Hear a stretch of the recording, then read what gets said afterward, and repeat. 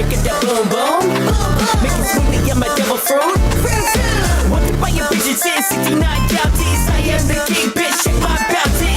Check it out, boom boom. Make it smoothie, I'm a devil fruit. Kick up the pirates, I am the violent. Straw hat, gang, motherfucker, be silent. With the cut of the blade, get the metal with the big. Rubber bullets, ricochet. Ooh, so get king. Yeah, you know I keep that motherfucking thing on me. Yeah, you know I keep that thing. Yeah. Come on, no bazooka. Yeah. Barracuda rubber with the hunter. So I'm gonna slice through the motherfucking fucking Cortez. Check it out, I'ma fit it out. I'ma win the pass. You a rubber man. Superman got no chance, man. They let him a guy. Motherfucker with the three sword. Yeah, check it out, boom boom. Make it I'm a devil fruit. Walking by your bitches in 69 counties. I am the king, bitch, check my bounty. Check it out, boom boom. Make it smoothie, I'm a devil fruit. Pick up the pirates, I am the violent. Straw hat, gang, motherfucker, we silent. Stop talking, once again, it got no other option. Side with a saber out to Boston. Cleanse it, cross it. I might leave his body in the moss pit. Get money speaking these words like it was in Austin. Swing with the shit, hit the dash in this play. Full throttle on the gas, so I'm tossing your win. I'm chillin', put exhaust on a backfire. Money from my thoughts, so I guess that I'm an outlaw. My mother's kept on never missing. If I got it, mama, let you know it's some good shit. That baby with tiny waist, sweet make I ain't wanna taste. Make this body like an ocean, so much more than pretty face. Kinda make me ooh, yeah. So just like your no, your hoe can't lose. Chillin' in December, I don't need no vacation. Can you find the sweet spot with a money navigation?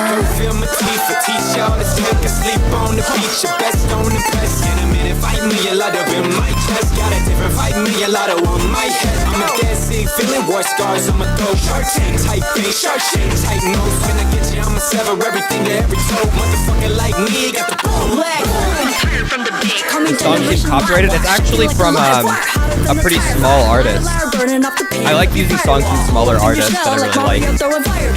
Just like getting to share the dope shit that I find on YouTube recommended is awesome.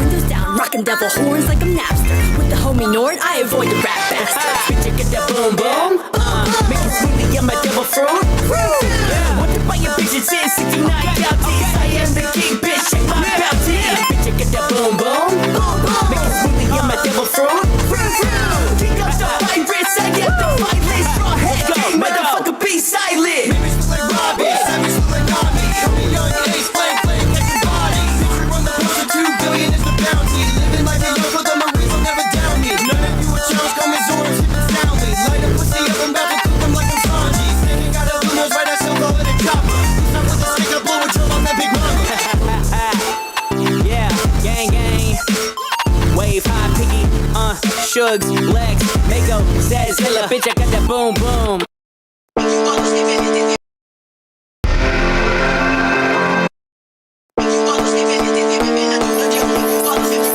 Let's go. Yeah, Zilla, what? Train, what? She rock bands with tight tops, Chicago, flipping out brands, K-pop, Chicago.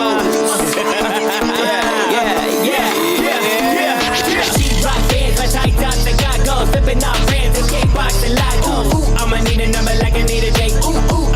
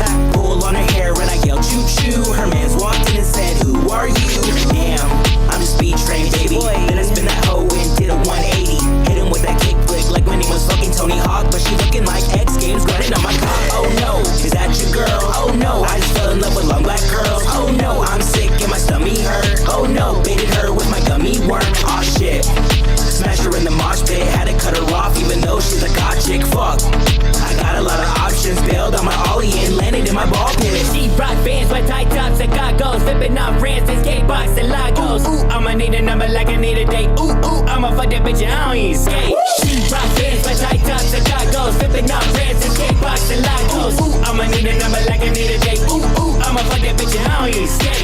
She rock bands, but tight tops and goggles, flipping up brands and skatebox and lagos. Ooh, I'ma need a number like I need a date. Ooh, I'ma fuck that bitch, and I don't even skate.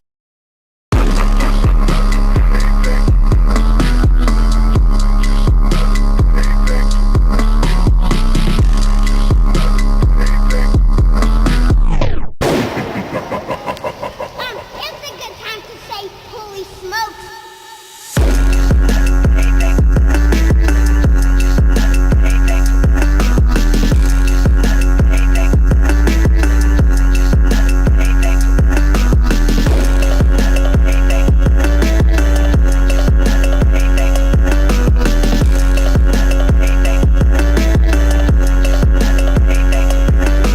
No escape, my boys, they're the motherfucking grave, bitch. Separate stay the same, man, you know I never take shit. I don't talk about it, I just spit it at the basic. You don't really wanna be the one to have to run up, turn and face it. You motherfucker really wanna be the one to pull up, wait a minute, better step back. I'ma be the one to get a motherfucker jumping to the base, to the riff so quick, who that? Doing it though, not giving a bone, I'm taking a bone, when I pop off, then I fall flat. Little bit of back swag with a bass on back. I don't need that motherfucker, who man? Coming from the underground, they losing the sound. I'm trying to make my brothers proud, you know I'm doing it now. These other rappers can't compete, they fucking hate when they down. I came for nothing, now they just can't keep my name out their mouth.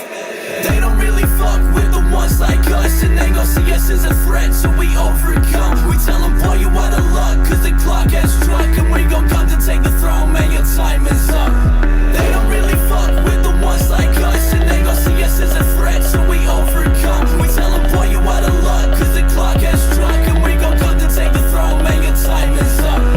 They don't really fuck with the ones like us, I don't really fuck with the ones like them. Put them in a great bitch, eat my dust, never gonna get away, bitch, where's my pen? Write it down, these lyrics up, make that hit the paper. My guns are safe for the time, but my God, the gods in my favor, cause I'm a gun. Warring up, we ain't the same. You ain't spit this shit like this, I guess I drive them insane. Hey, wait a minute, motherfucker, with the brother, get the together, motherfucker, that tries to test my team. I guess I need to let them free. I'ma be what I be, stay the same until the D.I.E. I'm rest in peace, knowing that I fucking back my team.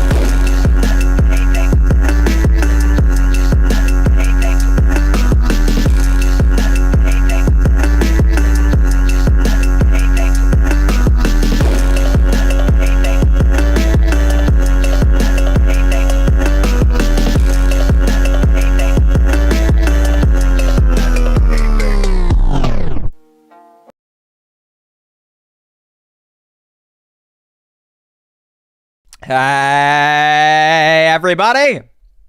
How are we all doing tonight on this fine Saturday night? Or not Saturday, Friday. Holy shit, my days are mixed up. Friday night. I just got back from the gym.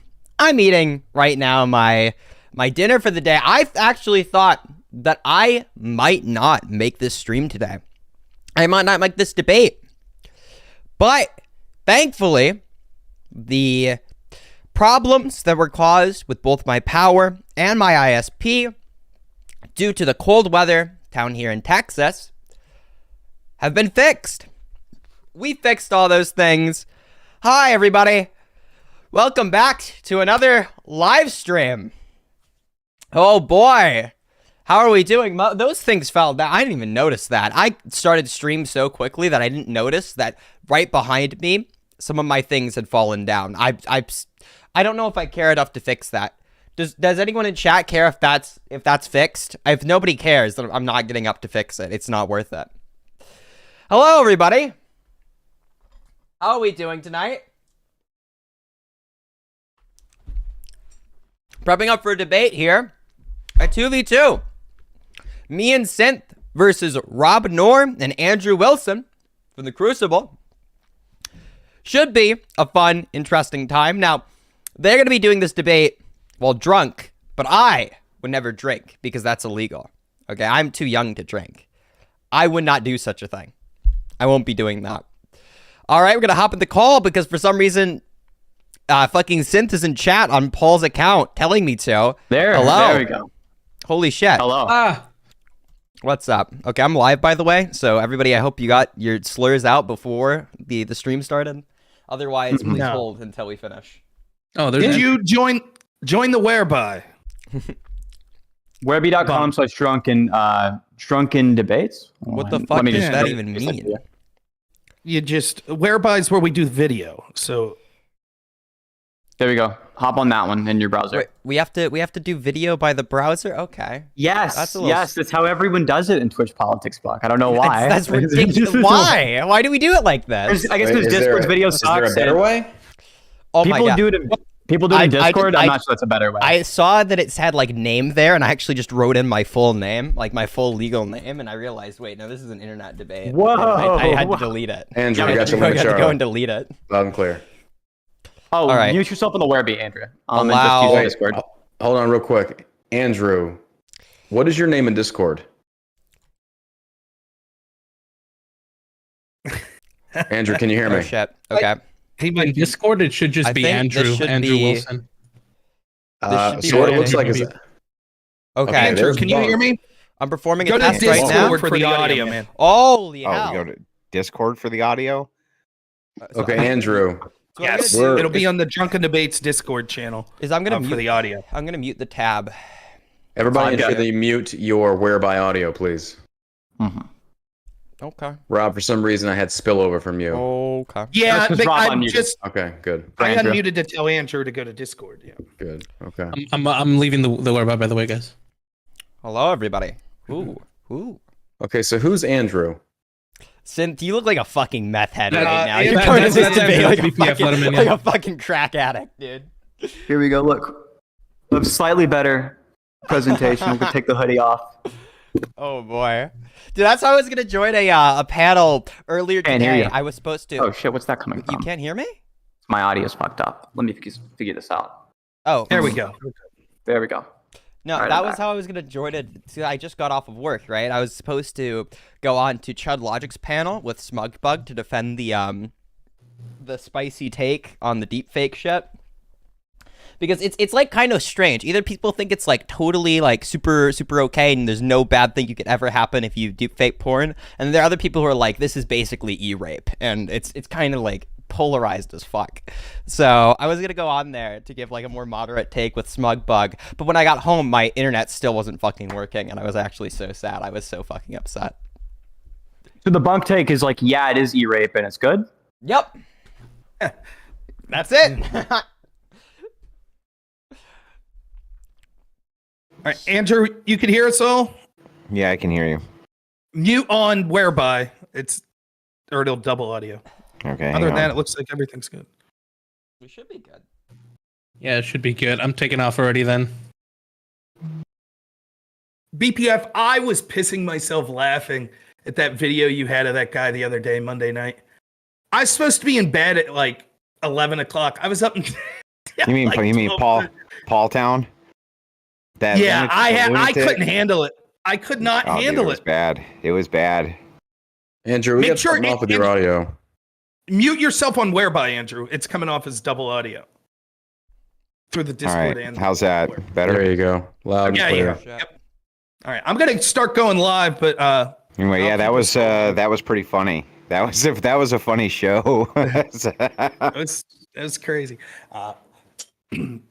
Yeah, sorry Right. guys. I actually forgot all about this thing tonight. It's So my bad. It's all right. Oh man.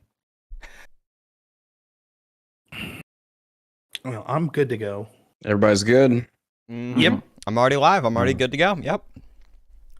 Right. Stand by. Just give me 1 second, guys. Okay. All right. A lot of new faces. Sorry for that, guys. Just a lot of business going on right now. I apologize for that. So, welcome to the stream. I appreciate you guys being here, spending your evening on Drunken Debates. Rob got me back into this. We used to do this show. I used to do this show a few years ago, and I kind of got busy with business and stuff like that. He asked me to bring it back, and Rob now co-hosts it with me, which is awesome. So the key to Drunken Debates is intellectual, fun discussion. I will go over the rules once we're live, but I want to do it behind the scenes with y'all as well. Look, don't do the name calling. Don't act like children here. This is not Twitch politics. This is not the Raj Royal bullshit, whatever. If you have points, argue the points. I'm gonna be as fair as I can as moderator. I will give you all time to speak. I am not going to favor one side or the other. I will not interject myself as a moderator. I will just simply keep it as professional as I can. Now, again, I don't mean for us to come up here with like a stick up our ass. You can be cool. You can joke. I'm not trying to say don't do that. But y'all understand the tone. When it starts to get heated and names start getting called, I'm going to mute people. So please don't do that. Let's just keep it fair as we can. All right. Do y'all have any questions of me before we get started? Nope. No, we're good. Also, be advised, I am banned on Twitch. If you stream on Twitch and I'm on your channel, they could potentially come after you. So just be advised on that. I stream on Rumble. Gotcha. So I don't want anybody getting in trouble. Okay, that's just why I moved to YouTube. Okay, I don't have to deal with this bullshit. Yeah, well, last week I don't have to worry about I who's brought on up my a stream topic, at all. and Erudite was like, "We can't talk about this because I'm on YouTube." So that's on you. If you're streaming on YouTube and you get banned because of a topic that gets brought up, that's not our fault. So Well, I lost my YouTube for- the only yeah. thing that I don't think I talk about on YouTube because of the terms of service is the fucking COVID shit, dude. That's what got me banned. I'm super buffed on the COVID shit, but I will never talk about it on YouTube because you can get fucked. Even if you're like perfectly correct on all of the information, it doesn't matter. You get fucked. They even just join having Bandlord a Comfy. I had like 310,000 followers on YouTube, and we were just having a conversation on the podcast, not sitting there saying the vaccine's bullshit. It's like, look, there's nothing wrong with questioning anything. It's your responsibility as a citizen to question everything. And they fucking got me for medical misinformation. It's like, are you fucking kidding me? I was like, the fact that you can't even have a discussion is just ridiculous. I think it's stupid. It is. I've literally gotten my shit like taken down for like going actively against like vaccine misinfo, just like completely in line with everything that the WHO would say, all of it, and they'll still get fucked because merely talking about the subject is like it trigger very happy on the guidelines. It's ridiculous because, I mean, you get it. If you've been on the internet for any period of time, you know. All right, so what's gonna happen, y'all, is I'm going to go live. I'm gonna have to do the intro music and stuff. I'm gonna have to ask that y'all mute your microphones, and when you hear me actually start talking, that's when we're actually gonna be live. Okay, so let me get this stretched to screen. Gotcha. Good to go. All right, so we're about to kick this thing off. Give me just mute yourselves. Please don't say anything, not even to your own streams. Once you hear me talking, we're good to go. All right, let's do this. Okay.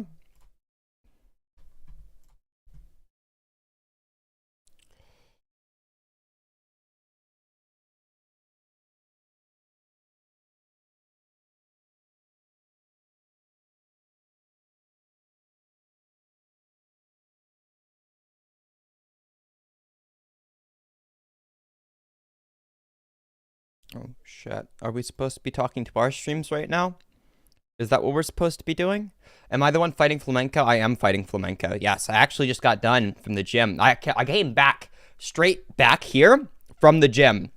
As I break into my room with my meal, I had to go out and eat because I didn't have time. I tried to meal plan for the entire week. I was one meal short. It happens, right? Especially whenever you're dealing with weather like this. So I come back in, I bust down my door, and I immediately start turning on all the lights, all the fucking camera shit, and within like 5 minutes of getting home, I'm live. I like immediately get live. But yeah, no, I was training literally in the gym just less than an hour ago. It's actually great. It feels great to lift weights for me. It's the most addicting thing ever. It genuinely is. Once you get like into a rhythm of working out, that adrenaline rush you get from like lifting more and like welcome back to the not the All American Savage Show. Oh my god, I'm going into freaking podcast mode right now. Sorry about that, y'all. Welcome to Drug and Debates. Appreciate y'all tuning in tonight. We have a very fun show lined up for you tonight. We have a 2v2 tonight, and it's going to be a good time. So again, this is Drug and Debates, where we value intellectual conversation. So let's begin with going over the rules real quick so my panelists understand, just to make sure that everybody's on the same sheet of music. The way it's going to start is I'm going to basically do a round robin. You can each introduce yourself, and then we're going to go into the first topic of conversation. I'm going to give you the topic. By the way, none of the panelists, and by show of hands, if you were not informed of what the topics were, please raise your hand. None of the panelists were informed of what the topics are. I keep it that way. It's just to basically quiz the panelists to make sure that you're up to date on what's currently going on in world affairs. So, that being said, I'm going to introduce the topic, and you're going to have a 1-minute opening statement on where you stand, just to give a position. It doesn't have to be in depth. It's really up to you. And upon the last person giving their intro, we're going to go into open debate. All open debate requires is you just raise your hand. I will call on you. If somebody's talking, raise your hand. I'll not, and then I'll go to you next. Try and keep your statements within 2 minutes. That way we can get back and forth. I don't want people like time hogging or anything like that. So again, you have about 2 minutes to give your statement and response. And then we're going to keep that going for about 15 to 30 minutes per topic, and then we're going to go into closing statements at the end of each round. Now, in closing statements, I have to make sure that y'all understand this because it is one of the most commonly violated rules that I have until we actually put our foot down. When you are doing your closing statement, it's basically to just reiterate your position. Maybe your position's changed. I don't know. It's really up to you. Do not take any shots at other panelists.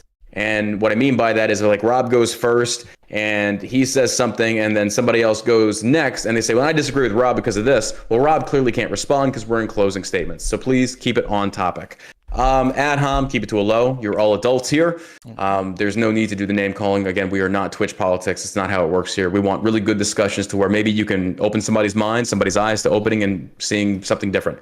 So with that being said, when you are giving your topics or when you're giving your intro, whatever the case, if you see me raise my hand like this, you got about 10 seconds left. You don't have to be on the mark, but just to, hey, wrap it up, B. I'm not going to vocally say anything because I don't want to throw you off your game because I know some people get very focused. So if you see me raise my hand a few times, just means, hey, wrap it up. All right. With that being said, are there any questions from the panelists? Everybody's, you can unmute your mics. You're good. Everybody's good? Okay. Asking all of my questions while muted. I'll have you know. Okay, yeah. I'm good. All right, so here's how it's going to work. We're going to go into introductions. We're going to start with Synth on my top right. Synth, go ahead and tell a little bit about who you are, what you do, where they can find you, and your political affiliations. Sure, I'm Synth. I do political content on YouTube. You can find me on youtube.com/SINTHE. I'm also the in-house left-wing debater for a channel called The Crucible. Okay, and then next we have Bunk. Oh shit. Hi, my name is Bunk. I do live stream content where I discuss a variety of things, anything from the political topics of the current day, the news, to moral philosophy, and everything in between. I basically steal off Synth's position, so their alignments are going to be essentially mine, and they almost laughed. I almost got a laugh out of Synth, that fucking bastard. You can find me on youtube.com/bunkpolitics, or /@bunkpolitics, since where I post all of the clips from my live streams and where I go live, so you can interact with me there. Next, we have Andrew. Andrew, go ahead. Yeah, my name is Andrew Wilson. I'm the host of the one and only Crucible. Appreciate seeing my in-house left-wing debater here tonight to spar with me. That ought to be pretty fun. And yeah, that's who I am. All right, and last but most certainly not least, we have Rob. Rob, go ahead. Yeah, I'm Rob Norm, co-host of Drunken Debates. It's really John's show, but I'm happy to be the co-host and give him a chance to debate. You're definitely co-host. But you can find me. I'm trying to push my Rumble channel, so it's rumble.com/user/normal America. I stream most weeknights except Wednesday around 9 p.m. Eastern. I consider myself a populist conservative. And you can find me on Rumble. And also, even though it wasn't mentioned by Andrew, at comfy.stream. Both Rumble and Comfy are free speech platforms that won't censor us, which I know all four of us, and five, if you include John, have been censored on the bigger platform. So thanks for having me. All right. So with that being said, everybody with a show of thumbs up is good to go. Ready to start the first round? Roger that. All right, let's get started. Here we go. First topic, straight out the gate. Ilhan Omar was removed from the Foreign Affairs Committee in lieu of her comments regarding Jewish people in the past. Whether those comments be true or you feel them to be anti-Semitic is of no consequence. It's simply because that's what they're referencing. While debating on the House floor, AOC accused the GOP of targeting women of color regarding Ilhan's ethnicity and also the causation for her removal. Does AOC's accusations have any warrant? That is the question. Does anybody, by show of hand, need me to repeat the question? Nope. Everybody's good? All right, so the way it's going to work, we have 1 minute intros per person. We're going to start with Andrew. It's your first time on the stream. Andrew, you have 1 minute. Where do you stand on this, sir? Go ahead. It's kind of a nuanced position. So is the GOP going after Omar because she's a person of color? No. It's just politics as usual. It's normative politics. It doesn't really matter what she said. They're going to go after her on whatever that is because, well, she's a dirty Democrat. I don't really blame them for doing it, but I don't think that it's some kind of racial bias. In fact, probably the biggest problem the GOP has as far as their base is concerned these days is that they refuse to engage in any type of racial politics at all, kind of moving more towards some type of normativity when it comes to kind of the multicultural, multiracial nature of the United States now. So that seems to be rattling much of their voter base. So no, I very much doubt that the reason that there's pushback on Ilhan Omar is due to the fact that she's a POC. All right, we're going to push it over to Bunk. Bunk, you have 1 minute. Go ahead, sir. Okay. All right, fantastic. So generally speaking, I think it's a really bad heuristic to abide by, to hold people to their previous statements about given subjects, considering that we all are apt to change both our opinions and our personal character over time. Whenever it comes to specifically Ilhan Omar, I don't think that there's going to be either, or explicitly a bias against her because she is a POC. There could be, to some degree, some racial bias. I would be open to somebody convincing me of that, but I don't necessarily know if it's the case that they are going after her solely because she's a POC. I could see them doing very similar things to people who are not POC and just hold similar positions, because at the end of the day, what politics is about, it's about power. It's about having power to enact the change that you want to be enacted. Whenever other people have that power, that contests your ability to do so. And I think that's the biggest issue at play here. All right, let's push over to Synth. Synth, you've got 1 minute. Go ahead. Sure. Yeah. Ilhan Omar, I don't think it's the case that you can really attribute most of the backlash to her race. Obviously, there's going to be some amount of interplay there, given that the backlash is over her opposing an ethno-state. So there's going to be some amount of race involved, and at least the optics of a decision like that. But I don't think it was primarily because of her race. I think it was primarily because of the fact that she spoke out against Israel. Okay. You still have 30 seconds. You're good? Yeah, I'm good. Okay, let's push it over to Rob. After Rob's statement, we then go into open debate. And that's basically, like I said, show a hand and just wait your turn. I will call on you. All right, Rob, go ahead. Right. So it sounds like there's going to be a lot of agreement on this. Yeah, it's clearly not because she's a person of color. What it's about is the Democrats normalize kicking people off committees. When they kicked Marjorie Taylor Greene, they kicked other people like Jim Jordan that off of the January 6th committee. So the Republicans were going to have to get their pound of flesh as well. Elon's going to be easy to go after because, like Synth said, she criticized Israel, and that's a safe position to go after everyone about. I didn't think what Ilhan said initially, I didn't chalk it up as anti-Semitism. She's probably an anti-Semite, but saying it's all about the Benjamins. Like, are we really at the point where you can't mention the AIPAC, the Jewish lobby, spends a lot of money and tries to get the United States in a bunch of bullshit wars? And anytime you mention that money, you're anti-Semitic. That's horseshit. I don't agree with that whatsoever. However, what I do find to be interesting is when you go back and you look at that statement that the Democrats put condemning Ilhan Omar's statement, that statement all those years ago was basically just saying, we condemn all hatred, including white people that are evil and straight people that are evil and Christian people that are evil. And they didn't say like, well, what about people of color that are being, quote, anti-Semitic? So all this is they were going to get their pound of flesh. They went after an easy target. I don't feel bad because the squad was all for kicking people off committees when it was on the other side. But yeah, clearly this has nothing to do with her being a person of color. And I agree with Andrew at the end of the day. If you could say anything about the Republican Party, it's that they're weak and continue to virtue signal just how hip and cool they are with people of color. So open this clearly debate. Wasn't the case. You can keep going, Rob. It's open debate. If somebody has something to add, just raise your hand. Go ahead. Yeah, I would actually have to. I think Synth brought up a pretty key point. Thou shalt not criticize Israel as a political statement in the United States seems to be something that's very normative. If you do criticize Israel, like Rob says, it's very, very easy to go after any politician that does that. The anti-Semitic trope is pretty much played out. There's plenty of actual anti-Semitism. I'm sure everybody on the panel understands that, and no Synth does, and no Bunk does. That ain't it. That ain't it. So that's kind of where I stand there. And I think that what's important, I guess, is in the case of specifically Ilhan Omar's case, it doesn't seem like we can divorce it from the racial element. It seems like there's this trend among the mainstream Republican Party, probably a bad trend, and I think that Rob and Andrew would agree with this. There's a trend in the mainstream Republican Party to be hardline Zionist and to not allow almost any dissent towards Israel. I not only do I agree with it, but it's one of the problems that has now created and created this entire movement of the dissident right wing, which has kind of rallied around that cry of why can't we do any sort of criticism towards Israel whatsoever? And it is bullshit. Essentially, we should be able to.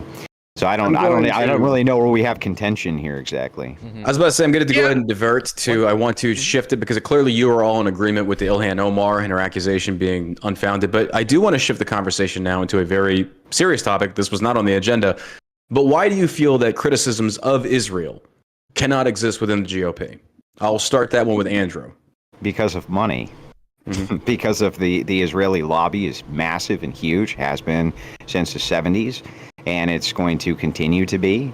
And because of the fact that there's a whole group of Protestant evangelicals who were raised throughout the 80s, 90s, and now into current day to believe that the Israelis are the chosen people and that Christians must stand with Jews, the chosen people, no matter what context, or else they are being bad Christians. This has been beaten into an entire generation of Protestants.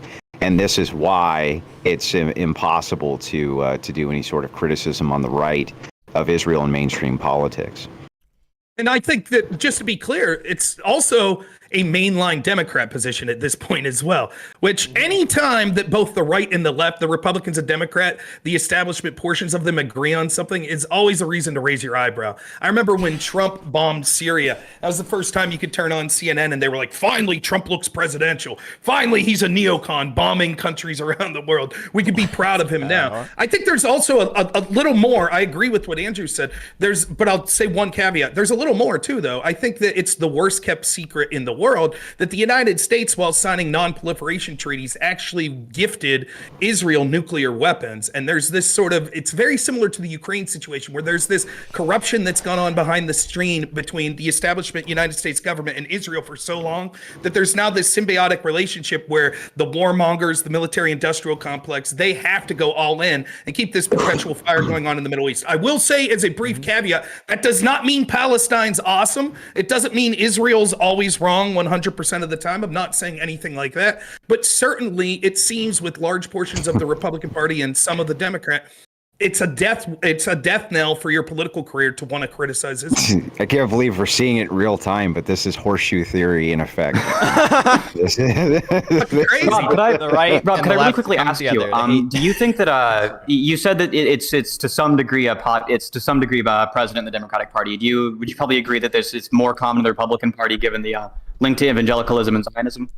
Yes, I do think that. And I think, though, that this is one of the things that's so troubling. I'm not a leftist. I don't like lefties, but I was sort of a Ron Paul, sort of a libertarian-esque Republican. And one of the things when I entered college, because I'm an old man, so when I was in college in 2003, 2004, I was highly skeptical of the Iraq war. So I had all these lefties in the debate community that were like, well, we can tolerate Rob's anti-war message. It's the economic shit we don't like.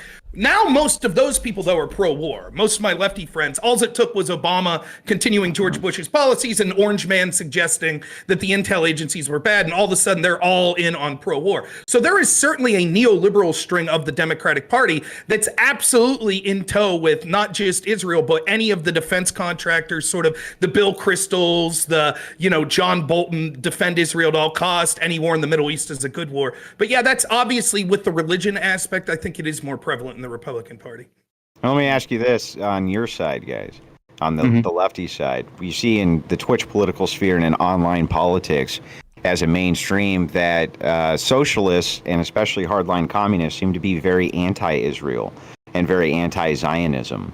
And they seem to only cloak that under the guise of being anti-Israel, destroying Palestine, or being merciless to Palestine. But don't you think that there's another underlying tone there, and they're just afraid to say that we ought to be able to criticize Israel and Israeli politics and Jewish politics? That's okay to do. Well, I don't think that Israeli politics are Jewish politics. I think there's a massive distinction to be made there. I think that Zionism is fundamentally anti-Jewish. I think that Zionism is probably the worst thing for the Jewish people I can imagine. But if we want to see, can you tell me what you think? Underlying, I've got an audio issue. Let me take my headphones off and back on again. That seems to be fixing it. No problem. I was just wondering if you guys can tell us what you consider Zionism to be. I consider Zionism to just be like an ethno-nationalism for Jewish people. So ethno-nationalism for Jewish people, having a Jewish state in the Middle East, having Israel as that state would be a common aspect of it. But if somebody wanted Madagascar, expansionary, every time I talk, it cuts my audio out. Let me fix that. Let me figure out what's going on with that. Okay. I've got you loud and clear over here. Yeah. I've got you loud and clear. Headphones, speaker audio. Okay. I can hear you guys when I take it off and back on again. I think it's some automatic feature of the Bluetooth headphones or something. Okay. All right. Well, I was just wondering, do you think it's expansionary? Do you think that Zionism is expansionary, meaning it's not just going to stop with an ethno-state, but it's trying to move outward, trying to expand, in other words? That seems to be what the problem is that it's expansionary. I can imagine it being expansionary, but I'm not. Oh, sorry, Bunk, you go ahead. No, it's totally cool. I don't necessarily know if it's going to be expansionary by definition. I can imagine some people would defend that position. I believe Zionism just definitionally would be like, oh yeah, the idea that because of their persecution, Jewish people deserve some kind of ethno state. Now, I will say, does anyone agree with this? I think that sometimes we go too far with the crazy white nationals and the name-ems and all that stuff, which is horseshit. But I also think we go too far with people that aren't that fringe. For example, when Trump moved the embassy to Jerusalem, right? And the argument was, well, you can't do that or a bunch of people will get mad and launch rockets. Well, fuck them. That's on them then. Like, I don't have a problem looking at a state that says this is where we want our embassy to be. This is our capital city. I might have disagreements with how the state was formed or how the state, but like, let's not pretend that the other side's good. And so it seems these battle lines are drawn where it's just oversimplified. And it's like, if I'm pro-Israel, I'm always pro-Israel. And if I'm anti-Israel, I'm always anti-Israel. And I think that all sides have been very shitty as far as I'm concerned. Well, there's a lot of money in lobbying that goes on from that extension to Democrats and Republicans both. So the thing is I think that all of us, once again, horseshoe theory in effect, would probably agree that Zionism bad and criticism of Israel fine, right? Yep. Both of these things are okay from both perspectives. And I think that the driving force behind that is because it's been taboo for many, many years, especially due to the evangelical arm, the Billy Graham arm, which was bribed by Israelis with lots and lots of money to be very, very pro-Israel. And it kind of hoodwinked a whole generation of evangelicals into this absurd idea of your support of Israel means you're a good Christian, and that's just silly. I shit you not, I went to a Pentecostal church when I was 16, and they firmly believed that we needed to defend Israel because in Revelations it said once there was a big enough war there, it would be the rapture. And like they believed that shit hook, line, and sinker. They actually wanted a war in the Middle East because they thought that would bring on the rapture. And I mean, that's shit, actually really weird that you're saying that I was raised the exact same way. Yeah, like, it's part verbatim. Of Revelation. Yeah, it's part of Revelation. Verbatim. And that until the last of the chosen, and I'm not saying it's right or wrong. I'm just saying that's how I was raised too. Wrong. It was that like well, that's not part of the debate, but you know where I'm going with that. Yeah. But it was part of the 144,000 of the was it 12 tribes of Benjamin or 9 tribes, I forget what it was, until the last Jew returns to Israel. Then so the same thing. It's weird because I literally have never heard anybody ever espouse that same belief, whether you believe it or not. But that's exactly how I was raised. Interesting, you said that. Yeah, this is part of this evangelicalism, which spawned up, especially in the late 80s and all through the 90s. There was all kinds of things like prosperity doctrine, prosperity gospel, all sorts of things that were fundamentally anti-Christian that were beaten into the general public because the understanding of actual Christianity in the United States is vague at best at this point. It's very vague. People don't really understand the religion very well. One of the things, the approach. Sorry. Yeah, thank you. Just thanks. The approach with like the approach towards Revelations in what it seems like the mainstream American Christian culture seems to be like almost bordering on a death cult. It was kind of what I wanted to know if Andrew thought the same thing. Yeah, well, to them it's a sexy message, right? No. Like that's all the post-apocalyptic movies, all of that stuff come out of the idea of Revelation, in fact. And it was made popularized by Hollywood as well, which, as we know, has a lot of Zionist influence in it. Okay, and we're banned. We're banned. Listen. I'm just saying. Like Dave Chappelle said, I'm not saying, but I'm saying there's a lot of Jews. Hey, where's Ye? Get Nick on. Well, I mean, look. Tell you about it. When it's true. A bunch of Jewish people, it's a coincidence. We don't talk about it. Right. Well, I mean, it is true that there's a lot of money. I disavow. Yeah, there is a lot of money that flows through Hollywood, and a lot of that does have definitely Israeli roots. Hollywood's a fantastic propaganda arm, and lots of nations, not just Israel, love to get their money in there for their own propaganda. I don't think anybody would dispute that either. So this issue that we have is that, yes, Synth is right, that, they kind of made this post-apocalyptic sexy message. In fact, you'll note that there's a huge ton of movies that came out, which were also Israeli-backed, called Left Behind, a massive series, and that had a lot of money behind it with Kirk Cameron and this kind of thing, which made that even a more popular message. So. And here, let me say this, right? Like, if you're on the right, so this isn't for Synth and Bunk and their audience, but if you're on the right, like, think of how ridiculous this sort of makes some people. So take the Daily Wire, right? And Ben Shapiro, right? Facts don't care about your feelings. Yet this guy flies off the fucking handle anytime anyone criticizes a Jewish person. I have no dislike for Jewish people or any ethnicity. I'm merely saying that we should try to treat all people the same. People shouldn't be off limits because of a particular ethnicity or religion, but not to Ben Shapiro. So much so that someone I used to read their books, Jordan Peterson, he goes to the Daily Wire, and what's he saying now? The guy that said, before you change the world, clean your room. What's he saying this week? We need regime change in Iran.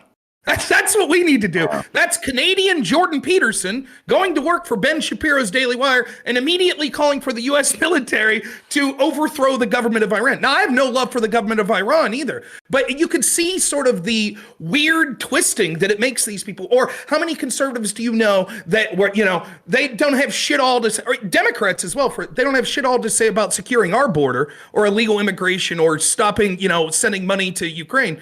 But my goodness, when it comes to the border of Israel, we got to protect that come hell or high water. So it's one of those issues. Again, I can't stress this enough. We are focusing a lot on the right wing, and it's certainly true on the right. But let's not kid ourselves. The reason this is so insipid is because there are so many people in the mainstream left that go right along with this shit. Yeah, to add on to that, part of the argument maybe for our lefty panelists here is I think that it's the social justice aspect of creating a taboo around poking fun at Jewish people, even though it's funny to do. And Jews themselves used to do it a lot. Yep. Mel Brooks was a person who was not going to run away from poking fun at Jewish people. It's there's nothing inherently wrong with doing it any more than you would make fun of anybody else. And I think that the social taboo, while the right had something to do with it, evangelicals, I think that plays into the SJW aspect of the thou shalt not touch race, gender, sex, anything like this, as far as making fun of it.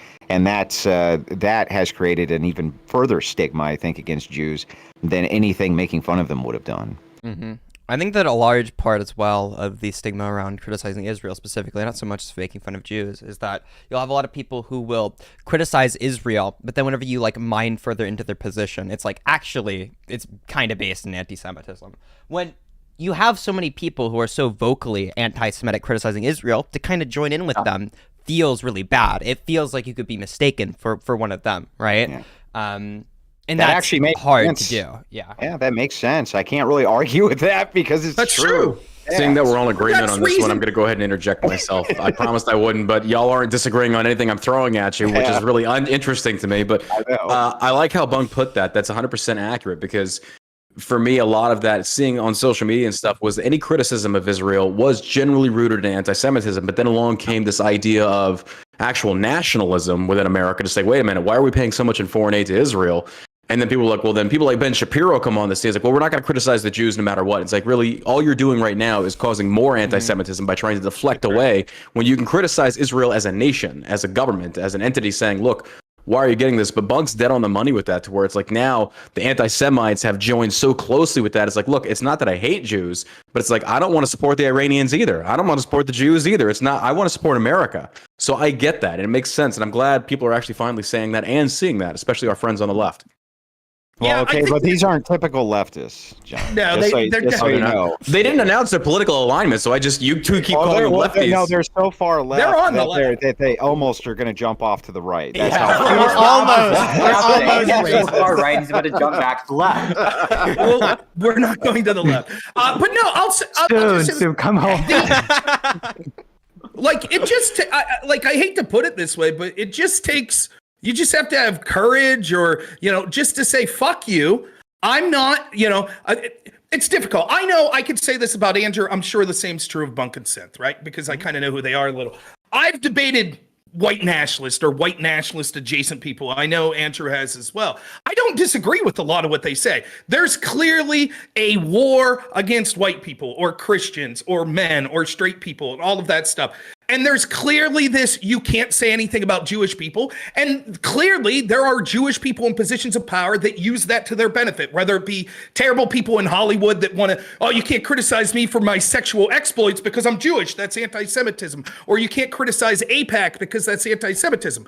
So it's okay to take those positions and say that's right. But the white supremacists and the anti-Semites, they jump the fucking rails when they say, well, what's the solution? Well, we hate all Jewish people. Well, we want an ethno state. And so it's the way to end this is to say we're not going to be shamed into saying that we can't criticize people because of certain characteristics, but we're also going to tell the people fuck you that try to say, yeah, we agree with you, therefore X. And you just have to take that position and say, the more people say, and you can see it now with other groups, you can't criticize trans people, you can't criticize black people. Well, the same sort of bullshit and the sort of excesses and the corruption that come from not being able to criticize Jewish people, that's just going to pop up in all those other groups. So this is a reason to stop that identity politics stuff and to call it out when you see it occurring. Well, you said something there. I agree with the core message of dropping the identity politics stuff.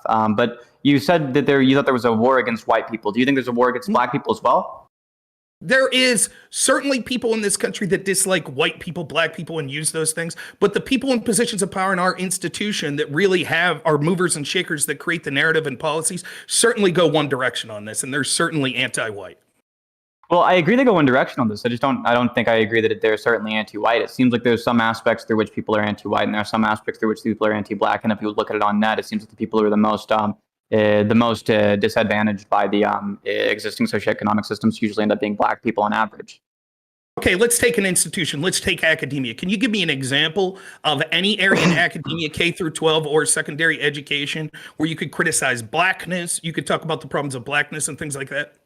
No, I agree. There's going to be some things that are dissimilar and some things that are not. Okay, now let's do the entertainment. Hold on, let him answer, Rob. Let him answer, Rob.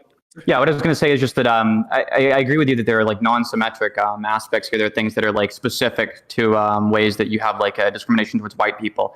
But there are also ways you have the sort of asymmetric discrimination towards black people. If you take a look at hiring practices, right, what we see is that the people who are the least likely to get hired based on the basis of things like names that like look black or that are more often black, or based on other factors that might indicate that somebody's black, seem to generally correlate with disproportionately low hiring. You also see this in terms of like just socioeconomics generally. If you look at like inequality or like wealth or like income by family. That's not true. So the name study's bullshit, because if you look at those studies, what they did was this. They'd say, if someone named John who's white applies for a job, and someone named Shaniqua who's black applies for the job, Shaniqua's less likely to get a callback. First off, these studies are older. And secondly, that's probably more to do with the fact that it is an unusual sounding name. Like, for example, if you said a black man named John and a white man named Bubba, do you think Bubba would get the call back? Because they're like, oh, Bubba, he must be white. Do you think that? Of course not. It's because people assume that people with names that they consider lower class like that probably are coming from a family that wouldn't be as good of employees. And that might be true when it comes to the lower level, but when it comes to upper level, like you can't deny, Sin, every major Fortune 500 company in this country would love to have people of color in positions. If it's true that there's this, it goes both ways, why don't we see any people of color identifying as white, but you see litanies of people, including Asians Americans, constantly as identifying as people of color when it comes to applying to Ivy League schools, when it comes to applying for these good jobs at Fortune 500 companies. Do you think one example, like, do you think Jamal Jones would be a strange name or a weird name? Okay. No, that seems pretty Monk, if you have something to add, feel free, guys. If you have something to add, put your hand up. That was the male name used in the discrimination study. Which one? There's been like 10. Hold on, can you say it again? There's been like 10. There wasn't just one. There wasn't just one discrimination study. I agree, but I don't think that it's the case that weirdness of the names is what you could say is responsible there, because they control out for it by using a bunch of normal names that are still stereotypically considered black and a bunch of normal names that are considered white in a lot of these studies, and they still see the same kind of results. Sorry, go ahead, Monk. Oh yeah, another thing that you said during your what do you call it? Your points that you made, you said that these are like lower sounding like names, like lower class sounding names. Well, yeah, because we can have a large association between black people names and being lower class, because black people are disproportionately lower class. That would be a point in Synth's favor, I would say. Okay, Bubba. What about Bubba? Is that a white sounding name or a black sounding name? Sounds probably white leaning. I'd assume white. Yeah. Right. Do you think that if we did that study and included the name Bubba, would we say, see, white people tend to be lower class. That's why there's negative association with the name Bubba? No, I think that when you take a look at names like, oh, sorry, go ahead, Monk. Oh yeah, well, lower class white people are going to be named Bubba more often. But whenever we take a look at what makes somebody's name lower class, well, we can take the look at the what do you call it, the distribution of the lower class and what makes up the given lower class. It would actually be a very weak explanation, I think, if you were to say, oh yeah, white people are disproportionately lower class and therefore the name Bubba is seen as a lower class name. I think no, but the point is better that the mechanism type of, behind that. The type of name that speaks specifically to an ethnicity. Now, I don't think the name Jamal is necessarily that.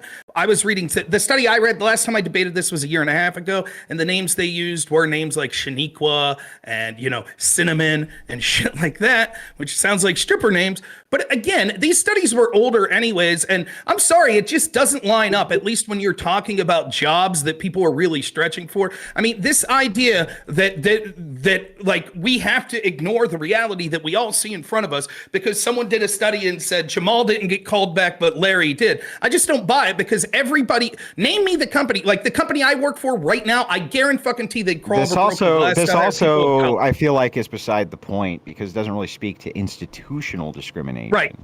It speaks to possibly a racial conscious bias that happens in the general public, which could be attributed to 100 different factors, as well as history, blah, blah, blah, blah, blah. Yeah. But when he's talking specifically, Rob gave an example of an institution which is critical in the United States, college and K through 12, and said, look, do you really think that we could discuss anti-whiteness and things like that in these institutions? Yeah, absolutely. You guys would agree that's true. What about anti-blackness? What about blackness being bad in any degree? What about the fact that hip-hop culture maybe is disgusting or things like this? Can we have any of those open forum discussions in these critical institutions? The answer is no. So, deferring to hiring practices may, I think we can even bite the bullet and say, sure, even if that's true. I just think it's kind of beside the point. Well, I think it's perfectly. Hold on, I think hold on. if Bunk you're had his talking about hand up. something like institutional discrimination, it seems like it's the case that if you're discriminating based on hiring, that seems institutional to me. Maybe if by institution you just mean when laws are explicitly in place. I think that we'd have a completely different conversation, but I don't think it matters much if the law is explicit or implicit. I think if there's an implicit structure of a system that makes some people worse off than others, I think that's still worth fixing. Go down to Bunk. Since you suck so much dick, you literally, that was exactly what I was going to say, but I had my hand raised like a little boy and you just fucking cut into Yeah, it, but I mean, but who cares? If we're talking about government corrected institutions, we're talking about things like universities, if we're talking about government hiring practices, if we're talking about the FBI and the NSA and the CIA and every type of government institution that's out there or institution which controls our daily lives. I would say that the practice of anti-whiteness is much more conscious in those institutions. If you're talking about the hiring practices of random companies, for instance, in those studies, can I ask you something? Is there a reference there in hiring practices from big Fortune 500 companies, or are these smaller companies? I'm not really sure. These companies used I think are going to be random selection, which means on average should be smaller. So but wouldn't you agree that in some of these Fortune 500 companies, which go out of their way to make all of the mixed race propaganda for messaging, often because they think that as whites are coming into a minority, they're going to sell more product by trying to, push the product towards people of color, that type of thing. Don't you think that they go out of their way to make sure that their hiring practices are unbiased? No, not really. I don't see a good reason to think to indicate why they would go out of their way to make sure because they make hiring practices are less biased. But I think what's important is not whether or not the hiring practices are less, whether or not they're actively trying to make sure they're less biased. But I think what's important is how that exists overall in the system as a whole, not just in these top Fortune 500 companies. Yeah. If I may, the irony is they're not trying to be unbiased. All right. Real quick, gentlemen, we're going to have to go into hand up raising because now we got a lot of people in the discussion. So from now on, let's go ahead and hand raise and I'll call in your order. Rob, then we'll go down to Bunk. Okay. They're not trying to be unbiased. That when it comes to bigger name companies and anyone that the public's looking at, they want people of color and they want minorities. I'll give you two examples real quick. One, I applied for a grant where I bought my first house. a while ago because we had to tap into a sewage line because we had a septic tank. They were putting public water in. The grant for the township was declined at the last minute because the bids they had to take from the digging, none of it was offered to people of color, companies that were owned by people of color. Now, this is despite the fact that there is no people of color that own digging companies within 150 miles of where this town was. But nonetheless, the bid had to be offered out to at least one company owned by a person of color. The same is true of a friend of mine that works at a government defense contractor. They have gone through the order that by 2030, 50% of their employees in this tech sector have to be women or people of color. So they're actively, and you see this all through governmental agencies and Fortune 500 companies where they can't wait. Again, you can't show me one prominent person that we've ever seen pretending to be a white person so that they could get hired at one of these great companies. I'm not declining that there could be people that run a small mom and pop convenience store that didn't want to hire Jamal and instead wanted to hire Benji or some shit. But what I'm saying is we're denying reality. And the greater point, I'll just say real quick, is this is one small thing. The irony is that actually a lot of this shit is negative and racist towards black people because this bigotry of low expectations and trying to say you're always the victim actually is in itself a form of racism that's very insidious. But every major institution, whether it be the academic institutions, the entertainment institutions, our media, our policies, every single one of them push the narrative of anti-whiteness. It's okay to criticize white people. It's okay to say that you're skeptical of anything white people do. But if it's a person of color, just like a Jewish person, and you have anything negative to say, you could be accused of racism. Down to bunk. Yeah, so I think the an important thing to point out whenever we're having this conversation is, at least this is where the conversation started, we were talking about people who have power. I think that almost whenever we limit to like, oh yeah, let's look at the 500 companies, or let's look at only institutions, only things like the academic institutions, for example, we're kind of limiting our scope within a given society. We're talking about like the societal war on white people, for example. I think it's important to take into context all the other different types of people who will have power, the ways that that power is implemented, and the outcomes that you'll see because of that. I guess I'll pass it down to Synth because Synth seems to want to have to say something, but yeah. Go ahead, Synth. Sure. So there are a couple of important things to mention here. One is that the majority of businesses in the U.S. are not Fortune 500. The top 500 companies are what makes up the Fortune 500. The vast majority of them are actually small businesses. So if the practices, the hiring practices, end up being discriminatory at small businesses, that's not going to be minor to the average American. That's going to be pretty massive to them.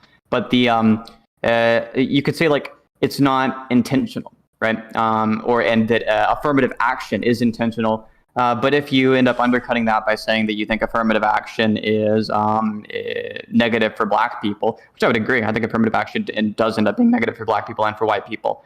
It doesn't seem to be a good way to make a case for. It doesn't seem to be a good way to make a case for war on white people if it's the case that it's damaging to both races. Or both major races in the U.S. We don't need to make the case. If the case is that if we're talking about actual institutions that have real power and authority over policy making, they're going to influence policymakers. They're making the next generation of policymakers. They are the ones who influence all the think tanks, where the rhetoric's going to go forward.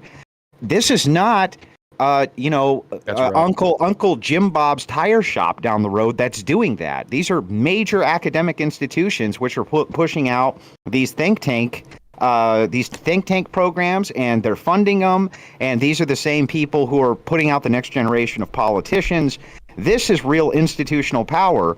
And he's asked him, I don't know how many times now, can you give us an example of these institutions that you think would in any way put out any anti-POC rhetoric the same way that they are anti-white rhetoric? And I think your answer is no. There is none. And if go ahead. I'll leave you up to this. Let's go. Rob, do you mind passing over to Synth, or because Synth wants to respond? All right, we'll do Synth then over to Rob. Synth, go ahead.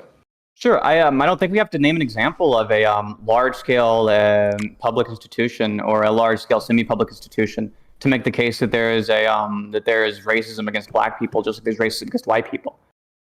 Yeah, but we're not talking about whether or not there's racism against black people. We'll concede that this is true. We're talking about whether or not institutional powers have an anti-white narrative. And if there's a anti-white narrative being pushed across the board, there's lots and lots of racist people across the board, including black people who can be very racist. Nobody's disputing that this is true, but whether or not if there is an actual push towards anti-white narratives in the mainstream, and I think that we can point to Hollywood, institutions, and pretty much every single major Fortune 500 company, everything that you can point to that has the most direct influence on people's general lives. It's more than fine to go for anti-white narratives. They don't do anything for an anti-narrative towards LGBTQ or POC, period.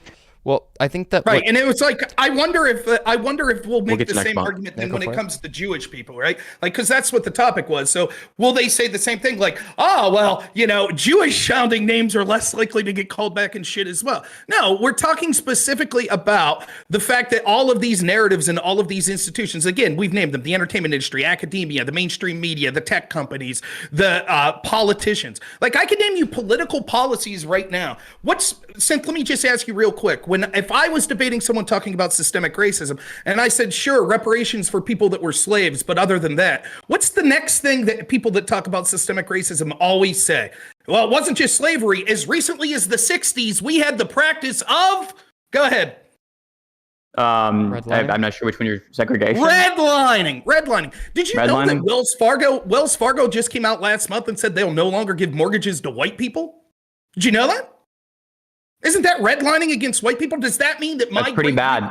Rob, the dispute is not over like whether or not bad things happen to white people. The dispute is on whether or not it's worse for black people than for white people. No, the dispute is this. Okay. No one's saying that there isn't racism against black people. What we're saying is that the racism that occurs against white people, this got started because I said there is a war in these institutions against whiteness. That's absolutely true. So nothing you're saying disputes that. And it is true that the people in charge... You wouldn't think there's a war against black people. No, I would in a different way, right? It's the vocal. Let me explain real quick, right? To what I'm saying, right? Like, they don't give a shit. The people that run these institutions, they don't give a shit about white people, black people. They don't care about any of them. What they've realized is they're able to use the vocalizations and this sort of ideology of the left to cause a division, to play this identity politics. And right now, because the left has won the culture war, that all of these groups that they consider as oppressors through their bullshit cultural Marxism, white people, straight people, Christians, men, etc., that it's okay to physically or verbally attack them, to instruct people in all of these institutions that there's something wrong with those people because they're oppressors, and to go a step further, have actual policies that target those people. I'll give you another policy. Did you know when the CDC first came out with the vaccine that they said was going to be really helpful? They said that we shouldn't give it to elderly people before crucial workers because there were more black people that were crucial workers. So we had to save black lives before white lives. That's what they said. We had specific loans that were, or specific grants that were going to be given. Did you cite me that? The CDC thing you're talking about? We had specific grants that were going to be given to poor black farmers. We have reparations in cities like San Francisco that are going to be given to $5 million to black people. This shit is insane. The attacks on whiteness and again, give me one example of a prominent person.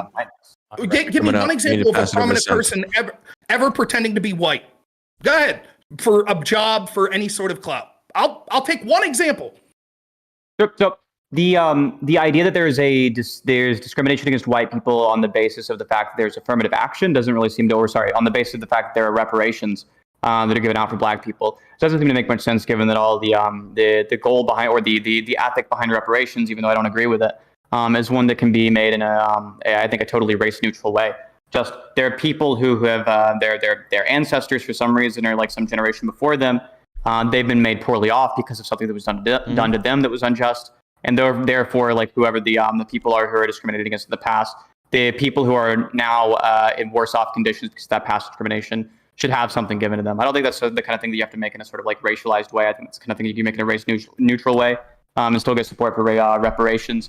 You can even specify based on class. But the CDC claim, I don't think it's the case that the CDC said that about in regards to the reason why is because of the fact that black people are more often essential workers. I think that's just the fact that like they probably mentioned race in passing. If they did, I'll concede that point. But I don't think that's the case. I think the point of being able to specialize or being able to specifically target people for the vaccine who are specifically targeting for the vaccine people who are crucial workers versus people who are elderly. It's just a matter of we have to make sure the country continues to function while we're giving out vaccines to people. Now, I sent the link. It's in the Discord. Hold on, let's kick it down to Andrew real quick. Yeah, just to send that. I noticed you're still having the audio issue. Mm-hmm. I think that's a Discord setting. Someone DM'd me and said, tell Synth to check his Discord setting on your actual audio. you might have it set to some type of cutout when you're talking. Oh, like doesn't it have the microphone? Yeah, I don't remember. Gateway. I don't know exactly what the setting is. I just asked for clarification. I know what you're talking about, though. Yeah. Yeah. So maybe that would be helpful.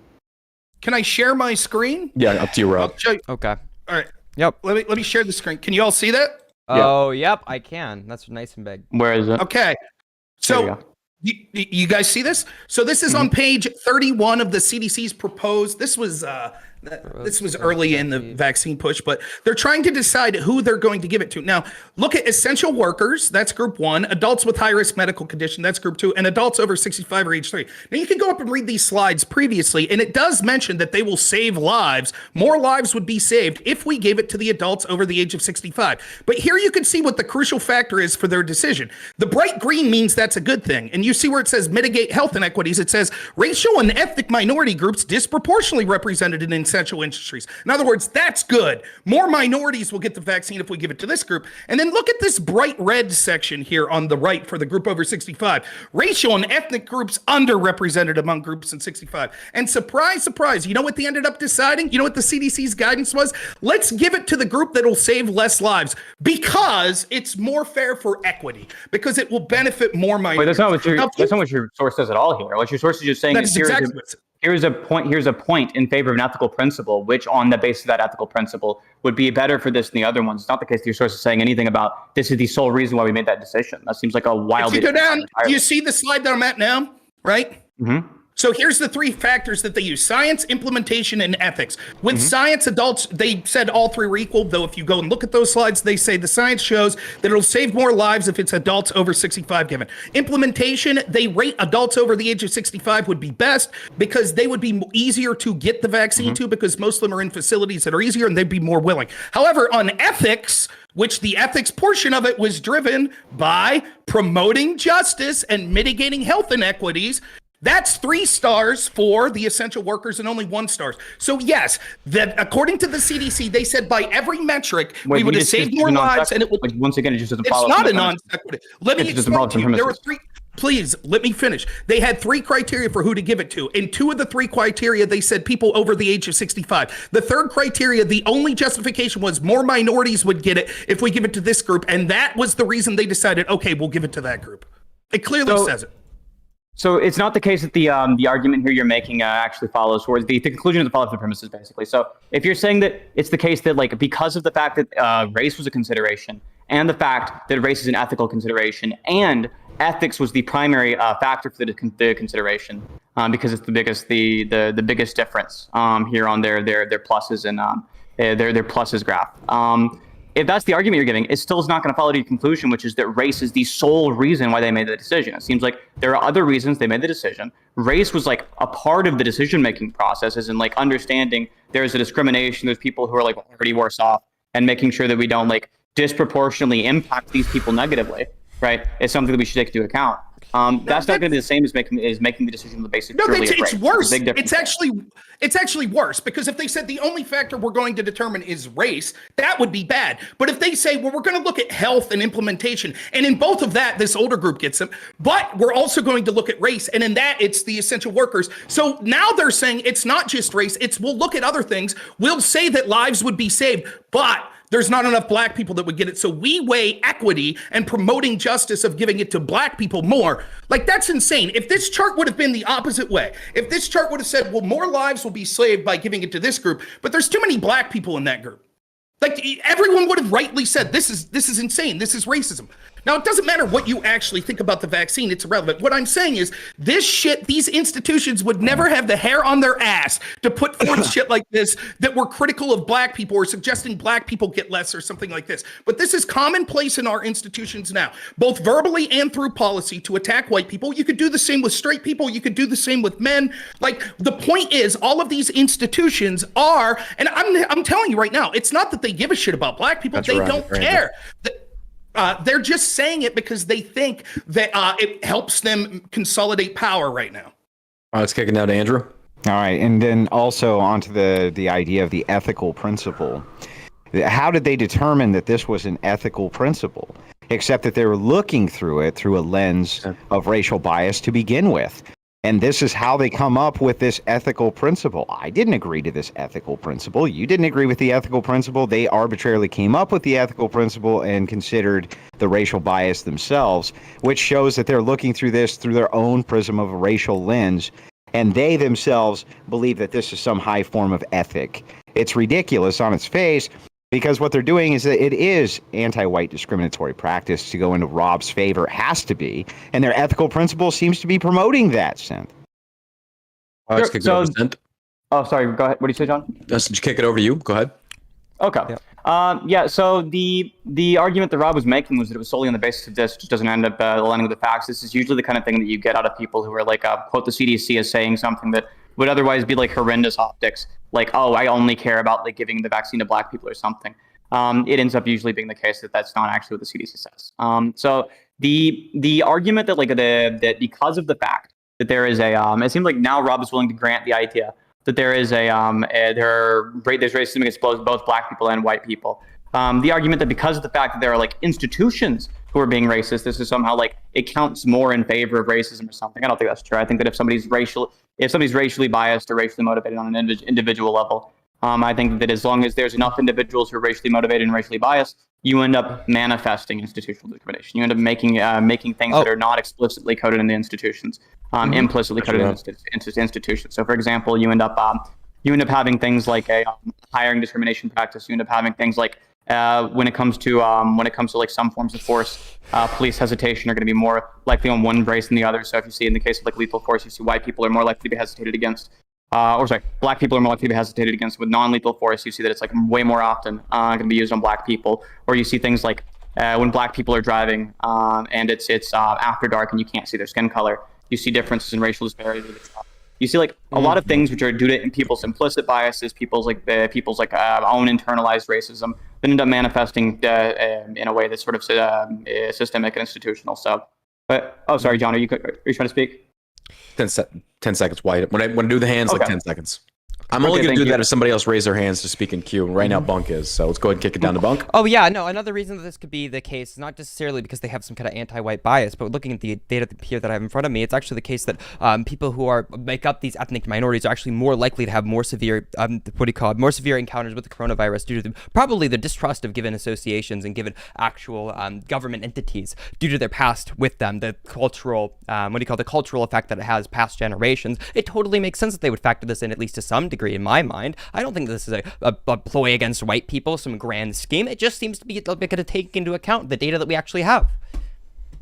So look at how you smuggle this in. Look how you smuggle this in. You smuggle in the grand conspiracy against white people. We didn't say it was a grand conspiracy against white people from the CDC. We said it gives you one more piece of a larger puzzle, which shows a narrative of anti-white bias. You're smuggling in the language because you're a rotten leftist and you don't know how to do anything. Easy. So if it was the case that the CDC was directly discriminating against white people, and we're not saying that was like their main motivation, if that was the case, that would be a conspiracy. That would be a conspiracy against white people. It seems that that's a direct down route from what you're claiming. I'm not saying it's a conspiracy. We didn't say it's a conspiracy. We're saying that the lens that they're looking through is biased against white people. That's what we're saying. That's not a conspiracy. Bunk. Is that a conspiracy, Bunk, to say that? It would be a conspiracy to say that the institutions are currently having a war on white people. Yes, very simple question. One more time. I'm going to ask you a very simple question. If I say this person's bias, he's looking through it through a biased lens that's biased against white people, is that a conspiracy, Bunk? Is that a conspiracy? No, not for an individual person. Conspiracies necessarily happen within institutions. What does that have to do with anything? Let's go to Rob. Because it can't be a conspiracy definitionally. You gave me an example where it can't be a conspiracy. So there's a couple things to say. I want to You're get not to talking about an individual person having a bias. You're talking about institutions, large institutions. Okay. Right. So first off, Bunk said something that was very interesting. He said, well, the reason they were looking to give it to black people because black people are distrusting of the health institutions and things like that. Right. That's exactly how we got in this topic in the first place, right? Because we were talking about how we say that you can't criticize Jewish people, and then that makes things worse, right? It makes the racists come out of the woodwork because they say that there's all these institutions and we can't criticize them and they're in positions of power and stuff like that. And I said, we separate ourselves from those assholes, but we do understand that there are certain things that those people are right about. And they are right that there is a tax from these institutions on white people. That's absolutely true. The fact that a bunch of black people would be distrusting of the pharmaceutical companies is because all of these institutions, particularly on the left, have been telling them for fucking decades how systemically racist the pharmaceutical company and all of these government agencies are. So you tell them for years and years, please, let me finish, Monk. You tell them for years and years, the pharmaceutical companies, it's all systemic racism against you. The whole country's systemic racism. Now, please take our medication or you're not allowed to go to work. Pfizer's good now. That's what the left told people of color in this country. And let me say this real quick. The idea that like Synth and Bunk are trying to say, well, the fact that race wasn't the sole factor, it was just the determining factor is nonsense. And if you're in the audience and you're wondering why, just ask yourself this. If there were groups that were predominantly black, let's say, people that work in the healthcare field were predominantly black, and everything the CDC said was, we will save lives if we give this group this. But their determining factor was, but there's too many black people there, so we should give it to this group that's white people. Would anyone here hesitate to say that's racist? I wouldn't. I would say that's fucked up. That seems to say that blackness is something detrimental that the CDC is trying to go against. And Rob, we're going to kick you down, Bunk. Bunk, go ahead. If it was the case that white people were disproportionately less likely to take the vaccine because of societal their distrust of institutions, that would probably be something you'd weigh against that. I wouldn't say that was racist at all. Whenever you're talking about, the reason they have the distrust in these institutions is because the left wing points out these institutions have been biased against them. Do you actually think that that's the case? Or do you think it might be the years of discrimination that they faced throughout generations? If your family has been directly discriminated against as soon as like a couple generations ago, of course it's going to have an effect on your trust of those institutions, because those are the people who raised you. Everybody on the right likes to talk and preach about how family values are an important thing. I totally agree. You get a lot of your values from your family. Having a strong family household are going to be things that widely affect you. So why are we so willing to hand wave this away whenever it comes to black people and the biases that they've faced throughout the time that they've existed within our country? That's Rob. All right, kick it over Rob, then to Andrew. But again, the problem is, I'm not saying you could say that. I'm just saying that there are ramifications of that. If you say that an institution is, quote, systemically racist, the truth is that these things have been wildly blown out of proportion. We see the effects of it when it comes to policing. The truth is that the police, as bad as many of them may be, and there's certainly major problems in this country, they're not out there hunting unarmed black people just for the hell of it. But that's the narrative that gets pushed, which then becomes a self-fulfilling prophecy, because I wouldn't trust police if I was a black person given that scenario, which means I'm more likely to resist, which means I'm more likely to have an aggressive police officer, et cetera, et cetera. What I'm saying is it's interesting that we talk about the discrimination of the past. These institutions did redlining in the past. These institutions had medical decisions that disproportionately negatively affected black people, or specifically went against black people. But now when I say yes, and now that that's changed because they realize, the people in positions of power realize they can play this cultural Marxist game by going after what they consider oppressors like white people, all of a sudden you guys are like, well, it's not that big of a deal. There's racism against black people too. And what I'm telling you is we're going to see this process repeat itself, where people aren't going to have trust of these institutions that fall in these oppressors groups. Christians don't trust them, rightfully so. White people don't trust them, rightfully so. Straight people don't trust them, rightfully so. Because every one of these institutions are actively promoting hatred against these groups. Yeah. Kick it over to Andrew, then to Synth, then to Bunk. This is also typified Spurg narrative building, right? Where it's a form of moral outrage and then quickly build a narrative which makes absolutely no sense. We did not reject that the blacks have experienced all sorts of madness in this country, including the fact we know about the various experiments that were done on them by the government. We understand why there's a distrust factor which exists there. However, there's a distrust factor with other groups as well, namely Christians, who were at the forefront during those lockdowns of pushing back against them through their own model of distrust. They weren't incorporated anywhere in any of this type of modeling. Why? Because the prism of bias is such that the anti-white narrative simply exists there. And what Rob is saying is that this narrative builds. The anti-white narrative builds. We understand that the oppression narrative builds, and that's the narrative you're trying to build. But at some point, it goes too far, Bunk. Okay. Hold on, we gotta go Synth, then Bunk. I'm just going in order. I'm not. I'm Bunk. You didn't have your hand up. I'm sorry. It's I'm how trying it works. to be fair It's here. how it works. It's fine. Go for it. You good to sit? You good to switch? I'm good to swap, but yeah. Bonk down to you, then we'll go to Synth. So you said that they're more likely to resist because of the given ways that they are instructed within their given communities, and this is because we're telling them that they're like black people, or what do they call it? Black people are getting hunted by cops. That's not going to be the case. I acknowledge that it's probably a feedback loop to some degree, but obviously where this feedback loop is going to start is because we've always had these types of racial biases in policing. We have tons of data on this, pages and pages and pages that I can cite to you. This is like obviously the case. We're obviously talking about the past and the ways the past currently inform the ways that we interact within society today. You say that we said it's not that big of a deal because black people face discrimination too. That's not me or Synth's position. I suppose maybe Synth holds that position and would like to come out against what I'm going to say here, but that's a problem. Here's also another problem that we are experiencing. It isn't some wide societal conspiracy to go against white people. What we're showing you is that racial discrimination exists for both white and black people, and it's a problem for both of them. It is in both cases a problem, and it is an issue. Whenever it comes to the distrust of black people institutions, Andrew said that you never rejected the idea that the black people within institutions, or what do you call it, that they are distrusting of them because of the past. But you did, right? Rob Noor's response to me was, well, the reason why they are distrusting is because the left tells them those institutions are biased, to which I rightfully pointed out we have a long history of discrimination against these given individuals. I guess Synth can go take it over afterwards, but yeah. Synth, over to you, then to Rob, then to Andrew. Yeah, exactly. So I don't think there's anything ethically wrong with going about a strategy for dealing with diseases where you take into account the races of the people because the races have some other correlation. I don't think there's anything morally wrong with that. If Rob had said that from the get-go, I don't think anybody would have an issue with that. But Rob has to present that in a certain way. If he wants to make sure to make it look bad for the left, or look bad for the CDC, or look bad for the vaccines, if you want to make sure that you're reducing the amount of racial bias in society, the way to do that is not by pretending it doesn't exist towards either group. The way to do that is by acknowledging it exists towards both groups. Acknowledging is probably more severe towards black people than to white people on average. If you take a look at how black people live versus how white people live, black people are stuck in much worse conditions mostly through generational wealth and other means.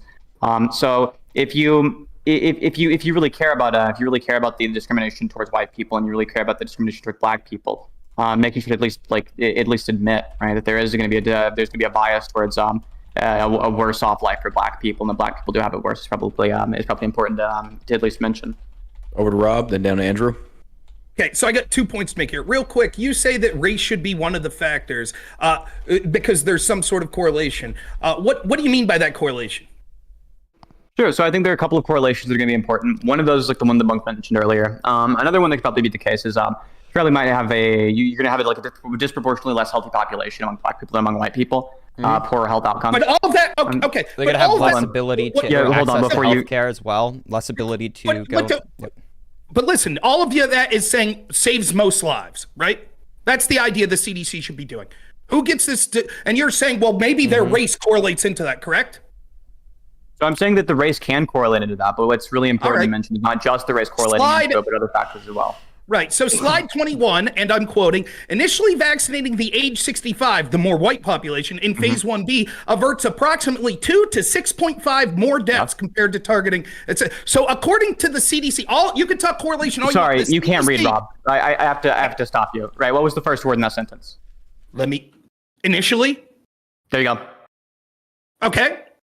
And what's your point? Initially, we're looking at long-term outcomes, not just what initially seems to be the case. The idea was, wow, you guys aren't very bright. What they're talking about is at the beginning of the vaccine the name calling. Well, grow some facial hair and then maybe you can get all right, easy guy. All right, easy. Grow a little less. What it's saying, listen, this slide is about. So what this is talking about, this whole presentation, was initially there was a limited amount of vaccines, right? That was the idea. And so the question is, which groups should initially get the vaccine, right? And they're saying if we initially gave it to the population that is more black, the essential workers, we predict that 2.65% more people would die. Initially, yes. Right. And eventually, after the initial Synth, are you not getting this? After the initial rollout, there would be enough vaccines for everyone. So the idea was that crucial time frame at the beginning. Who do we get this? They're literally saying, I'm not confused. I'm not confused. I can explain it to you. Go ahead. You explain it. Sure. Yeah. So if we're saying that black people are skeptical of black people are very skeptical of institutions, they're very skeptical of medical because of things like the Tuskegee syphilis experiments, they're very skeptical of going and getting the jab, right? I think that it's very easy to say that initially what we're going to see is that one group is going to have like this really, really good short-term effects, the elderly, right? And then the other group will gain in terms of herd immunity by early on making sure that we have a lot of people immunized. Makes no sense. They're trying to decide who to give. So now what you're saying is this. Well, the reason is this. If we gave the vaccine to black people, they wouldn't be as trusting, so they wouldn't take the vaccine. That's what you're saying. No. So then explain hold to me on, what guys. your I'm argument. sorry, I got to push pause on this. We need to kick it down to Andrew because YouTube been going back and forth. Andrew had his hand up. Andrew, down to you, sir. I want to hear him finish the conversation. Never mind. Go back to YouTube. Go ahead. Yeah. So explain to me what you mean. I'm trying to be fair. I'm trying to be fair. Yeah, no problem. It's taking fully into account. It's saying, okay, but by the way, let me just spill the first group they give it to is healthcare workers. So when they say group 1B, what they're talking about is after healthcare workers, which everyone would agree makes sense. The people that are in direct contact with COVID should get the vaccine first if it's going to work, right? So then the question is, who's the next group to get it? Because there's a limited amount of vaccines. And so the CDC, it doesn't matter what me and you think. The CDC says, if we initially gave this group the vaccine, we would save 2 to 6.5% of deaths. That is exactly what it's saying. So explain to me your scenario, how when they say that initially it would save 2.65% more deaths, that it doesn't mean that. Go ahead, explain. Yeah, so you got the sentence correct the second time. So what they're saying is initially it saves people's lives, and then down the line, right, that's not the case. So down the line, it could be the case that even though it initially saves people's lives, this action that we're doing today can save people's lives initially. It ends up having more deaths long term. And those deaths can come through things like, for example, if you have a group of people who are very skeptical of the vaccine for very good reason, given their past history with vaccines and with tests, with things like syphilis experiments, what you're going to end up seeing is that this group, you can build up immunity in large numbers of the group really early on, and this can have knock-on effects down the line. Mm-hmm. That makes no sense. How does that address it? They're talking about. So wait. So explain to me. So what you're saying is this, right? No, so let me get this, right? So we have two choices. We either give it to the over 65 people or we give it to the essential workers that are more black. And you're saying they're acknowledging that if we gave it to the over 65, so in that crucial point for 2 months where we don't have enough vaccines for that other group, we give it to the over 65. And in that period, we would initially be able to save 2 to 6.5 more percent more. But if we give it to this other group, initially, like this month, we'd see 2 to 6.5 more percent death. But somehow it would save lives in the long run. Yeah, because these people, explain that. Oh, yeah. So just because the push within this given group, having that kind of herd immunity is going to protect that group. Whenever the vaccines become available and the more trusting group hits their hands on them, they're going to be able to vaccinate themselves and get that herd immunity that way. But whenever it flipped around, it wouldn't be the case that the other group would get the vaccines. Now, you can laugh at it, right? It just makes perfect sense. Synth has explained it. I've explained it. And the best you can know of the broad response is you keep saying there's hesitancy. So you're saying that if we gave it to the group, or are you saying we force it on them? Is that what you're suggesting? No, not that we force it on them. Nobody said force it on them. Okay, so then they're hesitant to take control of the position. What I said was a push. All right, gentlemen, I gotta step in. Early on. I apologize. I know. Hey, ceasefire, guys. Ceasefire. Oh. The round has come to an end. I know you're in the midst of it. We have spent over an hour on this topic, and we really veered, which is a good thing. I always love when conversation veers. We need to move on to the next topic. Everybody, I was going to do round final closing statements, but we veered so far from the original topic, which was Ilhan Omar, to this. I feel it doesn't even bear this doing was round one? This was round one. That was the same topic? The fun. It's fun, though. All right, so the next topic, we're going to, do y'all need a break? Would y'all like to take a 5-minute break, or are you good to continue? Let's do it. Good, but it's, yeah. Roger, everybody's fired up, juices are flowing. All right, let's push on. Adrenaline's pumping. Here we go. Days have elapsed, and the Chinese-owned balloon still continues to float over the northern state of Montana and heading towards Kansas. It remains untouched by the United States military. China has said the balloon is nothing more than a weather information gathering balloon and is owned privately. The U.S. government says they acted quickly on the balloon to ensure it wasn't able to spy on America. Their reason for not engaging the balloon was possibly injuring people on the ground. Is this the best approach in dealing with a conflict regarding Chinese aircraft in U.S. airspace? Is there anybody that needs me to repeat the question? Everybody's good? All right, we're going to start with opening statements, 1 minute apiece. We're going to go ahead and start with Bunk this time. Bunk, you have 1 minute. Go ahead, sir. We're starting with me? Okay. Yeah. Well, I don't know too much about the given topic. If it is the case that it is going to result in a large amount of civilian death whenever you were to shoot down a given aircraft, yeah, I would say that's probably a bad idea. Like, prima facie, like on first glance, it seems to be a bad idea. But I don't know. I'm open to having more information introduced to me, which could change my opinion on the given subject. All right, we're gonna kick it over to Rob. You got 1 minute. Go ahead. So it's difficult. First off, I don't know a lot about this because we're taking an administration that I don't trust for shit's word that this is a Chinese balloon. I think that China may have admitted that it was theirs, but I don't know. I'm always skeptical anytime some story like this comes out that we're actually being told the real truth of what's going on. But if I accept that it is actually a Chinese military craft, like absolutely it should have been shut down. It should have been shut down over the Aleutian Islands when there weren't people. There were rural areas of Montana where it should have been shot down. I will say this, that in general, the Chinese are emboldened because Joe Biden, whose family has deep connections to China and is giving 10% to the big guy, did things early on that we proved that we're not critical of China, such as stopping the task force that was looking at the origins of COVID coming from Wuhan. We now know that's because his buddy Fauci was partially funding through EcoHealth Alliance, which, by the way, was funding biolabs in Ukraine as well. So what we can see is that there's actually this pro-Chinese and weakness narrative that comes through our government, and we're getting pushed around. But hey, at least we have a bunch of generals that dress in dog masks and shit and are transgender now, so. How much further in a circular motion you could have taken that? Goddamn, Rob. Like, goddamn. We started with Chinese balloon, Chinese ties, dog. Man, okay. I love that. All right, we're going to kick it down to Andrew. Andrew, you got 1 minute. Go ahead, sir. Yeah, so it's all complete bullshit. It's always bullshit. Every time the official narrative comes out for anything like this, it's completely and totally bunk. Right? Not to mention him. Right? Not to mention him. I am glad to have heard one of the leftist counterpoints, Synth, say what you want, just kind of like a diversion. Real quick, to the former topic, at least he was willing to acknowledge, unlike most leftists, that there is anti-whiteness out there. So I appreciated that. Now, moving into this, again, I can't make it any more clear. I simply do not believe it. And until we have more information, there's no reason to believe it. And by the way, the military's job is to deceive, including the public, based on other phenomenon that may be going on. So there's really no reason for us to believe this narrative at this point. All right, we're going to kick it over to Synth, and then we're going to go into roundtable discussion, open table. So it's basically, you can go ahead and open the debate floor. Synth, you have 1 minute. Go ahead, sir. Sure. So I don't want to make it sound like I'm trying to downplay how much we should be worried about China. They're spending a lot more on things like AGI than we are over here in the U.S., which makes them a much bigger threat than anything that the U.S. military is doing. Take a look at Pentagon's funding on AGI and take a look at the People's Liberation Army's funding on AGI, and you'll see that like one of these is clearly leading the way. But I don't think the narrative espoused by Chinese officials, which is that it's just a civilian airship, it's just being used for research, and it wasn't meant to be there. I don't think that's an unbelievable story, and I think that it's the kind of story that, if it's the case that you come out with a story like that, you say this is a meteorological research airship or something, and then the U.S. government shoots it down. You put yourself in a really, really, really hard spot, which is that a lot of instruments used for meteorological research are not going to be the same instruments that you're going to use for things like espionage and spying. And I think that if you fly a balloon over military bases, and that balloon ends up being filled with a bunch of stuff that very clearly isn't going to make much sense for meteorological purposes, and your official statement is that's all it is for. It's just a civilian airship for meteorology.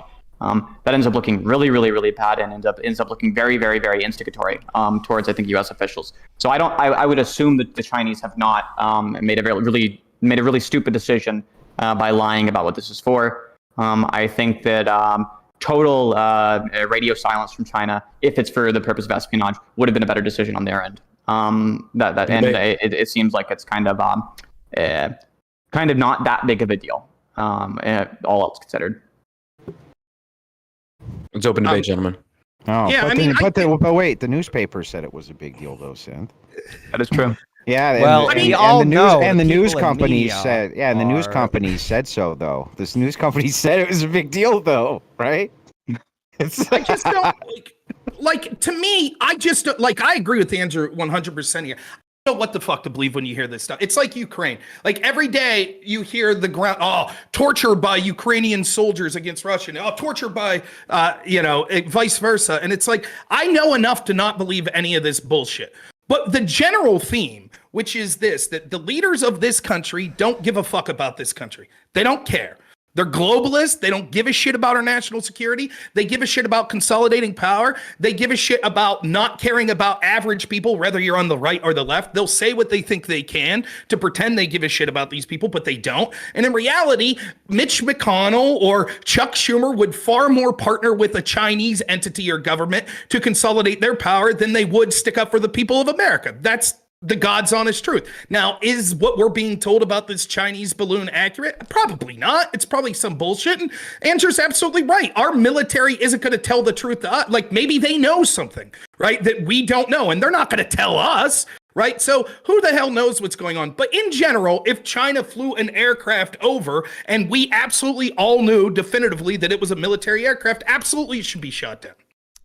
I don't know if I agree with. I don't know if I necessarily agree with the last part. I agree with everything up until now that Rob said, but everything should be. You should always be cautious about any type of military action, even if it seems like there's a perceived aggression, because of the narrative spinning. I think, Rob, because they might shoot first and then give you a narrative where you go, oh, later, 30 years down the road, you go, oh, wait, that was all bullshit. You know what I mean? So I'm a little cautious on that front. I understand in the spirit of what Rob is saying, and I would agree with him. If there was an act of aggression from another nation, of course, we should strike hard and strike fast. But at this point, with this administration and with the way that we're lied to daily about everything, I'm very cautious about any action that is taken by any of them. Say real quick on that last part. This is assuming the caveat that we're omnipotent and we're all knowing. And of course, the first step would always be diplomacy. So if I'm the general in charge of this in the Biden administration, first thing I'm doing is contacting people in China, right? My counterpart, and I'm like, what is this? Right. And I'm trying to resolve it diplomatically. And if they're just like, oh, it's just a weather balloon, then you have no choice but to assume that it could be. But if there's a possible, okay, yeah, we'll get it out of there, our bed, that's one thing. But I mean, am I the only one who saw Red Dawn? Like not the new one, the old one, right? For all we know, the goddamn commies could be jumping out of that balloon any minute now, right? Then we'll need Patrick Swayze and the Wolverines to take over. Yeah, this is it's all propaganda, Rob. It's all propaganda. The commies are already here. Yeah, that's true. That's why it's all propaganda. Go ahead and go over to you. Sure. Just quickly, so Andrew's dead right. It would be a really dumb decision right now to shoot it down. I have to agree with Rob as well. The reason the military is not currently shooting it down, the publicly espoused reason, which is actually relatively reasonable, is just that there are it's relatively low risk to just leave it there for the time being until it's in a much more sparsely populated area than it currently is. And while it's in this sort of neutrally populated area, the chance of downing a weather balloon and letting it drop on somebody's head could obviously hurt someone, and that ends up looking really bad if the U.S. military shooting down weather balloons and knocking people in the head. Not a great look. Yeah, pretty bad optics. The current estimate is not posing a threat in terms of even in terms of intelligence. It's not really in areas that seem all too risky. But it is the kind of area that would be risky to shoot it down, which is most areas in the U.S. Unfortunately, most areas near the coast, other than like a small portion, sort of in the central U.S. Mm-hmm. Down to Bunk. Oh yeah, no, I just I think I agree wholeheartedly with what Synth and Andrew are going to be saying here. It's just a very it's very high risk for a very low reward. If it was the case that it's just a weather balloon, which it kind of seems really stupid for trying to be lying about that. If that was the case, or it was the case that was just a weather balloon, you strike it down and you've got maybe one or two civilians dead. That makes you look really, really bad. It's a really, really bad choice, both ethically and optically, for the military to strike that type of thing down. But yeah. Well, let me give a little bit of pushback here, which is, I'll get you next round. Why don't we capture it?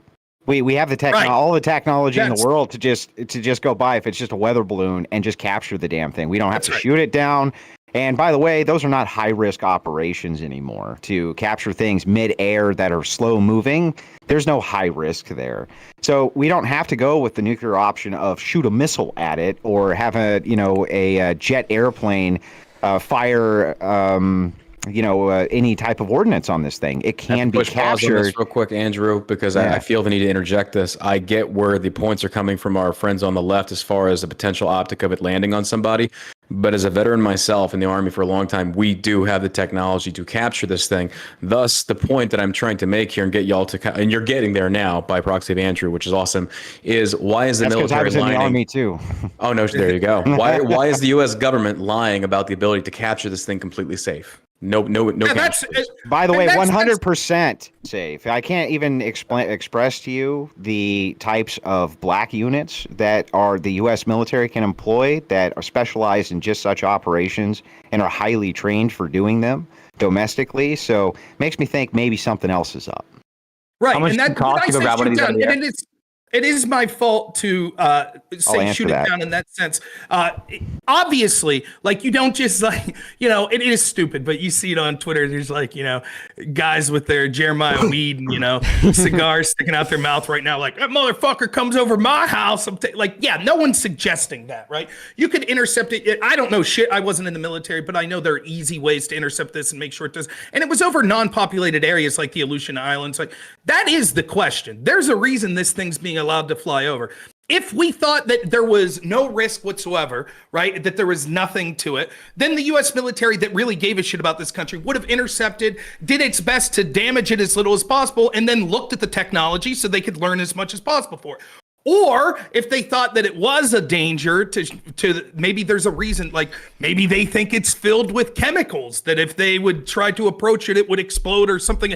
Who the fuck knows? But there's something going on, right? Like there's no reason for them to not. And this is after, and I just want to say this real quick. Like one of the things about 9/11 that blew my mind was like, how did we, after 3 airplanes hit, have a 4th airplane that hit the most secure building in the world, the Pentagon, right? And it really put into mind the incompetence or the corruption of our government that didn't somehow intercept that. There are consequences that even something that looks benign in our airspace like that could actually cause damage. Try to fly a small aircraft without getting proper clearance or radio control, and there's a possibility of you being intercepted by military people. But somehow we're being told, oh, this is something from the hostile government of China, but we're just going to let it fly. Something's not adding up here.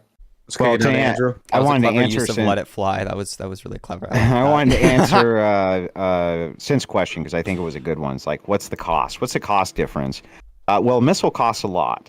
And the cost differential in deploying a Black Ops unit for an exercise like this is no more than the cost of training them, doing a training mission for doing an exercise to capture an object like this, right? So there's no difference in cost of the training versus the execution. And in the Army loves real-time training. They love it. It's their favoriteest thing on the whole planet is to do real-time training with real-time scenarios. They will literally put you and send you to disasters that aren't even real disasters, just puddles on the ground, just to make sure that you have enough experience for when the real puddles hit the ground, right? This is the way that the U.S. military tends to operate. So, no, I think that the capture cost would be significantly less than an ordnance strike because it would just be a training exercise. You know what I mean? Go ahead. Get over to Synth. Yeah. So what I'm curious about is it going to be cheaper than firing a missile at it? I agree that a missile is going to be more expensive, but I don't think it's the case that missile would never be an option. Really the kind of thing we're talking about when we take a look at and weather balloons. I don't think it's necessary to shoot it down. I think like you could do it with much smaller arms, and that can be relatively cheap. But what I'm curious about is not the relative cost. I'm curious about what is the absolute cost. What is the absolute cost of sending somebody to do a midair capture of a weather balloon? That seems like a relatively expensive thing. It seems like the kind of thing that would cost a lot of money. I'm curious how much the cost is. I couldn't tell you what the exact cost is, but I can tell you that right this second, as we're speaking, the U.S. Army is destroying hundreds of millions of dollars in ordnance that they just find to be useless for whatever reason. And some of it might have gold all over it. Some of it might have diamonds in it. They don't care. The military doesn't care. They don't recycle. They don't repurpose. They throw it in the fucking trash. I apologize, but I have to interject this. This is a breaking thing here. The Pentagon is tracking a Chinese surveillance balloon that's lingering in high altitude over the western U.S. home to sensitive sites, including nuclear missile silos, defense officials said Thursday. So I have to update that. That changes perspective possibly. So if anybody wishes to change their stance, you're more than welcome to. I still think I apologize for not having that information readily available. I think a capture mission would be probably the best scenario. But there's another thing to think about, which is the reason they're not doing a capture mission even though it would be simplistic to do and take this thing in, is because then they have egg on their face because they pulled down some guy's backyard experiment that they were trying to blame on China. So you might, it's something to think about. You know? Now, I will say this though. First, it's nice to have some fiscally conservative lefties here that are concerned about cost. Our military budget. That's nice. Lefties known keep for that loving going for Okay, wait, come on. It's like going the for sending- stereotypical left-wing talking point. Look at all the military. Let's spending. keep that It's like the energy. stereotype Let's keep that fiscal conservative energy going for sending shit to Ukraine, right, everyone? Woo! Anyways, Well, I heard I could add Ukraine was further full to of this. Nazis, I I could present a link that shows that these very similar balloons since 2000 have appeared all over the world. Japan had a sighting, India had a sighting, the Philippines had a sighting, I think Argentina had a sighting. But and there's pictures of them. They all look very similar. And only in one of those cases, besides these, there's now one over Canada as well, I believe. So there's two within the confines of sort of the hemisphere that we're in here right now. So these have been appearing again, though, like. Not just that it could be someone's, weather balloon, some farmer or some shit. What if it's something that the United States is doing or NATO's doing or something like that, right? And China, like, this is the thing with China and Russia. They're not playing checkers, they're playing chess. And I don't mean that like, oh, they're better than all that. I just mean there's so much shit going on in the background. Like, Putin's not going to say, this is everything I hate about the United States, and this is exactly why I'm doing everything I want. He's going to put shit out there publicly that he thinks will help them in the long run. So China might even say, yeah, that shit's ours. It's innocuous, but it's ours. And maybe it's not. Maybe they're just like, we're going to leave the people of the United States go, well, if that's the case, why the hell are we leaving it fly there? And the United States government's then like, well, shit. We can't say it's ours because we've had similar balloons in our allies' countries surveying. So now we all have to play this game like, well, yeah, it's China's, but we can't do anything. So who the fuck knows? I don't know. Over to you, Sent. So I think there's two big things that are worth mentioning here. One is that it's not the case that China's denying this coming from them. So I don't think it's the case that it's if we shot it down, we'd have too much to worry about in terms of whether or not it's just some like random Americans. It's certainly Chinese. It's just that what's in dispute is it surveillance or is it just a off-course meteorological instrument? Is it like a weather balloon for the purpose of weather, right? Not like a weather balloon for the purpose of spying on the U.S. I think that the location of the weather balloon is going to be of importance. I think that if we see them near, I think John, did you say it was a nuclear power? Did you say it was a nuclear silo? Nuclear silo. Yes, sir. Say one more time. Silo. Thank you. Yeah, if we see it near nuclear silos, I think there's a lot more suspicious of these things. I think that we still can't necessarily know if we want to pin it on the Chinese government with that alone. I think there's a lot of like epistemic uncertainty. There's like kind of like a fog of Cold War, right? You could say around where exactly it's coming from, what it's doing. Sorry, did you just say something, Andrew?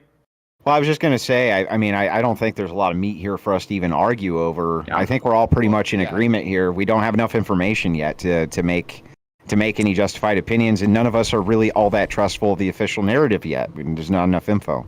Mm-hmm. No, I don't think we have much. I will say, just because the one thing I'll disagree with Synth is just because China said it's ours, says it's theirs, that doesn't necessarily mean it is. There could be political reasons for them to claim it's theirs and not. But again, we just have no clue.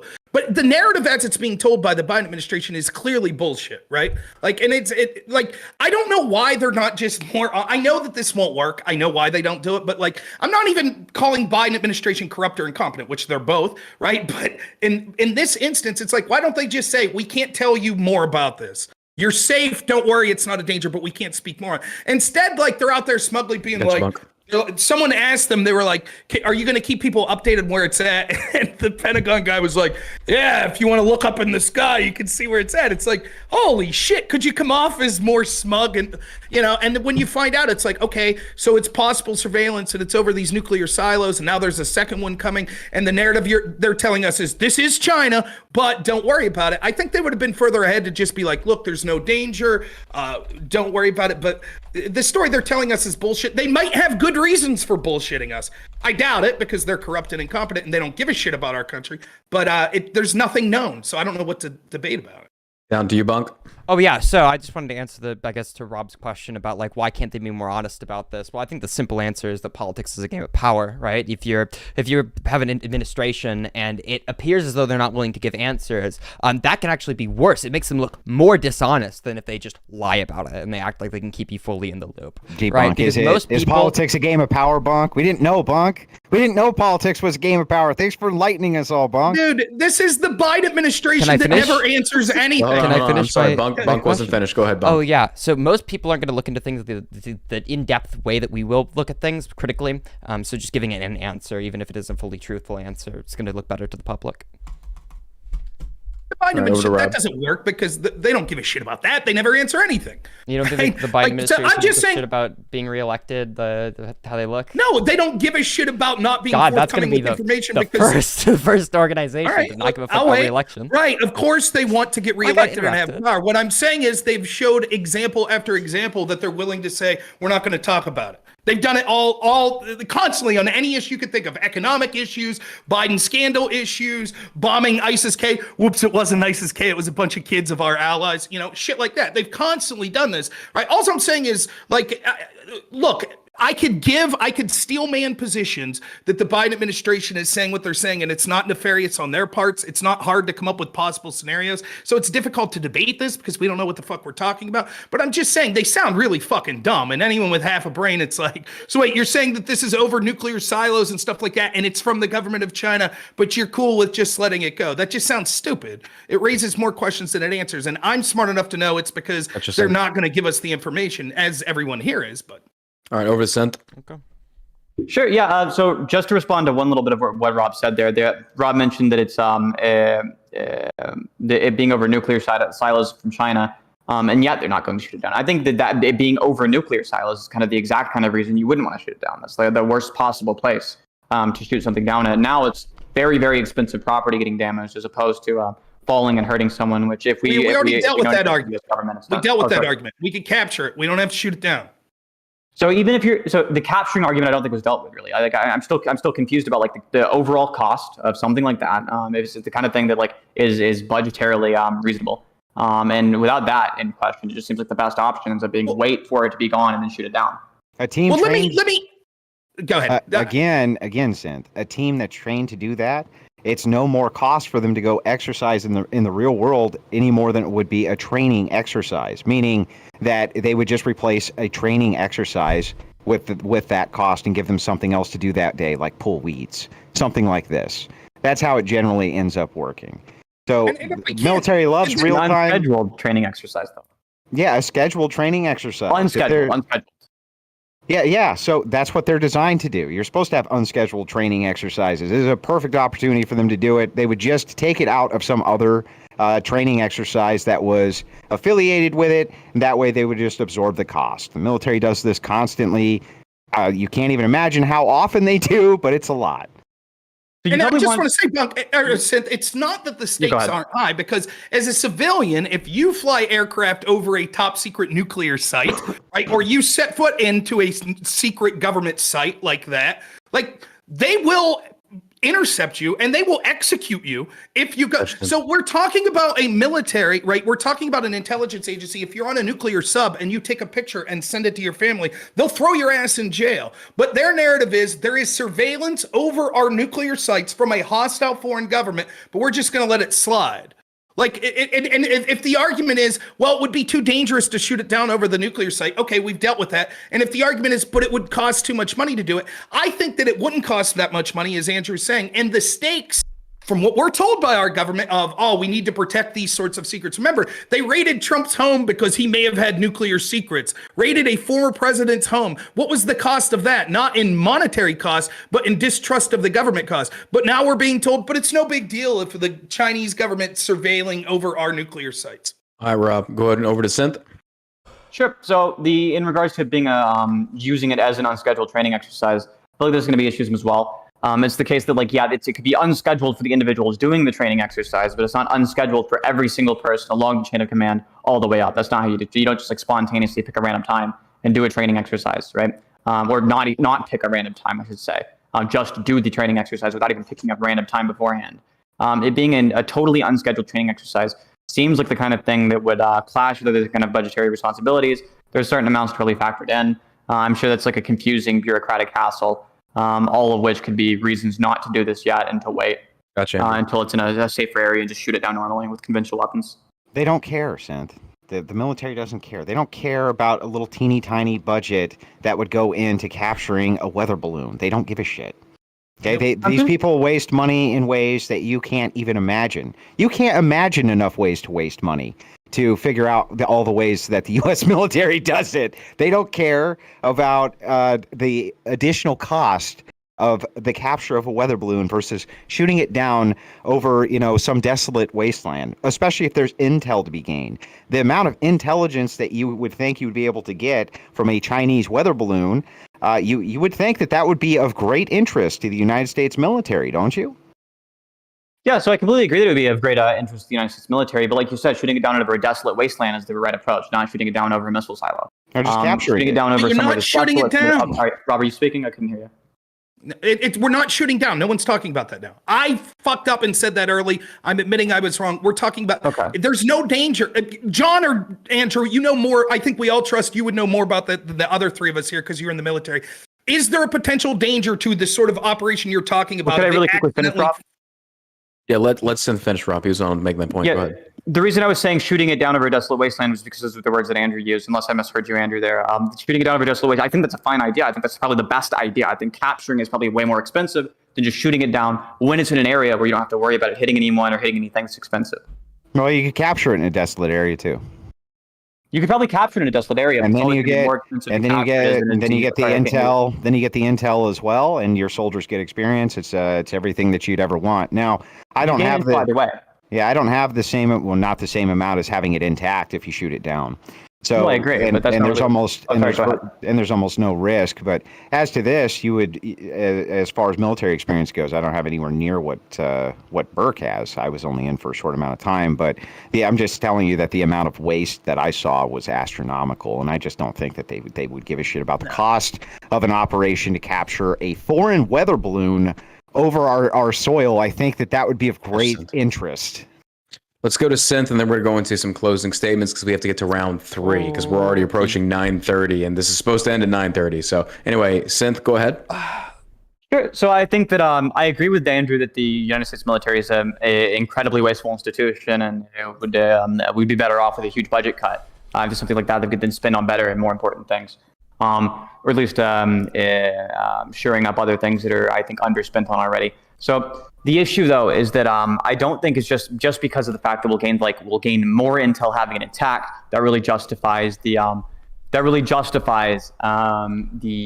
sort of bureaucratic hassle. And I agree that the higher ups, like the people making budgetary decisions in Congress for the military, probably don't care too much about how poorly that spending goes.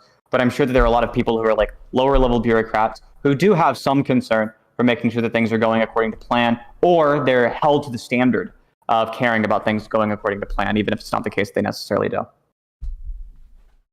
All right, gentlemen, we're going to have to go to closing arguments. Closing arguments is 1 minute to restate where your stance is on the current discussion regarding the Chinese weather balloons. So we're going to start 1 minute. I remember in the closing statement, no direct shots at any other panelist, no direct engagement, because again, that is not fair. All right, we're going to go ahead and start this time with Andrew. Andrew, you have 1 minute. Go ahead with your closing statement. Yeah, so I think in the end, the disagreements on this are pretty slight.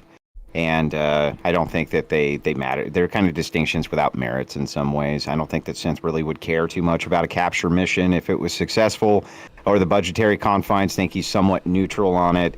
But for the sake of argument, you might as well take the devil's advocate position, right? So the thing is like, from my standpoint, I think that this thing inevitably, if it's a foreign military balloon or a foreign military object of any kind, it'd be of great interest to the United States government to capture it for any type of intelligence that they can get. By the way, that would be pretty much standard operating procedure. The other thing that I would have to say on this is that while Synth I understand your bureaucratic view, but understand that there's a bunch of assholes right now in a small room who are chomping at the bit, yelling at people that they need to give them the order to go to either take this weather balloon out or capture it, because that's how Army brass works. They can't help themselves. So, thank you. All done. All right, we're going to kick it over to Bunk. You've got 1 minute. Go ahead. Okay, shit. All right, so I don't know too much about military operation. It's not my area of expertise. I take it that John and Andrew both know far more than I do about the given subject. If it is the case that it is most effective whenever it comes to cost to capture it rather than shoot it down, I think that should be the route that we go. If it is actually more expensive to capture it than to shoot it down, it might be the case that we should shoot it down over a desolate area. Either way, I'm not too committed on this position. That's something that I know very much about, and I like to be agnostic on things that I don't know anything about. So, yep, that's about my closing statement. All right, I'm going to kick it over to Rob. Yeah, I mean, I think that, like Andrew said, I think there's a lot of agreement on this topic. What we know is that we don't know, right? That's what it comes down to. We just have no idea. It's easy for someone like me who distrust almost all of our establishment institutions, and particularly the Biden administration, to say this is more corruption or incompetence from them. But it could conceivably be maybe there's some situation, if I'm playing devil's advocate, maybe China's like, if you do this and take this balloon down, something terrible will happen. We'll do something else. We'll invade Taiwan. Who the hell knows? Maybe there's diplomacy going on in the backgrounds. I don't know. I don't think that sort of the cost prohibitive nature would stop something like this, not just because this is what Army people live to do, which I trust as being true, but also because the stakes of what we've been beat into our head as a populace for so long about the importance of nuclear secrets and protecting government entities and things like that, and against surveillance. That's been beat into our heads for so long. I don't think that a military that is so fiscally unresponsive would all of a sudden on this particular issue say, well, we would do this, but we're afraid because of the cost. So there's something going on behind the scenes. I doubt we'll ever learn the truth of it, but yeah, fuck the Biden administration, our establishment anyways. Sent over to you. Got 1 minute. Go ahead. Sure. So I don't think there's much nefarious going on behind the scenes, but I'm not trying to just play devil's advocate here like Andrew. Andrew might have gotten the impression that I was. All I'm trying to do is make it really clear that there is a lot of epistemic uncertainty surrounding this. There's a lot of things that we can't really know. A lot of things that are kind of unclear. And that's not just unclear to people who are hopping on the panel now, who might not have been like versed in this kind of like the quick in and out news story that'll probably be yesterday's news in like a week. But I think it's the kind of thing that is also true of the people making these decisions, the military officials who are like giving out these statements currently, who don't really know that much about the situation either. It's kind of unclear to them as well. The situation is, I think we all agree, one that we wish we could know more about, but unfortunately we just can't. All right, gentlemen, that wraps up round 2. So we're going to push into round 3. Does anyone need a break? No. Everybody's good? All right, we're going to push into round 3. Round 3 being the final round, and I think definitely way more divisive. I guess those other two were kind of softball. I figured there'd be a little bit more division, but on more major topics. That horseshoe theory, man, I'm telling you. I'm starting to say that myself, honestly. I never thought I'd be in a position where I'd agree with something like that. But yeah, it's like you look over and you see, it's like, we're not that far apart, just on certain issues like abortion and shit like that. But yeah. Those end up being the relevant ones, right? Baby killing. Yeah. Well, yeah, you're right. It definitely a lot of, naturally, main. We all hate the government for different reasons. Bro, I'm not gonna lie. When y'all were debating COVID stuff and how black people don't trust the government because of shit like that, it's like, bro, I'm a veteran. I stand right there. Fuck them. I'm right there with them. Like, I don't trust the fucking government either. Like, Agent Orange, like the shit they did the burn pits in Iraq and Afghanistan. It's like, duh, I get where black people come from. It's like, I wouldn't trust the government either.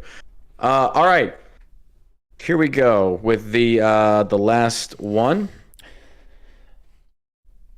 All right, President Biden has announced the M1 Abrams tanks are being sent to Ukraine, which are being specially built with lower grade armor, not depleted uranium. For those that don't understand that, it means essentially these tanks that are being built specifically for Ukraine are not top of the line tanks. This is not the best that America has to offer. They're set to arrive in late 2023. This atop the billions the United States has already sent in regards to food, ammunition, weaponry, and more. Where do you see this conflict going, and will America fully commit to a war allied with Ukraine against Russia? And when I say fully commit, I mean boots on the ground, regardless of formal declaration of congressional declaration of war. Do you see America getting involved in a ground war with Russia? Does anyone need me to repeat that question? I apologize if I wasn't clear towards the end there. Everybody's good? All right, we're going to go ahead and start the 1 minute round intro with Synth. You've got 1 minute. Go right ahead. Yeah, the quick and clear answer is no. America's not likely to start a ground war with Russia. It doesn't seem like the kind of thing that would be a smart decision for them. That doesn't seem like the kind of thing that would be a smart decision for Ukraine or for the world at large. So I don't think there's a good reason to go send boots on the ground into Ukraine. One of the big issues that has to be kept in mind when it comes to the Ukraine conflict is increase in chance of nuclear weapons being used. Currently, we are the closest to midnight that the doomsday clock has ever had us. And the doomsday clock is a council of nuclear physicists, nuclear scientists, and a lot of other experts who are very knowledgeable and not just bloviating or like pulling things out of their ass. Genuinely very smart people think that we are on the brink of nuclear destruction right now, and it's because we are. The increase in hostilities throughout this war. Russia is a nuclear power. Ukraine is not. Ukraine has a lot of backing from a lot of nuclear powers. That becomes a big issue. That's what we should be worried about, and we should hopefully, and the U.S. should use this kind of very special negotiating place to bring to an end as to sort of the war in Ukraine through diplomatic means as soon as possible. Rob, over to you, sir.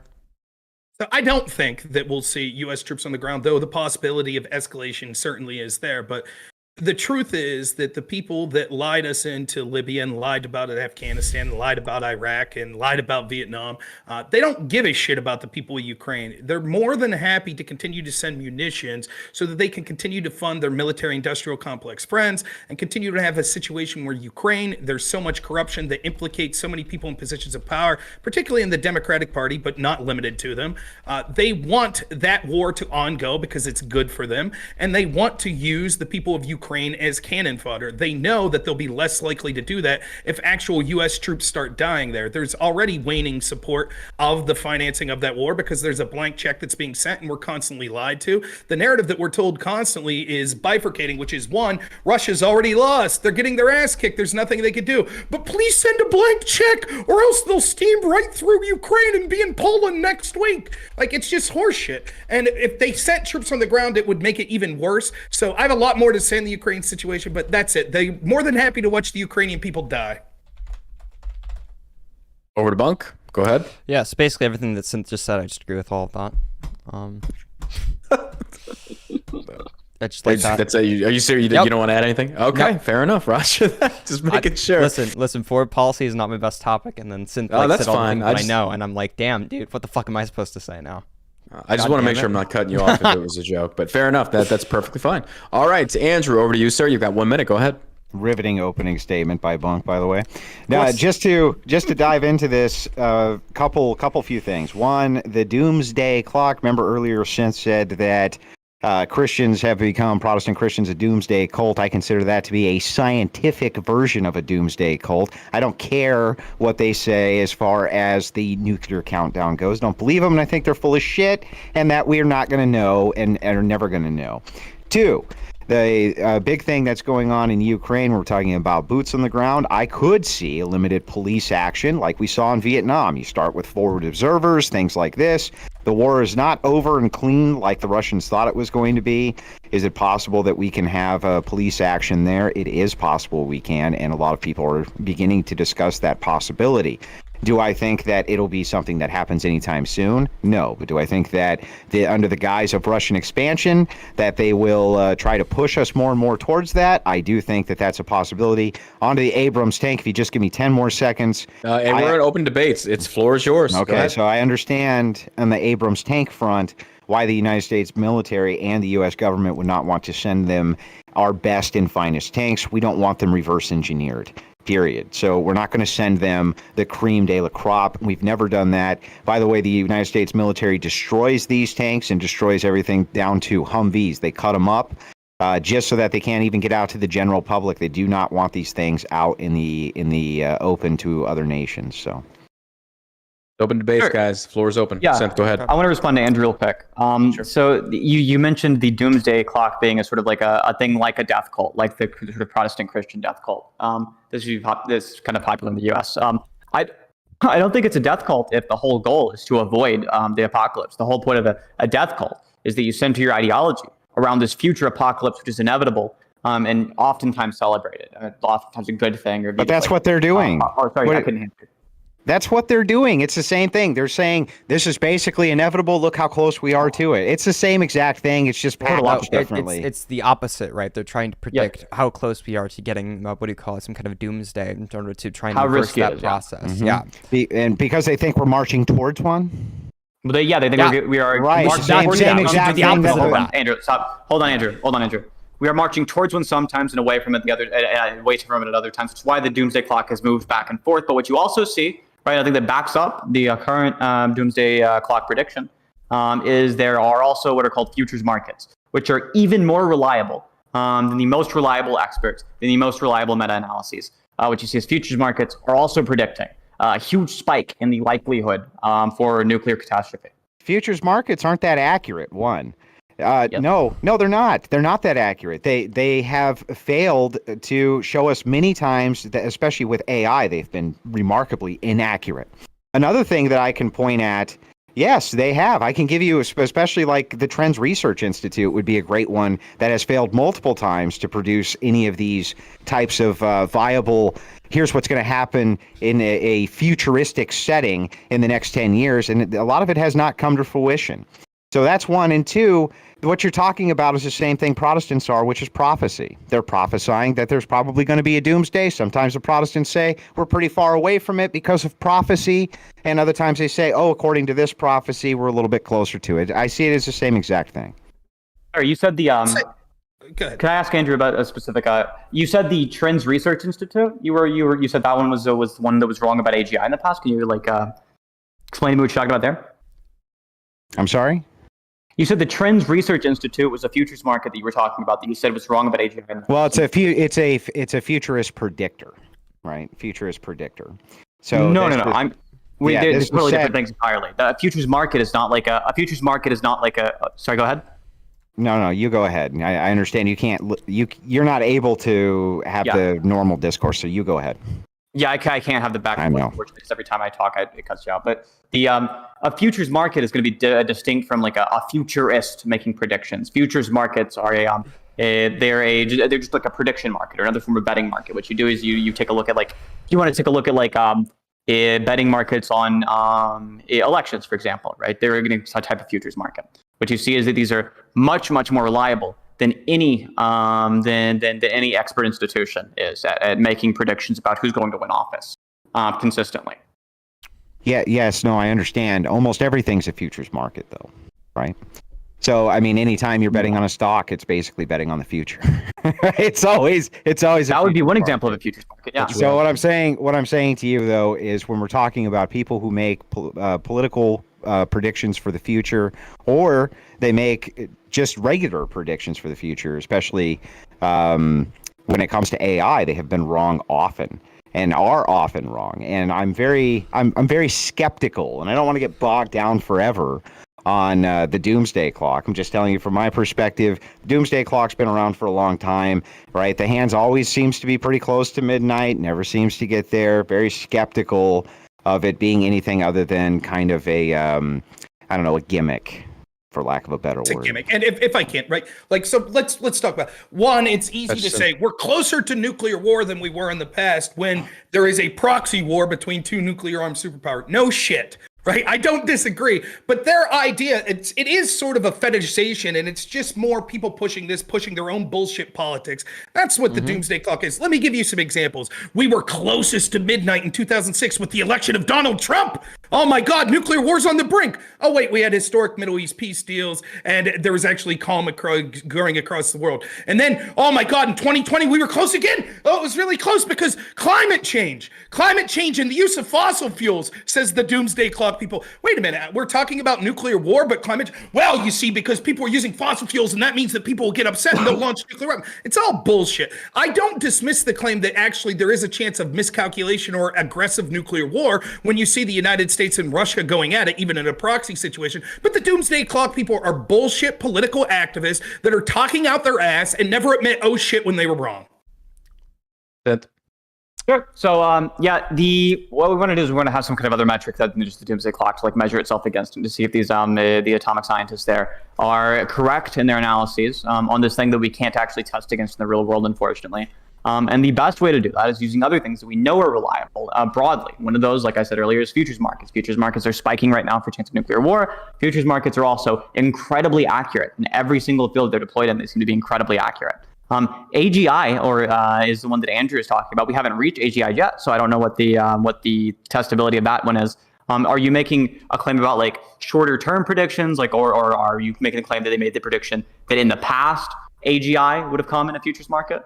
Yeah, there's actually been heavy dumping in various stocks, bonds, things like this, towards promises various companies have made in the past that AGI or that AI is right around the corner, some sort of actual artificial intelligence, and it's almost been wrong concisely every single time. What they do instead is they package something as being AI that actually isn't AI, but is rather just a program, and it does use algorithmic learning to a degree, but it's not real AI.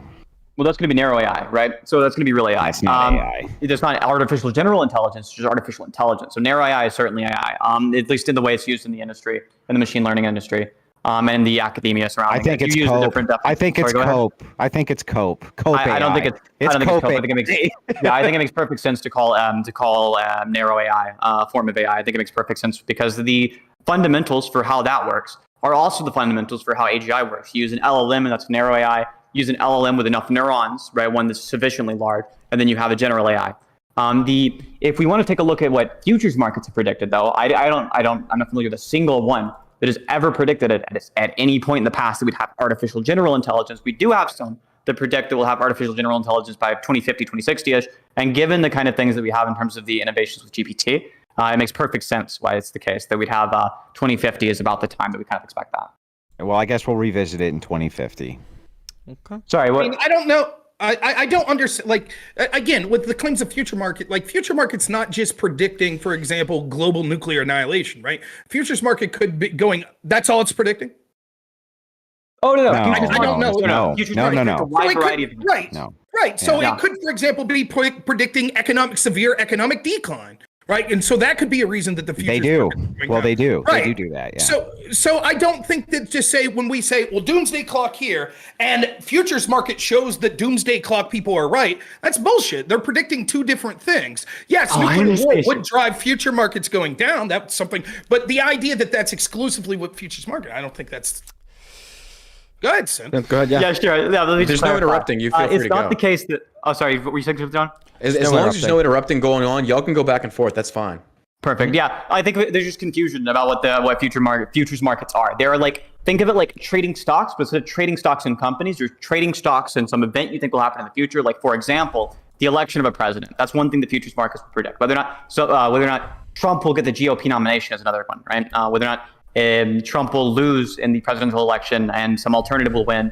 Or whether or not some specific alternative like Joe Biden would win. These are all examples of ways that futures markets can work. One of the things that futures markets predict is what we can take a look at. We can take a look at estimated risks, even timeline risks on when we expect a nuclear weapon to be dropped, not during testing. And what we see is there's currently a spike for it in the near future, in the near decade, right? It's in the next 10 years. We see a huge spike that we don't see normally. Obviously, we are ones with smaller metrics. Like, we're also seeing smaller spikes in like 5 years and 1 year timelines, all of which we see spikes in. If the futures markets are saying this, right, then we can induct that as a good reason to believe that since the futures markets are generally very, very accurate, obviously people don't like to play with their money, the futures markets are also likely to be accurate on this subject. And it corresponds with this expert consensus over here. I don't think it's the case that we should throw out both the experts consensus and this like reliable tool for making future predictions. I think that it's bullshit. Like, the doomsday clock, clearly bullshit. I understand what future markets are in general. I was unaware that there's a specific future market predicting nuclear war. There's questions of like where you put your money. I mean, you can use them for basically anything. You can use them for basically anything. Like, yeah, I mean, I remember when people were betting on who would win the presidency, and people were putting hefty bets. They were putting hefty bets. And by the way, they were wrong. So what I'm saying, right, and what I'm saying, like just because a futures market could accurately predict, say, oil prices, or accurately predict to some extent who wins particular elections, they've never accurately predicted a nuclear war, have they? So, the idea to say, well, they've been right in certain areas, and go ahead.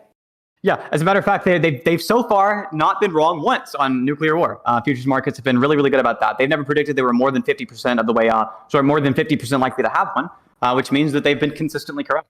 What are they predicting now? More than 50%? I don't think they're predicting more than 50%. Oh, Oh, so then if it doesn't happen, you'll say, see, they were right. Futures markets were right. No, Rob, you're confused. You have a fundamental misunderstanding of how we go about the methodology. You're not confused. I understand. I understand. Let me finish. I can say it. What you'll say is, oh, the fact that it's increasing shows that it's increasing. Right, but you'll always say that no matter what, as long as it's not over 50%, that they were accurate. So if I come back 4 years from now and say, oh, see, the futures market, you said the chance of nuclear war was going up because the futures market went up to 20%, particularly. You're deeply confused. Go ahead, Synth. Explain it to me. You are deeply confused. Mister, understand what the word is. Hold on, Rob, and I'll explain it to you. Hold on, and I will explain it to you. Just relax, okay? So the whole point is we can take a look at futures markets histories in a lot of different areas, not just in the realm of predicting nuclear threats in the future. We can take a look at them broadly. And what we see is broadly in basically every single domain, futures markets are really, really, really good at predicting future events. They're really, really good at that. It's the case that I can understand why you might think that there's some specific mechanistic reason. Sorry, I can't hear you, Rob. We're good. We got that part. Go ahead. Cool. You might think there's some specific mechanistic reason that you could propose, and this is your chance to do that. So do you think it would be really bad at this specific domain while it's good at all of the other ones, right? If you want to give me that specific reason, I'd love to hear it. But if you're just saying, I don't trust the futures markets or they've been wrong in the past, then you're just going to be wrong on that. They've been consistently correct in the past on all of the other things. There are some things they predict in the near future that they were right about. There are some things they predict in the long-term future that they will likely be right about. And there are some things they predict as being not more than 50% likely to happen, but much more likely to happen than it usually is. And that is a big risk. If it's the kind of thing like nuclear war, that's a risk that we should care about. Like you've literally said nothing with that whole spiel, which I understand a leftist sophist is like to do. Right. And so I still stand by what I said, that the futures market's still not predicting that it's over 50%. The futures market's never been accurate when it comes to nuclear war because we haven't had a nuclear war. The doomsday clock is bullshit. For example, they're saying we're closer to nuclear war now than we were during the Bay of Pigs invasion. That's something that's stupid. And in general, I'm not even disagreeing with the premise, which is that when two hostile nuclear powers engage in a proxy war, that there's a chance that there could be some sort of nuclear exchange that happens. I don't even disagree with the premise. I think this is all red herring that has nothing to do with the topic because this is and by the way, just to say this, like you guys really should hope that we're right. Right? I do hope that you're right.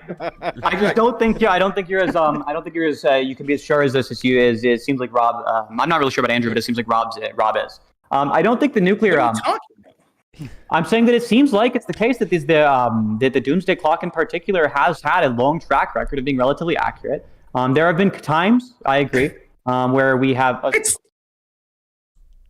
a gimmick, dude. Come on. You can keep saying it's a gimmick over and over again, but it tracks well with other metrics that we all have to agree. Okay. I hope, since none of you are able to try counter arguments other than pretending. Okay, here's a counter. I can't hear you, Rob. I've got the audio. When I talk, I can't hear other people. I can't hear you interrupt me. So but basic point being, I mean, what we have is a long track record. We have a long track record of other metrics that we know are really, really good, right? Which you don't really have counter arguments against, Rob. You can just pretend that you do, right? But you don't. And they all track really well with the doomsday clock, which also seems to have a good track record of being relatively predicted. They're not saying that in terms of minutes from midnight, that's some kind of like likelihood or some probability, right? That we're saying is like more than 50%. They're not saying it's more than a 50% chance in the next 10 years, the next 5 years, the next 1 year even, like futures markets do. But we can see that there's a tendency for a correlation between that minutes from midnight on the doomsday clock that this Bulletin of Atomic Scientists decides upon, and correlating that with the futures markets. Go ahead, Rob. Okay, the doomsday clock people predicted we were closer than ever when Trump got elected. Were they right? We are closer now than we were then. Yeah, but they predicted when Trump was elected we were closer than ever. Were they right?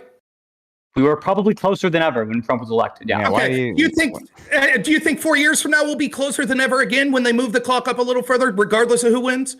I think it depends on the kind of things that happen in terms of international politics. That I think is unpredictable. They're bullshit. What it is they have political agendas. They talk about things like using fossil fuels and climate change and shit like that, leading to the doomsday clock. They're saying that we were closer with the election of Donald Trump than we were during the Bay of Pigs. They were wrong. They pretended that there would be some hostility for what the reason they upped the clock when Trump got elected is they assumed that there would be some sort of hostile foreign wars that were more likely. There were less under Trump than there were under Obama, and there were less under Trump than there were under Biden. So they're full of shit. And again, the whole thing's a red herring. Panic, Mark. I'm agreeing. mongering. It's panic mongering. Right. I agree that it's like, I agree that the fact that the Biden administration is pushing us into this proxy war is bullshit and dangerous. I don't understand why we're talking about this. I'm just making the point. The doomsday clock stuff's bullshit. But I'm agreeing that we're probably closer to a nuclear conflict because it doesn't take a bunch of propaganda-driven scientists to say, oh, we have this specific clock to say, look, 2 hostile nuclear powers are engaged in a proxy war. That probably means that's increased the chance of some sort of nuclear exchange. No shit. But the doomsday clock is bullshit. All right, over to Synth. Sure. So once again, you just keep saying it's bullshit over and over again, but you're not really able to provide like actual arguments or anything that you could like correlate or anything you can deduct from or anything that would actually undercut this as a piece of evidence. All you're doing is saying like, oh, they said my guy bad. I don't like them anymore. They're a gimmick. And then you say that over and over and over again, despite the fact there's a strong correlation with what the doomsday clock predicts and what futures markets predict. None of us, not a single one on this panel, I think, is going to be able to reasonably, not like an insane person, but reason. Sorry, are you talking? No. Okay. I don't think a single person on this panel is going to be able to reasonably disagree that futures markets are incredibly accurate consistently over time. Every single one on this panel should be able to agree with that.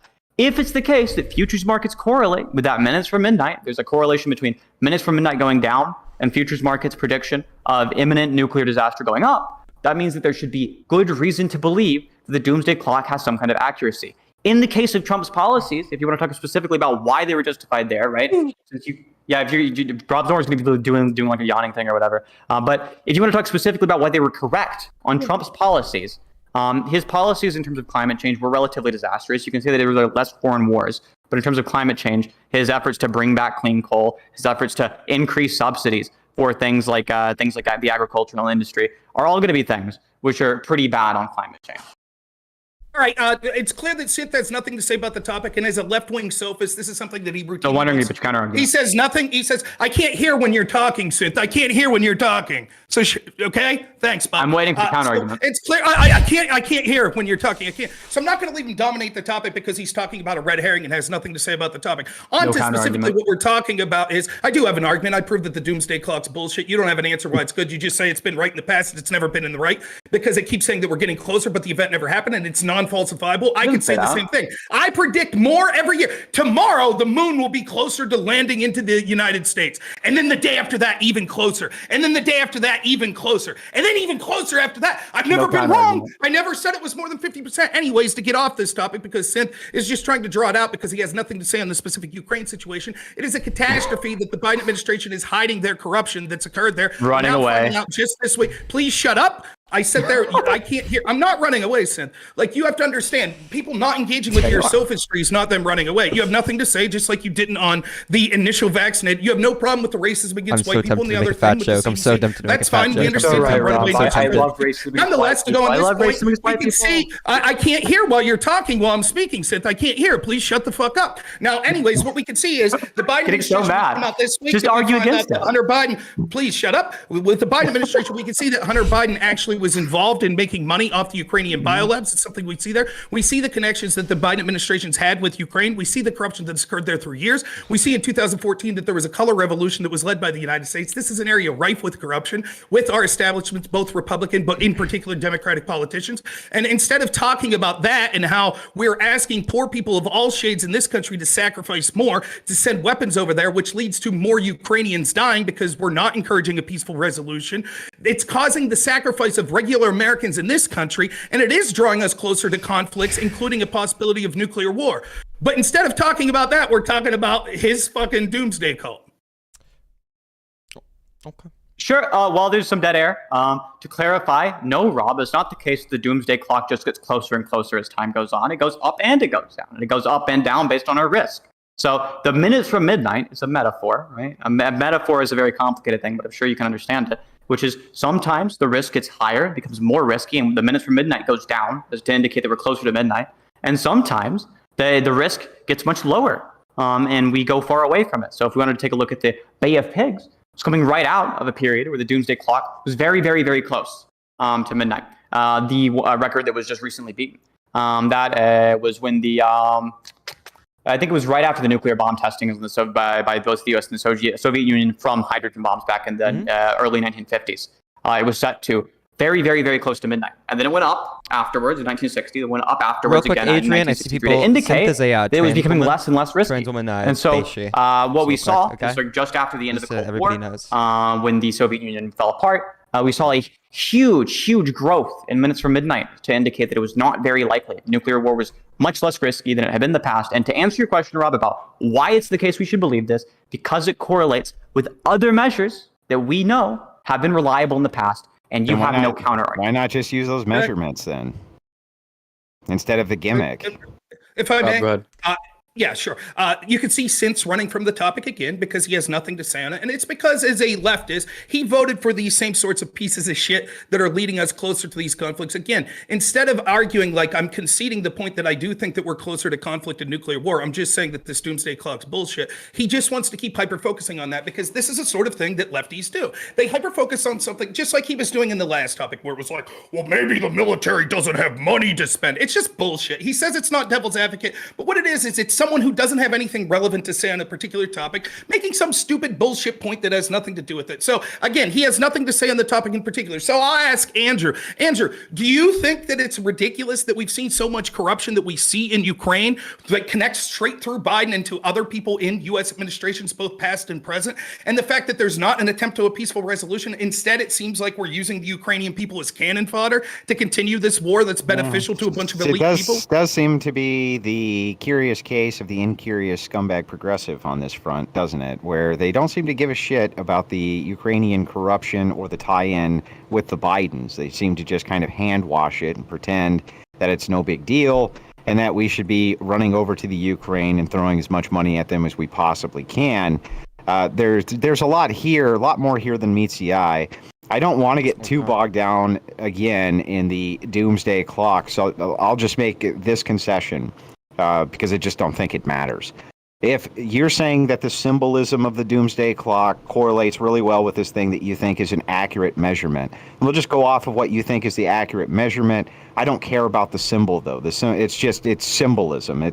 It's that in and of itself is not accurate. It's not an accurate representation as a symbol of whatever these markets are saying. If you're saying that the markets are accurate, fine, we can go with that. But that doesn't mean that the correlation for the symbol is in any way accurate. Just let it go from there. I don't think it matters. Maybe we can get on to the rest of this. It doesn't. Gotcha.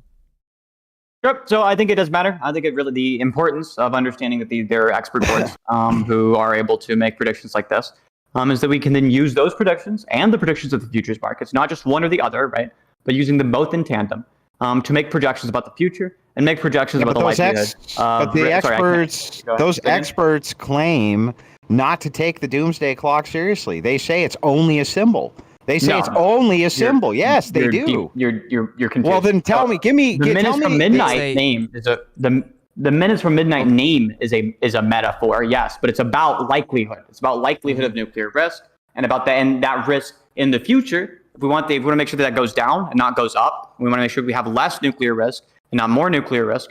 Understanding indicators of nuclear risk is important for that. So understanding using futures markets for that and using things like the nuclear or using the doomsday clock for that are both really useful measures of understanding the most important aspect of this conflict, which is this conflict going to cause a nuclear war?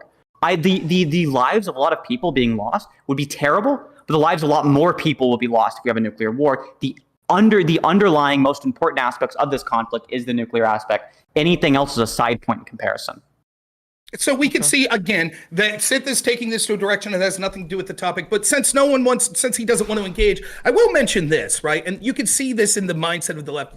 Notice how they use these non-falsifiable activist principles in order to justify any sort of political orientation that they want. So this is exactly, I'm sure Synth probably was the type of person that was advocating lockdowns and vaccine mandates and shit like that. And this is what happened with people like Synth that were doing this sort of shit. Right. This is what happened. This is what happened. See, he still says he's correct. And here's how it'll work, right? They'll say this. They'll say, we need to have lockdowns or a huge amount of people will die. We need to do it, right? And so then we could look at what I call like paradoxical universes, right? Let's say that we could objectively see that if we had lockdowns, 1 year after the lockdowns, 10 people died of COVID. That was it. Do you think Synth and people like him would be saying, oh, I guess we were wrong. Only 10 people died. No, he would be saying, see, lockdown saved lives. Now, let's say we do those same lockdowns, but now 10 million people died in the United States. Do you think Synth would be saying, I caused all sorts of pains by advocating for these lockdowns and still that many people died? No, he would say, see, No, I was right. Think that they would justify him. Yes, I agree that that's true. He would say, and that's the problem. It's non-falsifiable. Now, you look at how ridiculous he's been. Let me finish, please. You look at how ridiculous he's been with some of the defense of this. I'm not point lying. Look at how ridiculous, and you can see how it'd be true, because when I mentioned that when the doomsday clock's gone up before, that they've not been accurate, and he said, well, no, it never went up to 50%. So you could see then he's trying to have his cake and eat it too, because let's say that there was a nuclear war tomorrow. Would Synth be on here saying, well, the doomsday clock was wrong because it didn't have it over 50%? No, he would say, see, it was right. It was slightly increased. And so the fact that that nuclear war happened, the doomsday clock was right. But if there's not an attack, well, he'd say it's wrong. He'll say, well, no, it's not wrong. It wasn't saying it was over 50%. It was just saying, so it's non-falsifiable. He would never admit that it's wrong, just like he won't admit that he was wrong with the COVID lockdown. So take his bullshit with a grain of salt. But it was dead right with the COVID lockdown. Because we were, because we were 1000% right with the COVID lockdowns. They were just like, they're obviously true. We can look at other countries who have done very quick lockdowns that are effective. But I do want to address the point that Rob made as far as the amount of people who would die with the COVID lockdowns in place. If there's a method that reduces the amount of death and the death is actually higher, the reduced number is going to be higher than it would have been otherwise. That wouldn't be the case. Like, you wouldn't be able to implement a lockdown that reduces the amount of deaths and it would increase them somehow. It would obviously be the case that if there were a lot of deaths, even if it was locked down, it would be a higher amount of deaths had it not been locked down anyway. That would just be like obviously true. Okay. That's not true. Hold on. Wait. Synth has his hand up. Let's go to Synth. Okay. Sure. Yeah. So in the case of the lockdowns, I mean, there's not much more to say. Bunkren kind of just said it there. But in the case of the, if it was the case that like right now there was a nuclear war immediately, I would say yes, the futures markets and the doomsday clock were wrong on this one. They would have been the case that there's under a 50% chance.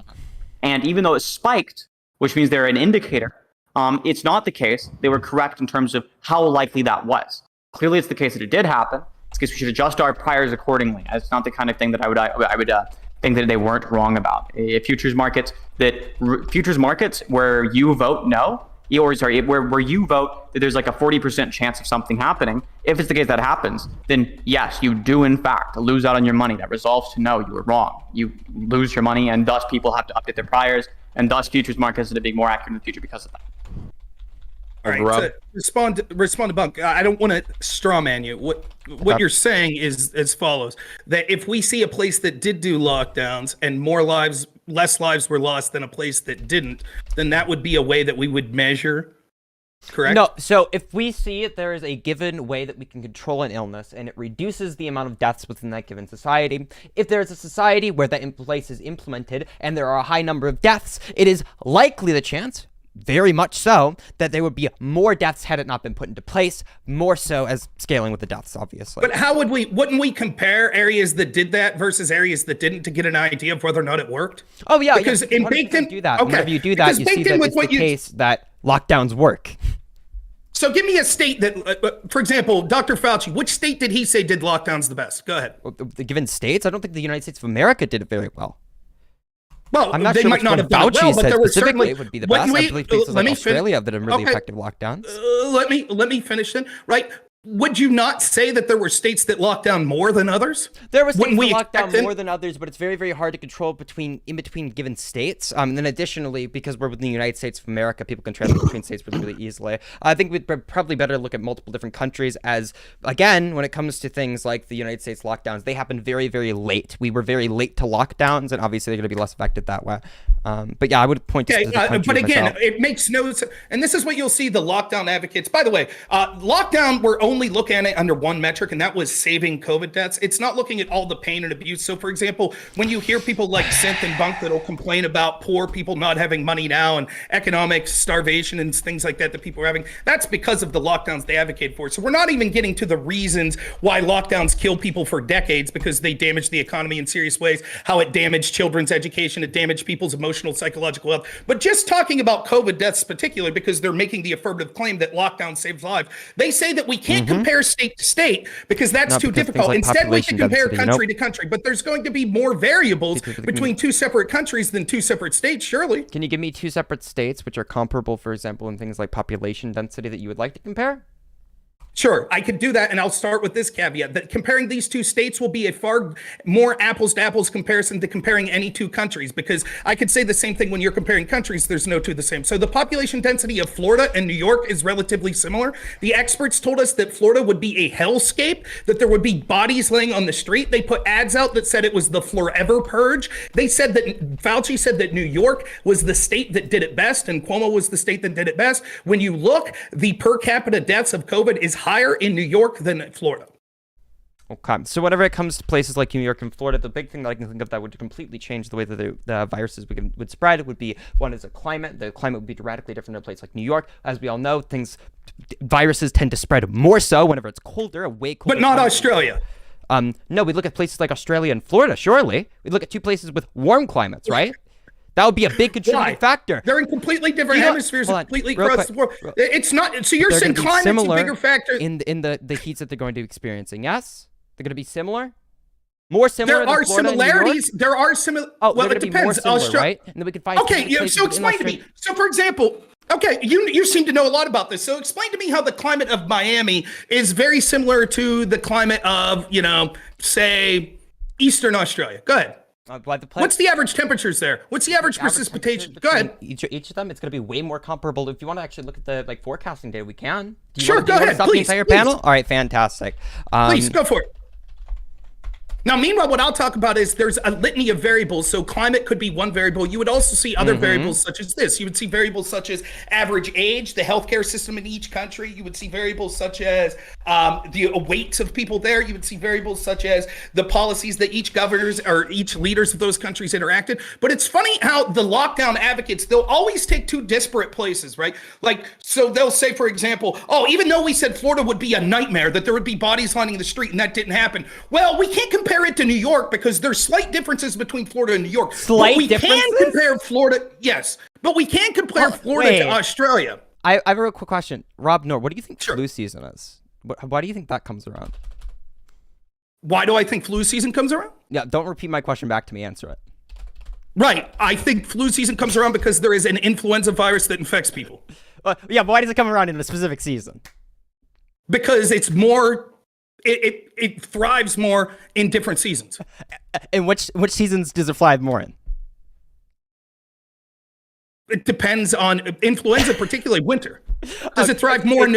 So wait, Joe, I just want to be clear. So if I look at the average, thrive in the winter. No problem. Then you're making the comparison. It's going to be much more likely to spread, right? So you're making the comparison. You would say that flu season's never.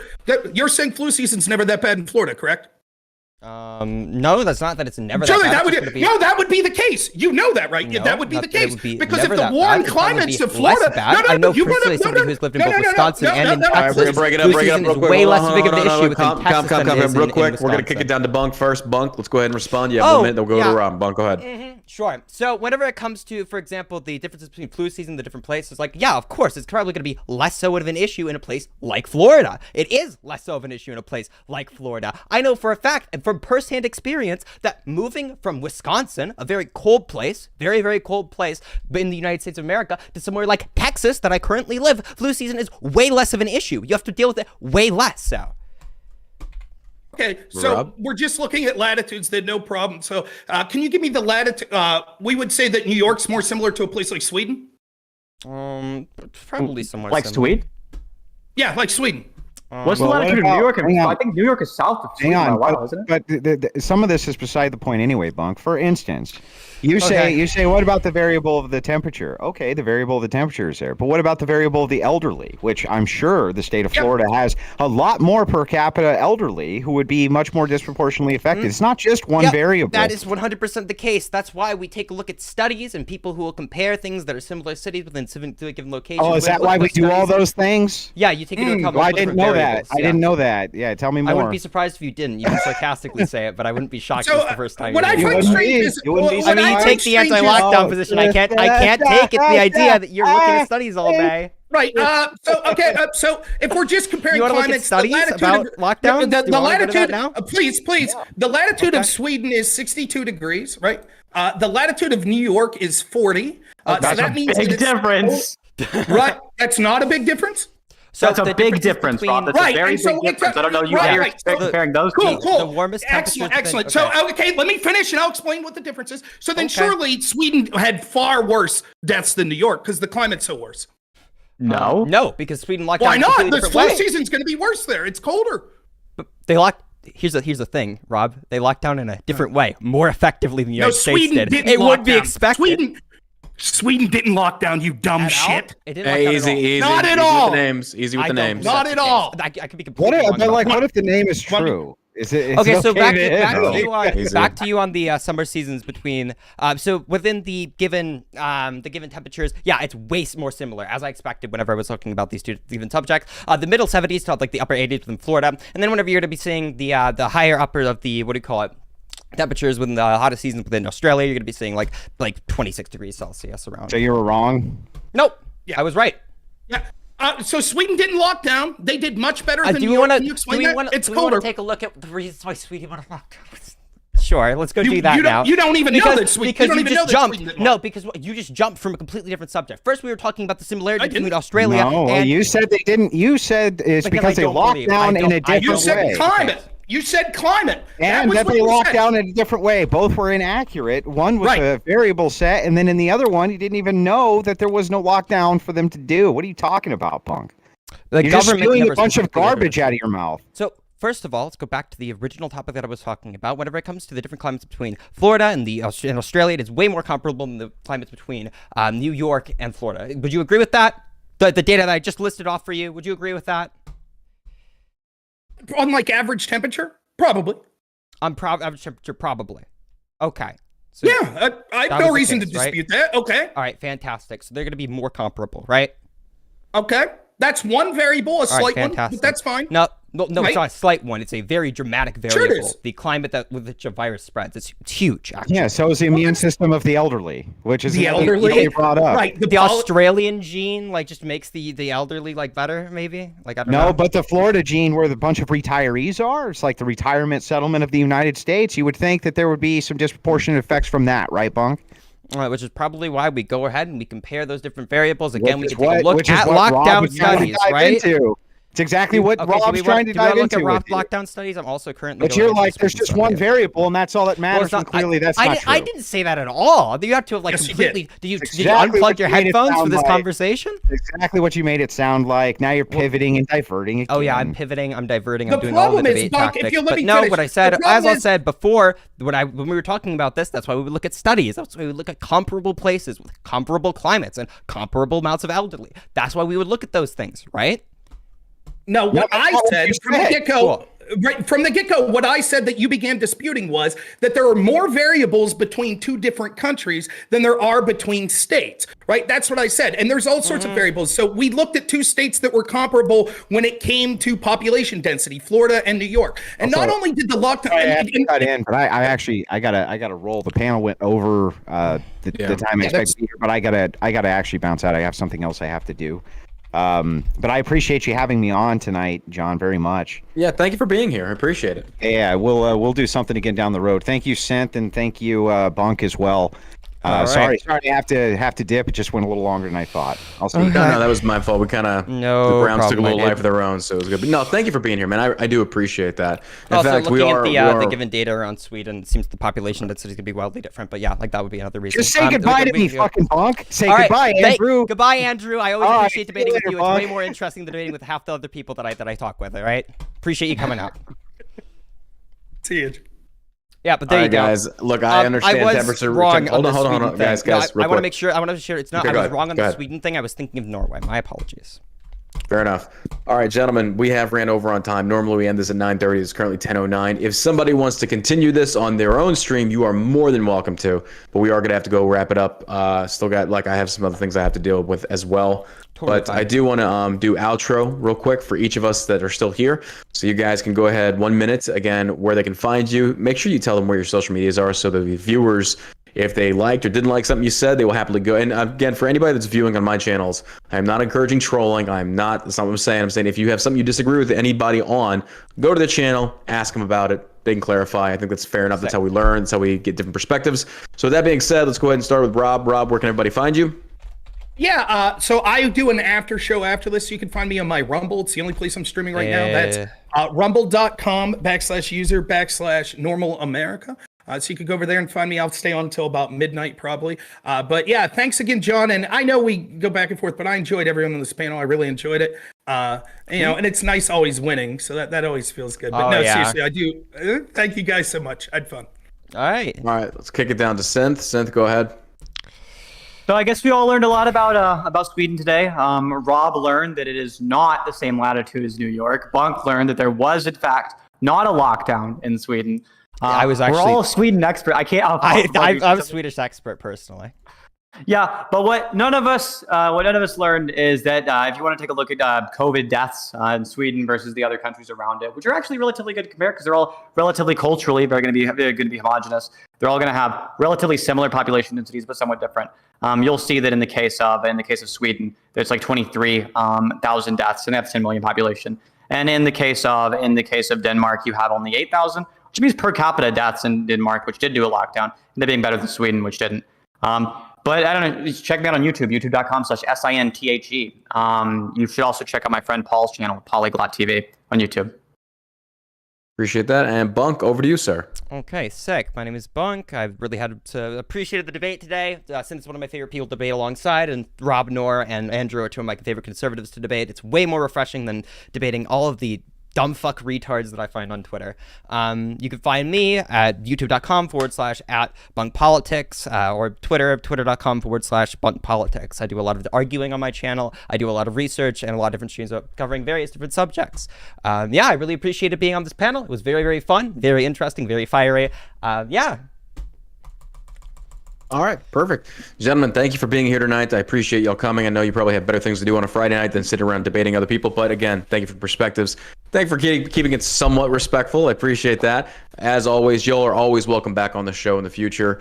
And we'll have, next time I'll do better to have more controversial topics so it's not so much of a, the first two rounds were a lot of agreement going on. So, but anyway, appreciate y'all being here. You can check me out at John Burke over on Rumble, the podcast, All American Savage Show. And also this episode is brought to you by shellshockcbd.com. If you need help with sleep, anxiety, things such as that, go check it out. It is American made, veteran owned. We appreciate your love and support there. Again, shellshockcbd.com. All right, gentlemen, you have a wonderful, wonderful evening. And thank you again for being here. Thanks, John. Appreciate it. See y'all.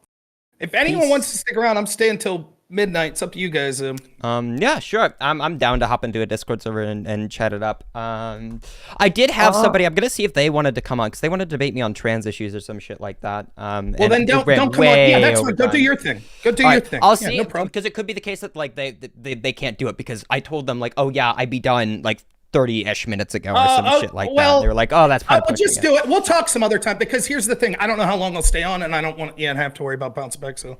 Yeah, I gotcha. I really appreciated the chat. Man, like, unironic. Me too, man. I'd be nice to you. Like, I really enjoy debating with you. It's way more challenging, way more fun than any of the other people that I tend to. Well, thank you. I appreciate it too. I was glad that it was you and Synth. I really do enjoy talking with you. So. All right, take it easy. Peace, dude. We'll see you. All right, you have a good one, Rob. I'm gonna head out too. Peace. All right, take it easy, Synth. Nice talking to you again, man. Oh, I couldn't hear you for real. What were you saying? You shithead. I said it was nice talking to you for real. We'll talk soon. Okay.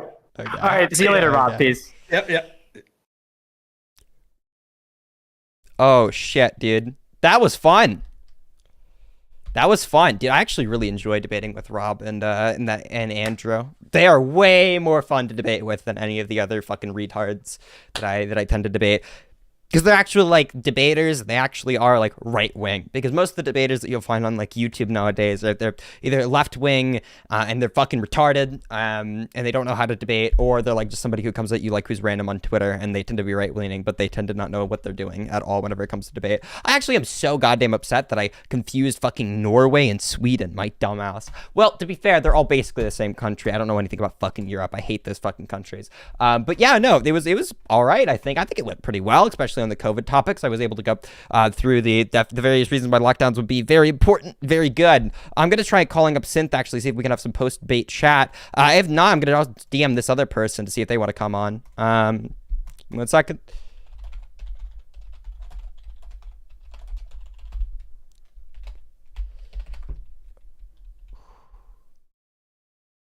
Whoa! What's your truthful opinion on Legos? Legos are pretty fucking cool, dude. I'm gonna see. Can I call up Synth to talk real quick while we pass the time, while we pet it out? Holy shit, dude. That was a fucking debate if I've ever been in one. Oh my fucking god. That is a good way to test the new microphone, I suppose. That's a good way to get it going, huh? Really put it to the test by screaming into it at Rob and Noor. Holy shit, dude. Okay. Oh, sick. All right, I have this other person to come on to chat with me about political shit. All right, I'm gonna hop in my server and see if I can drag them in. Okay.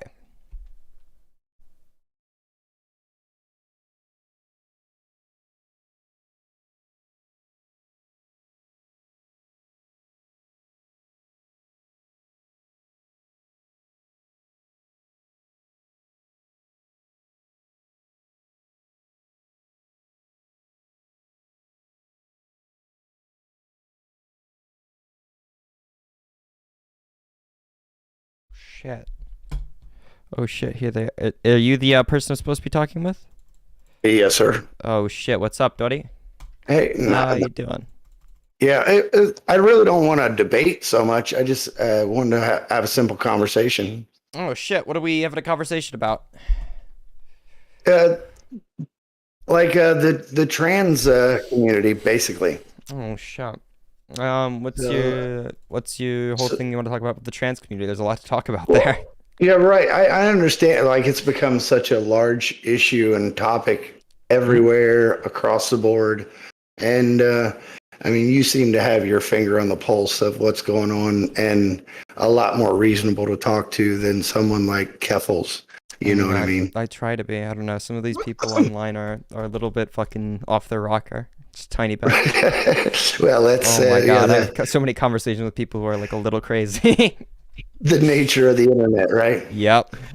I mean, I feel like people who are dragged into politics online are specifically the most insane people. Like, the most crazy people tend to be the ones who voluntarily go onto the most toxic part of the internet, or toxic place in the world, the internet, to talk about the most toxic topic to talk about, which is politics. You just throw yourself in there, throw yourself into the proverbial gladiator ring, and have a good time, I suppose.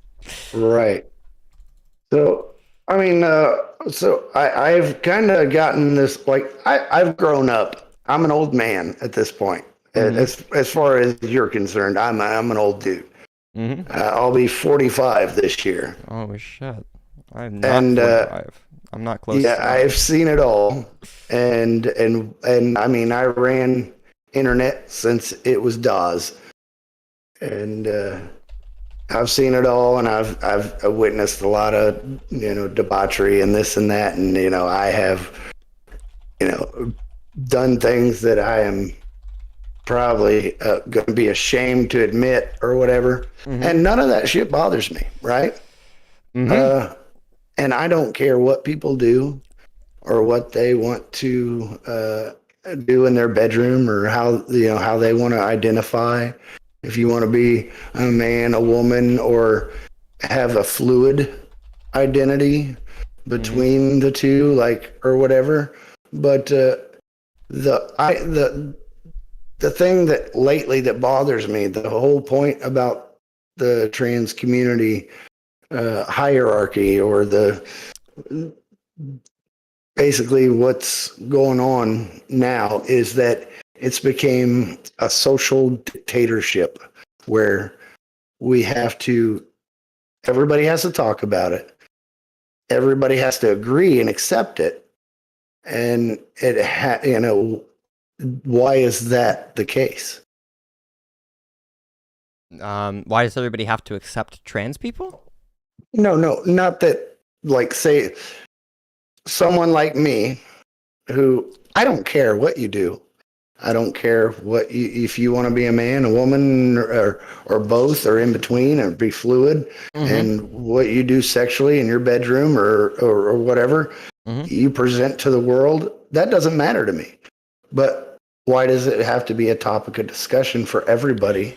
Or why do you need everybody else to accept you to validate your own self-worth? Why does it have to be a social issue for everyone abroad? Well, unfortunately, it is the case that, at least within the United States of America, we have a hyperfixation on certain groups of people and their identities. And while I would personally like to never have to talk about any of it ever, that is not the world that we live in today. We have people on the right, figureheads who are well known, such as Ben Shapiro, Matt Walsh, people of that nature, Steven Crowder, was of recent memory, who all actively make it part of their politics to go out against these people, to try and restrict the types of medical care that are available to them, and to make that as a point of something that the left wing is wrong on. It has become a central part of the battle that we fight in order to try and make change within the given United States of America. It is a part of the culture war, as it's called, as ridiculous as that sounds. Yeah, I understand. With that, I think there's value to proving that people are not only wrong on the subject, but also affording to the people who need it that type of medical care and that type of medical treatment, which they are so desperately in need of. And while it is a small percentage of the population, it seems to be a big issue with the United States of America, with recent polling showing that your average American thinks that trans people are some 20% of the population and things of that nature. It is an over-exaggerated issue as to its actual impact on the world, and while I would like for it to be the case that it is not a main focus, a main topic, people on the right make that impossible to do so. And I understand all that, and I agree with you on those points. I guess my conundrum so much is like, because if you are an adult, or if you're of sound mind and you can make your own decisions for yourself, and I am all for body modification or making yourself feel comfortable with yourself. I am tattooed from head to toe. I have done things to transform my body in the way that I feel represents me and outwardly display that to the world. I have no issue with that. My deal is like say you want to identify as a man or a woman or a fluid gender, like between the two, fine. But when we start creating outside genders, like out of thin air, that don't, like, it's not relevant to the conversation. It's kind of gets into like imaginary idea, which is kind of silly. That's something different. And or you want the rest of society to cater to you individually as I can understand you say, oh, I want you to call me them or they or whatever. But when you go to the them and they and you start creating words and other things to create new and things that have no actual foundation in gender identity, it's almost like being a spoiled, entitled toddler throwing a fit, trying to get the attention of society to accept me and validate me and make me feel important. No, that's a bridge too far. I mean, it seems to me silly. While there definitely are people, at least on the left wing, who believe in things that are clearly not gender being classified as a gender identity, and I have personally tried my best to fight against the idea that gender can mean whatever the hell we want it to mean, because it clearly isn't the case that it's whatever the hell we want it to mean. It clearly we're describing some kind of social phenomenon. Personally, I think these people are a very small minority of people. Trans people, I think, represent sadly, they're the loudest voices that sometimes. So. Well, I don't really know if they're the loudest voices, though. I think they're more so the people who the right wing likes to focus on the most, right? It's like it isn't the case that most people will ever in their entire life ever meet somebody who identifies with something that doesn't have to do with their gender as their gender identity. A vast majority of people will never run into anybody who ever does that, right? Most people won't. Oh yeah, I haven't. I mean, I know I know several gay people. I know a couple trans individuals, both male and female transformation, and that stuff doesn't bother me. I grew up with Rocky Horror Picture Show and all that. I grew up out in California. It's just normal to me. It just you brush. It's acceptable. It's a non-thought for me. Like race and gender and sexuality. It was just a non-thought for me. It wasn't any of my business because I wasn't in their bedroom. It's not my fucking business. So so as everything becomes so public as a big social discussion for this stuff, it's become very, very strange. No, most certainly it's the case that it is at least a little bit strange that this has become like a social phenomenon. It's something that people need to, or people feel like they're becoming accustomed to for the first time. But one thing that I think is kind of important is that while it's the case that I will go on and I will spend hours on stream researching these things, I'll spend hours compiling Google documents about them, reading over different sources, talking with different people who identify with these things. Most people will never have to do that. Most people don't have to know anything about it at all.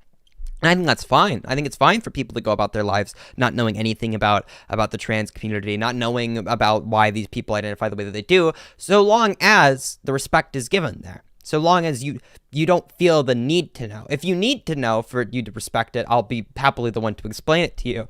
But I do feel like it's the case that there are a lot of different topics that most people will never become educated on. And that's okay, because there's a lot of knowledge out there, and it's very hard to obtain all of it. I will probably be one of the first people to tell you that. I have spent a good deal of my life trying to look into these things, and there are still things that I will learn that are new today. There are still things that I have yet to talk about or to fully wrap my head around. And most people just don't have the time to invest into that. Most people don't have the energy to invest into learning these things. And it's totally okay for that to be the case. Oblivious to thought. I mean, like I hate that, like, I watched your last debate and I was so frustrated for you because I think it's hard for them to have the concept that a young individual can be intelligent, make good points, and have an argument that stands. And they were just looking for a chance to dunk on you at the last moment. And that's frustrating to watch that happen. Like, have a decent conversation, be civil. There's no reason to want to dunk on somebody. It's like, if we're being genuine and having a conversation to try and actually communicate with each other points and reasoning and understand one another's points of view, then we need to be at least good faith. So, but you said that there's something, if I needed to understand, that you would explain it to me. And if that's the case, I'd appreciate it if you'd do that. Oh, what would you like to be explained? I suppose I know quite a lot of. Well, I'm not the oracle of all things trans. It tends to be a topic that I talk about a lot. I understand that, but you're definitely more in the community and the knowing of what's going down. As far, I mean, I work endless hours, 6 days a week. So I don't have a whole lot of time to socially take in all the ins and outs of what's going on anymore the way I used to. So I'm kind of behind on it's just like, and I think for most people outside, like the normies, I would say, like, for most normies, when they're confronted with this information or they see these things come along, they're in the same boat as me, probably even more, because I grew up actually seeing it around me. I just didn't care because it was normal and it wasn't my business because it wasn't my life. Yeah. But when they're confronted with these things, it's shocking and earth-shattering to them. And like the more that we can get people to understand, like okay, not everybody's so extreme, could be a good thing. One thing that I thought that was really interesting about the conversation we had just had on stream was it felt like we kind of gained the understanding, and I do believe this is the case, that a lot of people who are trying to be reasonable on both the right and the left, we don't really disagree on that much, right? We probably all agree on like what we want to be the case. Like we probably all agree that it's the case that like I want to be happy in life. I want most people to be the most happy. I think most people would agree with that. And we just disagree on the fact of the matter. We don't have these fundamental like core disagreements. Minute details, yes. Yeah.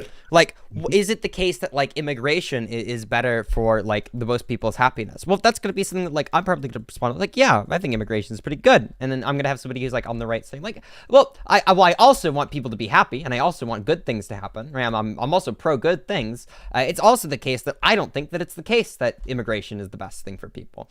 And those are going to be where the disagreements are going to stem. And then those things that we're going to be disagreeing on are probably going to be pretty few and far between in actuality, but the disagreements are going to be the things that we highlight because those are the things that we talk about. There's not much use in talking about things that we agree with all the time. I don't typically sit down with people on stream and be like, oh, here's all the things that we agree on every single situation, right? Right. Yeah, because otherwise there's no discussion to be have. It's just stroking each other's egos. Yeah, like, oh yeah, we both are so right on this all the time. Like, yeah. Right. Yeah. You don't need a bunch of yes men. You don't get any new information or new insights. I suppose another thing that I like that I guess I've taken a liking to is going online and doing these debates. I think this makes me more secure in the beliefs that I do have, because if I can go onto a panel with a bunch of people who are like pretty conservative and they're both pretty large conservative talking heads, and I could defend those ideas to them, that makes me feel like at the very least I'm trying my best to introduce myself to new ideas, and I just don't have the critiques convincing, rather than just having a bunch of people around me who just don't pose any of those critiques ever. Right. So if you can make your viewpoint stand, then it validates. Yeah, it validates the viewpoint. What you believe. Yeah. Yeah, if I can go on and I can present my viewpoint in front of a bunch of people, I can have a bunch of people attack me on it, and I've got a response to every single argument they bring out, it makes me feel like I've thought through the issue thoroughly. And if I don't have that, I almost feel like I'm super unconfident in the things that I espouse. I guess that's why you haven't considered everything. Yeah, like I haven't heard the counter argument. Like, who knows? Maybe there's something I'm like completely missing, and I have no idea about. Right? Yeah, I really don't like the whole left and right political thing. It's so extreme now. It's like you're either one or the other, and it's insane to me. I have always been of the mind that. There are good ideas on both sides, and I choose to think for myself and decide what I think is best for everybody overall, and pretty much I'll go this way or that way, and it just really depends on what I really consider who's really got the best interests of the people in mind, because so much now, especially when people get into politics, they go into the Senate and they go in pretty much broke and normal, and then by 2 years in, they're millionaires, and then they want to sit on their ass in the seat until they die, like fucking Ted Kennedy, and never give up their seat. And I mean, I guess it's hard to let power go, have no right? incentive. Yeah, there's no incentive to care about worrying about the people you're supposed to represent and be there to work for, when all you're doing is taking, payoffs and lining your pockets. I mean, there's no incentive to do the job that you're there to do. No, I understand that. I guess, and it's on both sides. Yeah, a big thing for me is I used to be a lot more on both sides of things. I guess when I was like a young teenager. I'm still a teenager, right? I'm still pretty young, but like when I was like, I don't know. 13, You're a smart 14, kid. You're a smart young man, though. I appreciate that. I do I listen to you, and you ain't no dummy. Hey, I appreciate that. It's a lot of the times people are trying to vandalize me online, so I appreciate somebody being like, okay, well, I mean, you seem to got your grasp about you. You got your wits about you. You're not an idiot, right? But Right. when I was younger, getting into politics, I guess I was more so on both sides. But the more that I have conversations with people, the more I like realize, well, yeah, there's a lot of the positions that are like left wing. I guess this is why I'm left wing, right? It's like, oh yeah, a lot of the left wing positions, these seem to be pretty good. Right? These are pretty good arguments. I don't know if I can bring up anything really against that. I remember, I think I heard Synth actually say this about the same topic, but like one thing that I was pretty dug deep into on was the abortion topic when I was younger, right? Like I was pretty staunchly like pro-life. It seemed really intuitive. Like, I went back and forth on that myself. That's funny that I did teeter on that myself too. Yeah. And the longer that I thought about the topic, it's like I just realized like, oh yeah, I'm just kind of wrong on this. Like a lot of the opinions that I have, I can't really substantiate them the way that I would like to. And I think that's a very strong motivation for me whenever it comes to the positions that I take up, is I have a very strong need to be able to defend all of my positions all at once. None of them can kind of contradict each other. It cannot be the case that like there's some kind of there's a position that I can't defend, or there's like an argument that can't withstand the criticism of people that will try and take it on. Those are very, very big motivators for me in the positions that I take and what I choose to espout. So, like, okay, I'm gonna kind of, I'm gonna touch on that topic, and then I'm gonna kind of throw you a curveball here. So, yeah, I was very pro-life mindset for a long time, and then I came to a point in my life when I realized, like, I was like, it's not my problem. Like pro-choice, it's women, men, whatever. When it comes down to it, if people want to have abortions, and that's their prerogative. That's none of my business. It's not my family. It's not my business. It's not my, nothing to do with me. Why am I a moral authority for somebody else? And if they've been convinced by a government that wants to push a socialist idea or communist idea on them, and they want to eradicate their own offspring, then, well, let the weak fall to the wayside, So, I mean, it's kind of a shitty way to look at it, but that's kind of the way I accepted it. Was like, let's let them, like, take out their own. Like, so do you want people with this viewpoint really raising children with the same viewpoint type of idea? So that's where I kind of like let it go, and then the switch flipped for me, where it was like, it's none of my business anyway. It's not my problem. It's not my family.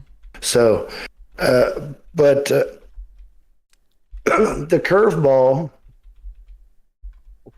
Oh, I've lost my train of thought. The curveball that I wanted to throw you here was that the left-right thing. It's shit. I've completely lost my train of thought. I had it and it's gone. I'm sorry. Oh shit. Yeah.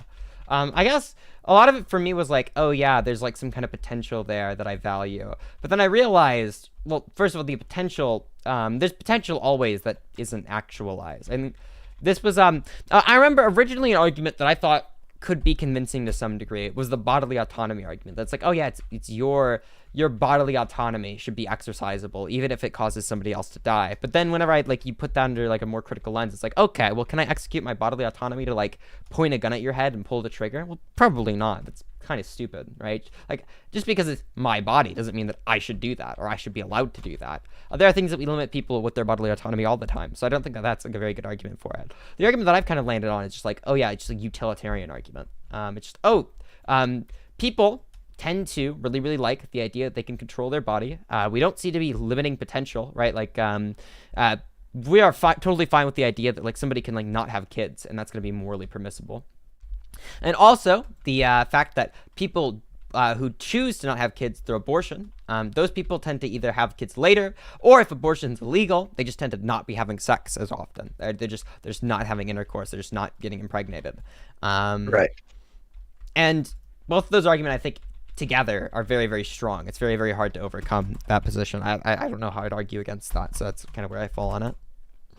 Oh, I recalled the curveball that I was ready to throw you, which is actually it's kind of a hot button topic that most people don't even talk about. So, what is the deal with the liberals have gotten this new viewpoint or idea of cultural appropriation, right? And we want to tear down statues that represent this person or that person and remove spokespeople like Aunt Jemima or Uncle Ben, and we say this is racist or hateful. Yep. Right. So why do we want to remove Uncle Ben and Aunt Jemima and all these things from the cultural, like from the society? Oh, well, this actually, I kind of understand the argument. I just don't think I fully agree with it. I think the argument's just going to be something around the lines of, oh, it's the case that with people like Aunt Jemima, these things stem from like a racist background, and therefore, because we don't want to uphold that racist background, we should probably not have them as like spokespeople. That would be like the argument that I think people would run. I guess the counter argument would just be like, oh, there are things that are so far removed from the racist roots that like who gives a fuck anymore, right? That they're not upholding any kind of like bad ideas. Like an example of this would be like the terminology jaywalking. Jay was a slur for Irish people. It was very racist to call somebody a jay. Oh yeah, but I mean, I could be a potato eater. I don't care. but now, right? Everybody uses the word. Nobody is like bigoted towards Irish people because we use the word. Nobody feels the need to remove that from our vocabulary because it's so far removed from its original origin, or it's like its origins, that it just doesn't matter anymore. It doesn't carry with it that connotation. I think there are a lot of words that like just don't carry with it the connotation that it used to have. Well, like moron, right. for example, I mean, that used to be like the Irish used to get it very hard. Like the Irish used to get it really hard early on. Like we were the potato eating, the white Edwards, right? Yeah, we were that. That was it. I mean, we were that. So, but what gets me is that we're like we can't have sports teams that are the Redskins. We can't have Aunt Jemimas. We can't have Uncle Ben's. But if we're convincing people that we need to remove these things to stop racism, and then you look around after you get rid of all this stuff and it's whiter than it's ever been. These people have been fooled, and they're so easy to convince that they're doing the right thing, but it's so hard to convince people that they've been fooled than it is to fool them. Because you look around now, if Aunt Jemima's off the shelf and Uncle Ben's off the shelf and the Redskins are not a football team, and all these other things have been removed from the culture, you look around, it's whiter than it's ever fucking been. No, I do think it's the case that there are things that are so far removed from their origin that it doesn't really matter their origin existing as a whole. Another thing that I tend to bring up is, well, my current view is on the word retard. Like that's so far removed from its origin that it doesn't matter. There are words that are even farther back from the word retard, similar origins to them. Moron, stupid, idiot, all of those things. They all used to be words that would describe like disabled people, and now they when people say gay, I have it has no attachment to actual homosexuality at all for me. Well, yeah, like there are things that are just so far removed from the original ways that we use them that we just don't care anymore. We shouldn't care anymore because it doesn't have any effect on us in the ways that we currently use words within a given society. But yeah, 100%. But it's been a while. I missed the debate like the rest. The rest of the debate was not that interesting. The only thing that I was like frustrated about was like I confused what would you call it? I confused Sweden for Norway when I was talking about COVID lockdowns, and I kind of felt like super bad. Completely destroyed debate L. literally sadly, completely own. Rob was very bad faith with you. I think. I feel like he was bad faith. I want to know the optics of this move that you think. I think that I handled that pretty well afterwards. Like I think you handled that in the responsible way, which is just like, oh yeah, oops, I confused the two. Yeah, no big deal. But I'm not gonna lie, you can't gotcha somebody on like confusing Sweden and Norway when you said that like you thought Sweden and New York had the same latitude. Like, come on now, like that's like insane. Or they have the similar climate. I don't think they have similar climate either. But they don't. Well, yeah, they don't. They also don't have similar population density. New York is way more population dense than Sweden is. But Rob was being bad faith with you out Sorry. now. Is it So, Switzerland? Wait, hold on. Switzerland's going to be the center of Europe. Switzerland's probably going to be a lot more. I said Sweden. I confused another Nordic country for Sweden. Well, that's not Nordic. Switzerland's not Nordic. No, I said Sweden. Oh, you said you confused another Nordic country. I'm telling you, Switzerland's not Nordic. It's in the center of Europe. Wait, okay. I'm literally so confused. Holy shit. Okay, I think I've like actually confused us more by trying to clarify things. That's a classic European geography moment. No, hold on. I completely messed myself up. They are putting the countries in the wrong I literally spot. thought I was like mind fucking wrong. myself. I literally was mind fucking myself. But no, like literally, I think that it didn't even look like that hard of a gotcha. I'm not even gonna lie, because he just let me move on. He just let me move on. He just let me just keep going. Yeah, I brought him back to what he was wrong about. I just like kept talking about that, and I thought for sure he would like try super hard to make that stick, but it just didn't. Yeah, I don't think it ended up sticking too hard with you. I mean, it was like a pretty obvious like actual mistake that you made, and then you moved past it. So who cares? Overall, I think the debate went really well. There's a lot of moments that were fucking. I think it was awesome that the hope the study you found you reminded me of the point, and then I went out and I found this. I can't see links in my chat for some reason. I think I disabled that. I wasn't able to bring up your link, but you reminded me. I like how I said before going this debate that I was super involved in the COVID shit, and like my entire debate performance was just fucking them on the COVID shit. When they started to get into the military stuff, I mean, I could see you wane away. Your disinterest came across your face very clearly. I literally know nothing about the military. Like, I hate when I'm brought into these conversations. They expect like a take from me. Like, I know nothing about this. I have no idea what you're talking about. I've never looked into the military in my life. And the sad part was that they kind of pinned you to the idea that recovering the thing would be more expensive than shooting it down. Anytime you shoot arms, it's vastly more expensive than recovery. To hook and drag that thing back to a base would be a lot cheaper than shooting any arms, because anytime you fire a missile or any kind of arms or military asset, you are spending thousands upon thousands of European. Dollars. Well, you have to be fair with me, okay? I cover American politics. I'm an American. I talk about American shit. We are the only important place. I know nothing about anything else ever. I know nothing, and I care not for not. Okay. We are the principle of the world. We rule you. Okay? Flog you. No. I confused Sweden for Norway. Was it? I was like, damn. Fuck. It's all chocolate and watches. Who cares? It's all the same shit. It literally is all the same fucking shit. It's all chocolate and watches. As long as they keep bringing dark chocolate and make I just wanted them to be like, oh yeah, we should compare things through like studies, and I was like, yeah, sure, let's bring up a study, and they wouldn't let me do it. Their American exceptionalism shined through so much. No, Rob was very bad faith for you. Rob was like, let's compare Florida to New York. Oh yeah, because like I think it was such a good pin on him. The what do you call it? The flu season point. The flu thing was really bad for Rob. Yeah. I think the way that I delivered it was better too. I was like, what do you think the flu season is? Why do you think that's a thing? And I had him like answering questions really slowly. I actually love it. I did tell them this, and I do genuinely mean this. Rob Noor and Andrew Wilson are my two favorite white ringers to debate. They are genuinely so goddamn fun. They are so fun. I love the way that Rob Noor debates. I love the way that he'll like go cutthroat with people. I love making fat jokes about Rob Noor during debates. That's pretty funny. Dude, I was so tempted.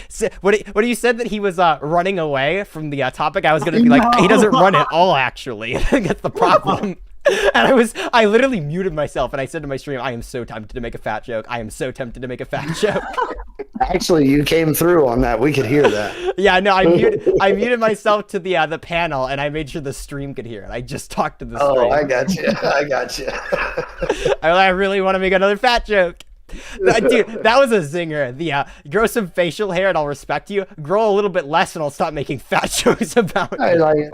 Yeah, take care of that neck beard and we'll talk. Yeah, if you're gonna have a beard, fine, be a man, but you gotta keep that shit trim and proper. I honestly, I think beards can look all right if you like trim your beard, but I'm rocking the. Like, yeah, I rock a beard, but I keep my neck clean and my cuts nice on the jawline. Yeah. Yeah. And I'm an old dude with gray fucking hair, man. I could look homeless if I let it go a week. No, I thought that debate was really good. Unfortunately, I had to lean on you a little bit more. Since we got to do a debate, like a 2v2 debate on gender. I wonder if the Crucible can get that. Because that's my favorite topic. I like that. The gender or COVID shit. Because I'm pretty buffed on... This is actually something I said before the debate. I'm very guffed on COVID shit. I just don't talk about it at all because YouTube will fuck my channel if I do. I can't utter the word COVID without being at risk. So... I mean, we were talking about the gender thing. I mean, that's where we began. That was our point.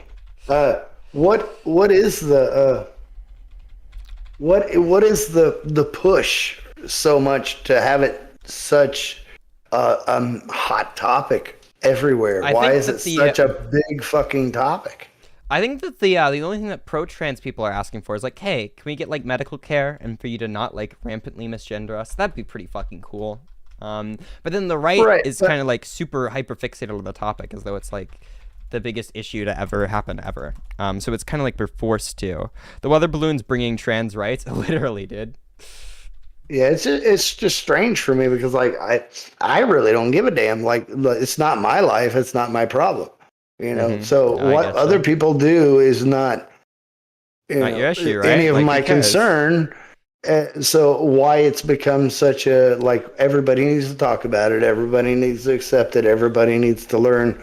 Like if somebody were to come in, say, I do auto glass, all right, I replace windshields, glass, back glass, door glass on automobiles every day.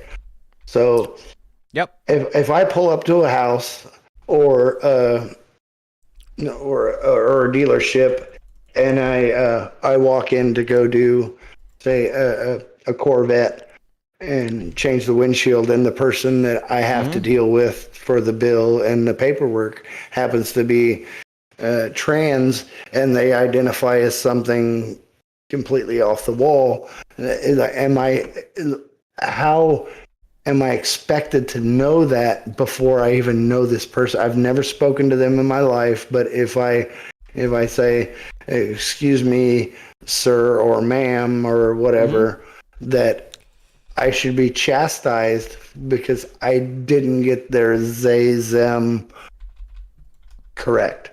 You know what I mean? Like it's just, it's so hardcore. Like you're fucked if you screw this up from the get-go. Well, I don't think it necessarily is like that. I think it's something that people will like say, but like the entire conversation that you just saw there, Synth is a trans woman, and they were just like repeatedly misgendered, and it was never brought up in the conversation. Oh, really? I really didn't. I had no idea. You're in the call as well, Synth, right? Yeah. I'm using my friend's account on Polyglot. I had no idea you were a trans individual. Yeah, I mean, it's going to be hard to tell given that I don't present in a way that's like especially feminine. I present as a guy does, and given if you're like a trans woman, nobody's gonna think unless they can see you presenting as a trans woman. Do you identify as so you're a man that identifies as a woman? I'm a trans woman, so I was born male at birth, and now I'm taking estrogen and doing a lot of other things to transition over to being a woman. Okay, so if I encountered you in the real world in life, and I didn't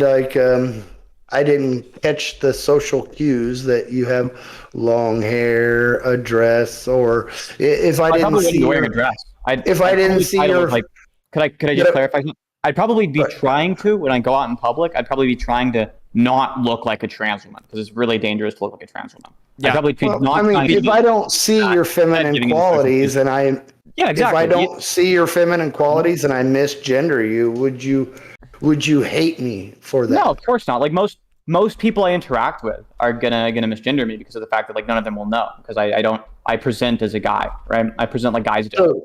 So you don't actually fully commit to the, like, you don't like that see, that's my struggles. Like, if you want to do that, if you want to be a woman, if if that's what you feel like you are, if you're a woman and you feel like you're kind of stuck into this position where you need to make that change, you need to present that and be okay with it. It's obviously acceptable. I mean, people that are not certainly.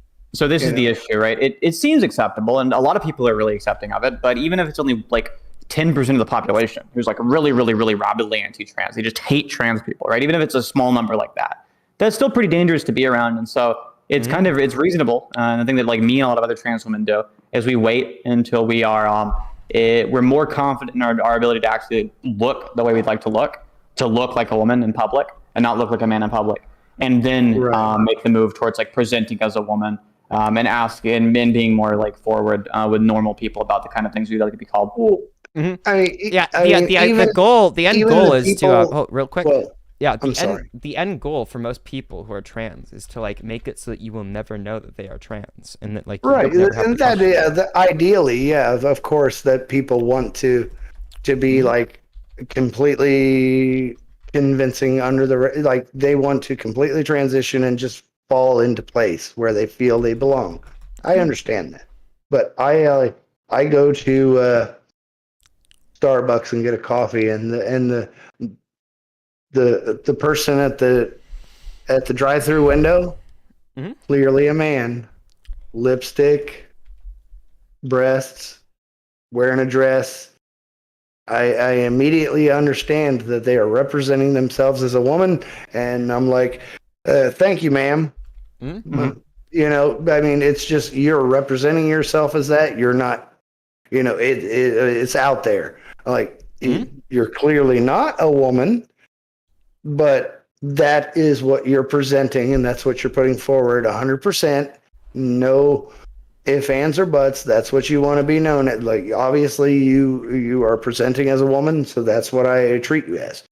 But you can't be this half in, half out, lukewarm bullshit. You know, that makes it really hard and mucky waters for people, I think.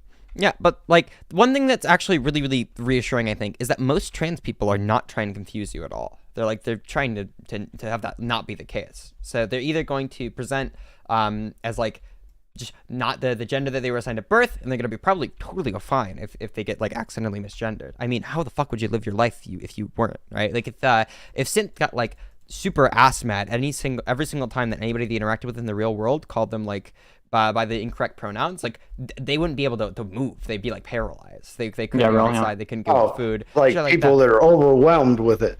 Yeah, they'd be like overwhelmed. There'd be like no way for you to work in the real world, right? These people that you're referring to are so uncomfortable with their own sexuality and their own like masculinity, most likely, because mostly it's men. Women don't have this issue usually. It's men. So most of the people that have a problem with trans issues are men.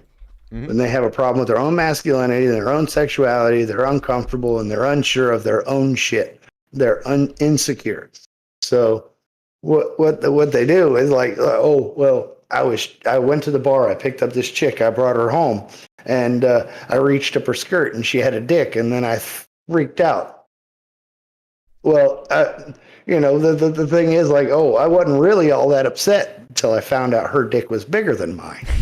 You know, you know, and then I was upset. That's that. I mean, if you're comfortable with your sexuality, if you're gay, you're gay. If you're not gay, you're not gay. If you're bi, and that's okay, and it doesn't matter. But it's being comfortable with your shit and knowing your shit, and it doesn't matter, and just being honest about it. So if that happened, or if that were to come about, You can be like, oh man, it sucks that you're a dude and I'm not into dudes, but it really sucks that your dick's bigger than mine.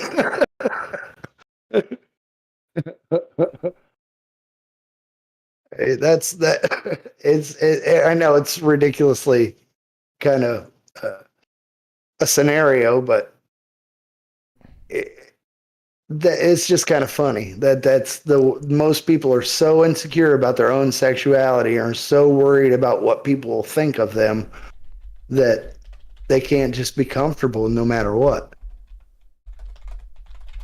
Yeah, that's probably true. Yeah. Yeah, like overall, there are like considerations that I think a lot of people have to make in terms of being trans, because of, like you said, there are people who like will sort of freak out and maybe get like sort of like self-conscious about their own masculinity for some reason, or they get like really weird about it. And because of that, it's kind of like that's kind of like the main motivating factor for why like a lot of trans women don't like end up presenting as like as women the moment they come out as trans women to like people in their like circle of friends, or people who are like they're more like interacting with on like levels where it makes sense to mention it on a frequent basis. But again, I don't usually tell most people I meet in public what I want to go by, whether I want to go by like she, her, or he, him, or they, them. I usually just sort of like put up with it, even like it, right? And I assume that the real fear is the threat of violence. That in real world scenario, that if you meet somebody in a club or a bar or at a coffee shop or anywhere, that if you do get into a conversation with them and then it does come up, and that the moment presents itself where it becomes the issue, the threat of violence, that's the real fear, isn't it? Yeah, exactly. Yeah. Yeah. I mean, so most that people makes are sense. trying to That not makes get hate sense to crimed, me, right? Yeah, that makes sense to me. Yeah. I'm so glad I don't have to deal with the constant worry of getting hate crime, because I am the most cis heterosexual person ever, actually, on the whole planet. That's me. I'm the least gay. I'm the most non-gay person. Weren't you the one that bagged the pogger's fucking pussy? Yeah, that makes me not gay. That makes me the least gay person here. Okay, I'm verifiably not gay. Funk is like, I'm verifiably not gay, has video evidence of them having sex. Nuh-uh, that's not even true. You can't prove that penis belonged to me. Luckily, I did not have to watch your video. I did not have to personally see your video, but I 100% believe it is real. It's not even me. Like, you can't prove that was me who did that. You can't have knowledge of that. Don't you know that you can't know something, it can't be true? Synth, don't you know that that's true? Synth is refusing to respond to me. I was AFK. I'm walking around making doing dinner stuff. Gotcha. I was gonna say making dinner, but I didn't. Well, it's been very informative, and it's been great talking to you, man. I do have to get up super early in the morning and go do the auto glass bullshit, so I'm gonna get off of here. All right, you have a good day, my dude. I gotta get up in the morning and work out. That's what I gotta do. That's my agenda. I gotta go leg day? Out. Oh no, leg day was today. I did squats today. I actually squats are the least intuitive. Hold on, for this, squats are literally the least intuitive thing you can do.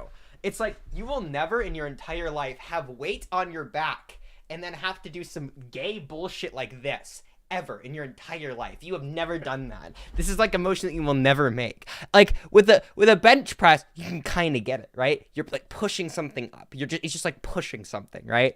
Right. With a deadlift, it's just picking something up. But with a squat, what the fuck are you doing? What the fuck is this bullshit?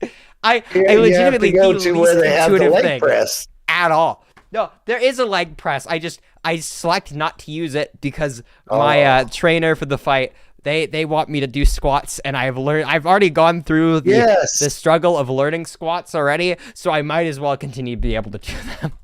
Yes. Speaking of the fight, since you brought it up, I definitely want to know, is it gonna happen? I made a video on this and everything. Yeah, it should happen. Very much like if Flamenco would just follow through, whether win or lose, it doesn't matter. He's been walking around the internet looking for this win, and making a fool of himself everywhere he goes. If he would just stand up and do something and forget all the other shit and say, like, yeah, I was wrong, move on, and just have a backbone in this moment, he could move forward. Every single person on the fucking internet it just respects the idea that somebody is out there willing to throw hands. If Flamenco was just like, yes, I'm doing this, here's the videos of me training to do this, whatever the fuck, I'd be like, oh my god, dude, that's so fucking badass. That's great that you're doing that. But like the problem is he just goes on stream. No, he says that he's been training, but it's like, that's great, dude. Post the fucking video of you training. I have posted at least 5 videos now of me training for this match. From my bench press, for squats today, I posted some of my cardio work. I pressed the incline bench press. And I posted some other. Right? Yeah, and I posted some other thing, and I've also posted that I actually have a gym membership. It's not like a gym I'm going to on a guest pass. I have a gym membership. I have paid for this gym. I paid up front. I put my money where my mouth is. Here you go, money down. I'm doing this shit. You would from the beginning. I knew you would from the start. Yeah, I mean, you were ready to do the other fight. Yeah, I have been the entire time schizophrenically training this stuff. I have been in the kitchen for hours each fucking fucking Saturday, making all of the meals for the rest of the week. I have been very specifically watching what I eat, talking to people who know nutrition better than I do to try and get a grasp on what I should be, looking to consume and what I shouldn't be. And I've been trying to put on weight. Are you sick of chicken yet? Oh my god! Thankfully, I haven't eaten too much chicken. I've eaten a lot of salmon. That's something I've eaten a lot fish. of. Yeah. I've eaten a lot of salmon. I love salmon though, so that's great for me. But like, I'm trying to do all I can. I can say I've gained some weight. It's not where I would like to. I've gained about 1.5 pounds.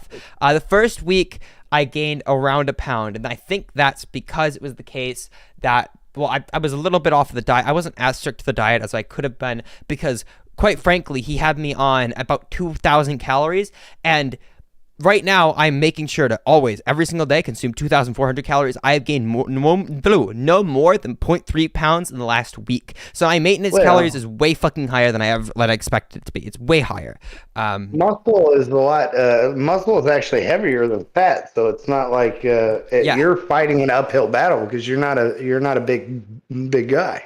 Yeah, I'm not a big guy. I've cut down. I was like 149 pounds going into this shit, which is not have to much. Gain that weight on muscle. Yeah, it's not very much. I have to lean bulk up, which I'm gonna gain some fat, and I've kind of accepted that I'm gonna gain some fat, which is very hard for me because I for so long in my life in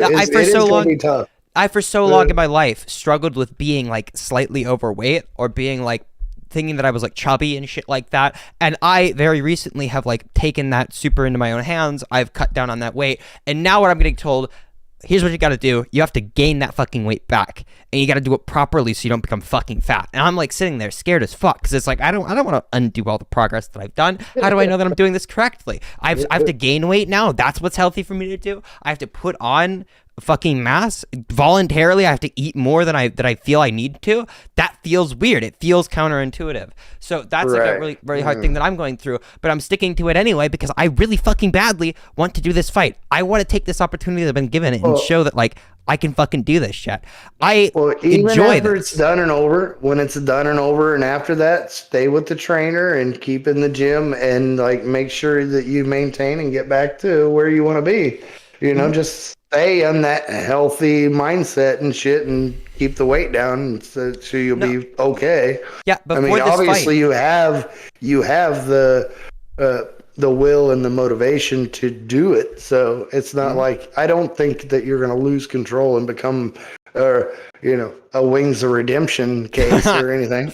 Yeah, you just lose control, you gain all the fucking weight back. No, I don't think I will, because I remember thinking to myself at one point, it was like 3 months ago when I started lifting weights, and I have posted the pictures of myself on Twitter, the embarrassing pictures of me at like 170 pounds, 500 or 5'10", 170, looking like a chubby fuck. And I posted like, oh yeah, I lost all that weight. I took it into my own hands. I stopped eating as much. I started going to the gym consistently, and I dropped all of that weight. And now it's very, very weird for me after somebody who's gone through that kind of like weight loss journey to be like, okay, now it's time to put fucking weight back on. Yeah. Time to go put fucking weight on, dude. That's what we're doing. That's the next step. It's like, that feels really weird. I feel like that's wrong, but yeah. Yeah, it's easy. Just go to KFC and get you a bucket of chicken.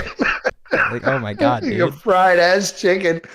Like, Oh my god. but yeah, I 100% hope that goes through and Flamenco's follows through. I mean, it could be the only thing that saves him from being completely irrelevant forever. I mean, look at Death Noodles. It had so many opportunities to benefit. Like he was handed chances to keep things going and benefit from the situations that he was put in with Salvo and different scenarios. And he screwed the pooch every time he shit the bed. And now he's streaming to 20 people? Yeah. He goes live, he's got 20, 40 people maybe, if he's lucky. He couldn't get right. And Flamenco has a chance, as much as he's fucked everything up. And that he has a chance to make himself at least redeemable and move forward. He just has to shut his mouth about the bullshit and move forward. Admit one thing that wrong.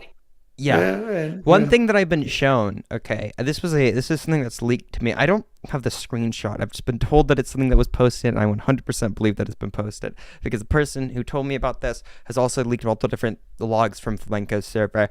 This person told me that Flamenco had posted my tweets defending Diorio from this random fucking Rick guy on Twitter. He was absolutely getting blown the fuck out on Twitter, by the way. He got destroyed, decimated. I've never owned somebody so epically on such retarded internet drama. But he posts me defending him, and he's like, Bunk deserves to get shit kicked in for this or some shit like that, some fucking vaguely veiled threat. And I'm like, yeah, you're so right. Do it. Go do it. Go fucking get in the gym. Post it. Rock my shit, dude. For who? Because you burnt who? Oh, because I was defending Nicholas Diorio. He doesn't like Nicholas Diorio at all. Oh, well. Rough territory there. I'm friends with Nick. Here's your thing is anybody who hates Nicholas Diorio, you can guarantee is either a degenerate or a child molester, or which are different things. Those are different things. It's not degenerate to molest children. Remember that. No, well, I mean, you know what I mean. In some way or another, if Nicholas Diorio is on your enemies list, you have something to hide or be ashamed of. Yeah. No, he's pretty baseline fucking normal guy, but he'll call you out on your shit. He's a smart dude. No, Nick Diorio is really good with internet drama. I trust him pretty heavily on the drama side of things. They also he's seem no pretty dummy. willing to... He's educated. He's got a degree. He's got a real job happening. He doesn't even really fuck with the internet stuff very much anymore. Yeah, he's got a real career. Yeah, he's got a real career. He's not pressed about any of this shit. But he has no problem coming in and calling people out on their bullshit. Yeah, I gotcha. Yeah, no, it's I think the internet's a very interesting place with all of this. I do think that this year I'm gonna put a lot into this internet shit. I'm gonna do a lot of things. The biggest thing obviously is the boxing match. I want it to happen. If Flamenco doesn't do the shit and he ends up being a pussy bitch, which I hope he doesn't. Flamenco, somebody clip this and send it to Flamenco, okay? Flamenco, buddy, Flamenco. All right, listen, Flamenco, okay? Listen, this is for you, all right? I love you. I believe in you, okay? I believe you can kick my shit in. But you gotta try. You gotta give something to me, all right? You gotta post yourself on that little post website that you go to with all the weird freaks. Post you running on the literally just running on the treadmill. Just post anything. Literally anything whatsoever so we can get this underway. Because you want a contract, I want a contract too. Do I look like the type of person who has a shit ton of money to lose? No. He's going to piss away his opportunity. No, the fuck I don't. It away. He will. I don't have money to lose. I don't have an excess of money. I'm sitting with maybe a happy, couple $1,000s in my bank account, okay? That's about it. I want a contract too. I want to know what we're getting paid for this too. I want to be able to do this too. But you gotta start somewhere. You gotta post the shit. We can't do anything until you post the shit, dude. Come on. And if Flamenco does back out, if he does be a pussy bitch, I'm going to fight FPS Diesel. That's the other guy who's on the list. He wants to. So you have another. You have he's another the backup option. FPS Diesel, cool. about as relevant. Old-time YouTuber. The only problem is FPS Diesel has combat sports experience. He has done contact sports before. He is way larger than me. He'd have to cut over 100 pounds for the fight. But I would rather get my shit kicked in by somebody like Diesel than ever squash an opportunity like this. I would rather get my shit rocked in the ring just to be able to say that I fucking did it, that I went there and I did that shit. Well, yeah, you 100% want to follow through regardless of who the opponent is. Yeah, if we're going to do it, I'm on the card. Give me somebody. Yeah, literally. Yeah. Give me somebody. Anybody. Yeah. I will take on anybody. I will get that's killed. Called conviction and integrity. Yeah, like I said I was doing this. I'm fucking doing it. I'm spending the time. I spent the money. I put the shit down. I'm going to do this shit regardless.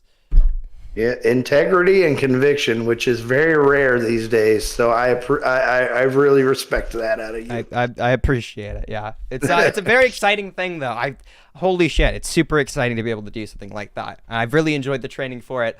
I enjoy the feeling of like sore muscles in the morning, thinking like, damn, dude, I fucking killed that shit. It's actually the most addicting thing in the world going to the gym. I love that shit so much.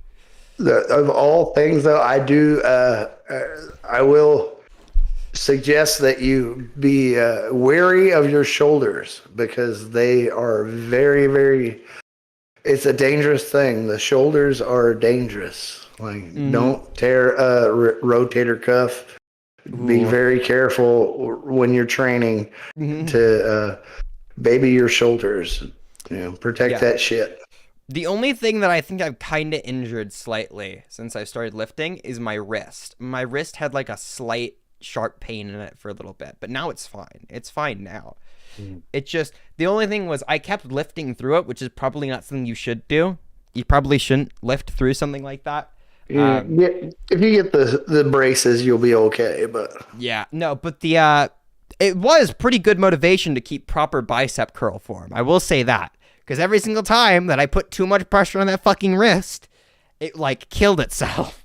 I had to have it perfectly, had the fucking dumbbell in my hand, perfectly balanced, and I had to curl it up perfectly and let it down perfectly, or I would feel immense pain. So that at least the form improved over that. Well, the shoulders and the elbows are very like important. Like I have the ulnar nerve surgery, ulnar nerve in my shoulder or in my elbow. Yeah. So it's very intense. Like that will, if that shit gets pinched and it gets damaged, like the muscle mass or all the muscle from your elbow down will completely disappear. You look like Skeletor from the fucking elbow down. Oh yeah, no, lifting injuries are like a whole different beast. Okay, that shit is fucking terrifying. I've done this recently. All right, I have completely given up doing bench press without a spotter. I am not doing that shit anymore. That shit is way too fucking dangerous. Okay. Yeah. I've realized your chest. Though if you go even close to fail, like you feel terrified to go close to failure. At least I do on a bench press. So I do it exclusively on a fucking Smith machine if I don't have somebody else there. I am not doing a bench press without a spotter, like with a fucking free weight. On bench?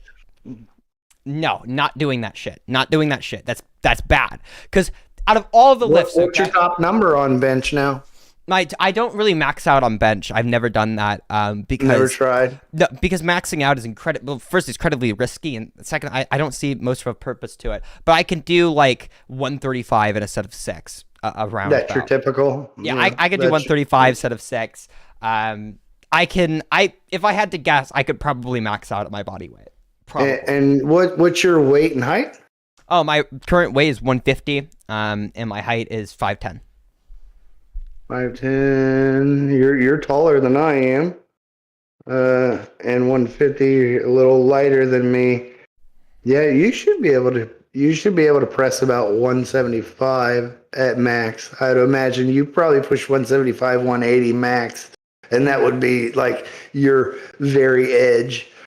Oh yeah, no, I definitely, but like it's such a risky thing to do. So I just for sure. I wouldn't suggest doing it, but that's probably where you're at. Yeah, probably somewhere around there, right?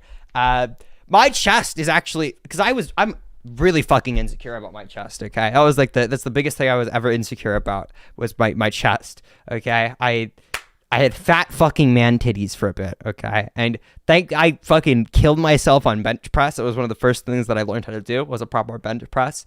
And holy shit, okay? That is probably my best lift, but god damn it, it is so goddamn terrifying. It is the scariest lift that you perform is a bench press without a spotter. Because you know if you can't get that motherfucker up, the biggest shot of adrenaline rushes through. You're like, oh my god, I'm actually gonna die now. I'm actually like fucking dead. Like it's over. This is how it fucking ends. I was a fucking idiot. I lifted a weight over my head for fun. Right. I'll tell you, push-ups, sit-ups, and the back press, like where you grab say you go up to your couch and you put your hands on your couch from behind yourself. Oh, like and like drop lift your ass to the floor. Oh, you mean like this? Like Oh, I'm not watching the stream because I don't want to. Hang on a second. Let me see. Is it like that? I'm looking. Feels like it burns biceps and triceps a little bit. Let's see. That's why I feel that tension. Yeah, that exactly. Yeah. We call that the dip, but yeah, that shit that shit's good. Oh yeah, you can feel that. But you could definitely feel that shit, dude. Yeah. The triceps are a weird thing to work. Triceps feeling sore are like the strangest thing ever. Because when you have it like burns more so than any other part of my body, I think. Because everything else just try to feel sore. The tricep like burns hot. It's a very intense feeling to have a tricep like work to failure.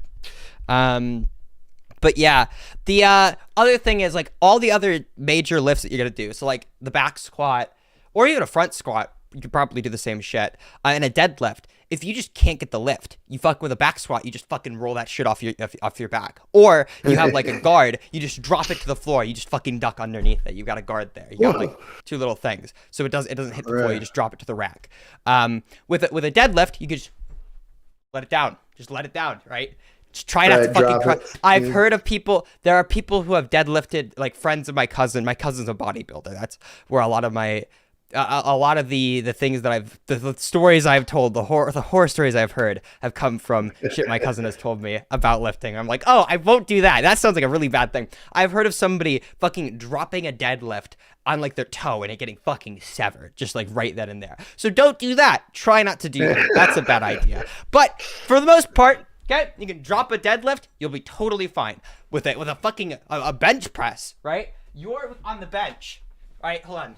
You're laying down like this, and you've got the weight over your fucking vital organs. All right, you cannot drop this shit and just hope. Yeah. The best thing you have, don't put clamps on it. Fucking roll it off that way and roll it off that way, and fucking push the bar over you. That's the only thing I've seen you been able to do. You're like fucked, and that's why I've started doing my bench press on the Smith machine. Because as much stigma as the Smith machine gets, I don't understand it. I don't understand why it's like a disgrace to the lifting community to use a fucking Smith machine. It's totally fine. It's a lot safer. It's a lot safer of a fucking machine to use than doing a free fucking barbell bench press. Yeah, it's just the way it's been done for so long. I mean. Yeah, but 100%, like the safer you can be while you're trying to improve yourself is. There's no reason why you would turn away from safety. Yeah. Mm-hmm. Yeah, safety is really good. Yeah. If you get if you get injured, you're gonna lose your gains. Okay, and whatever gains you might think that you're losing going on the Smith machine rather than a fucking free fucking barbell bench press. Whatever gains you think you're losing, a lot more whenever that fucking thing comes down on you and you can't push it back up. Especially if you're the guy that's doing protein, creatine, and all this stuff, and then you get injured and you go into the hospital. All you're gonna do is get fat. Like literally, yeah, you're just gonna get like fucked, dude. Yeah, you're gonna come out like 150 pounds fat. Yeah. Yeah, literally. But I will say though, lifting has been one of the best things I've introduced into my life. I genuinely think like the fitness goals that I've had have been super helpful for me mentally and physically. I physically feel better. Mentally, it's improved me a lot. It's something that I get to look forward to doing every single day. It's something that I can like sharing with people, and it's something that has also been incorporated into other fucking opportunities I have in the future, like flamenco fight. I genuinely cannot express enough how much I recommend doing it to people. Just don't lift a shit ton of weight when you don't need to. Don't do any like insane shit. Don't go crazy off the bat. Take it slow, start slow, but exercise is 100% very, very beneficial for anybody. I remember I used to hate exercising like PE because I look back on it now that I've done like an actual like a whole fucking weight loss journey, right? I look back on this shit and I look at it and I'm like, damn, dude, that's fucking retarded. Why would you try and teach a bunch of people exercise all at once? Exercise is a super individual thing, right? There are people who will be able to do like 20 push-ups. There are people who can't do one. Right. Yeah. I couldn't do a pull-up now. I couldn't do a pull-up now. Yeah. To try and teach a shit ton of people how to do an exercise all at once, or to exercise them all at once, to try and act like they're all going to be able to do the same amount of set, the same variation of that thing, and they're going to improve, is fucking insane. You're crazy. That's not how that works. In exercise, you have to start your own pace. You have to do your own pace, but it is definitely 100%. It's better than fucking depression drugs. I mean, if you are depressed and you go out there and exercise and get your routine and figure out your own personal way to go about it, you set your own pace and you do it right, it's better than any kind of antidepressant you could ever find. I literally hate exercise in human to extent, even outside of PE. No, outside of PE, like literally, for every single exercise, like for example, this is like I had to learn going into the gym, and this is actually something I think a lot of people have a preconceived notion about. People have like this expectation of certain physical performance, and it's totally fine to be below what you consider to be average, at least starting out in the gym. Like it's totally fine.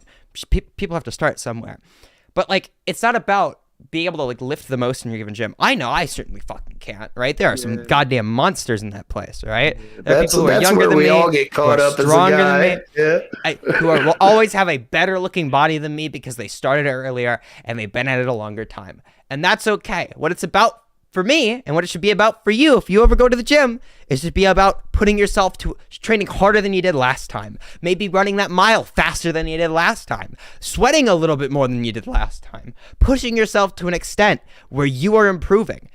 You shouldn't be competing with anybody other than yourself from the past, right? That's the person you should be competing with. 100%, dude. Yeah, hell yeah. Because you're not going to outshine the biggest dude in the gym or whatever. You can't be the best from day one. No, you just got to worry about your own fitness. Dude, the best, and this is the greatest thing, the best people in your gym all look at all the other people who are better than them and they think, God damn it, I fucking suck. Like, everybody does that.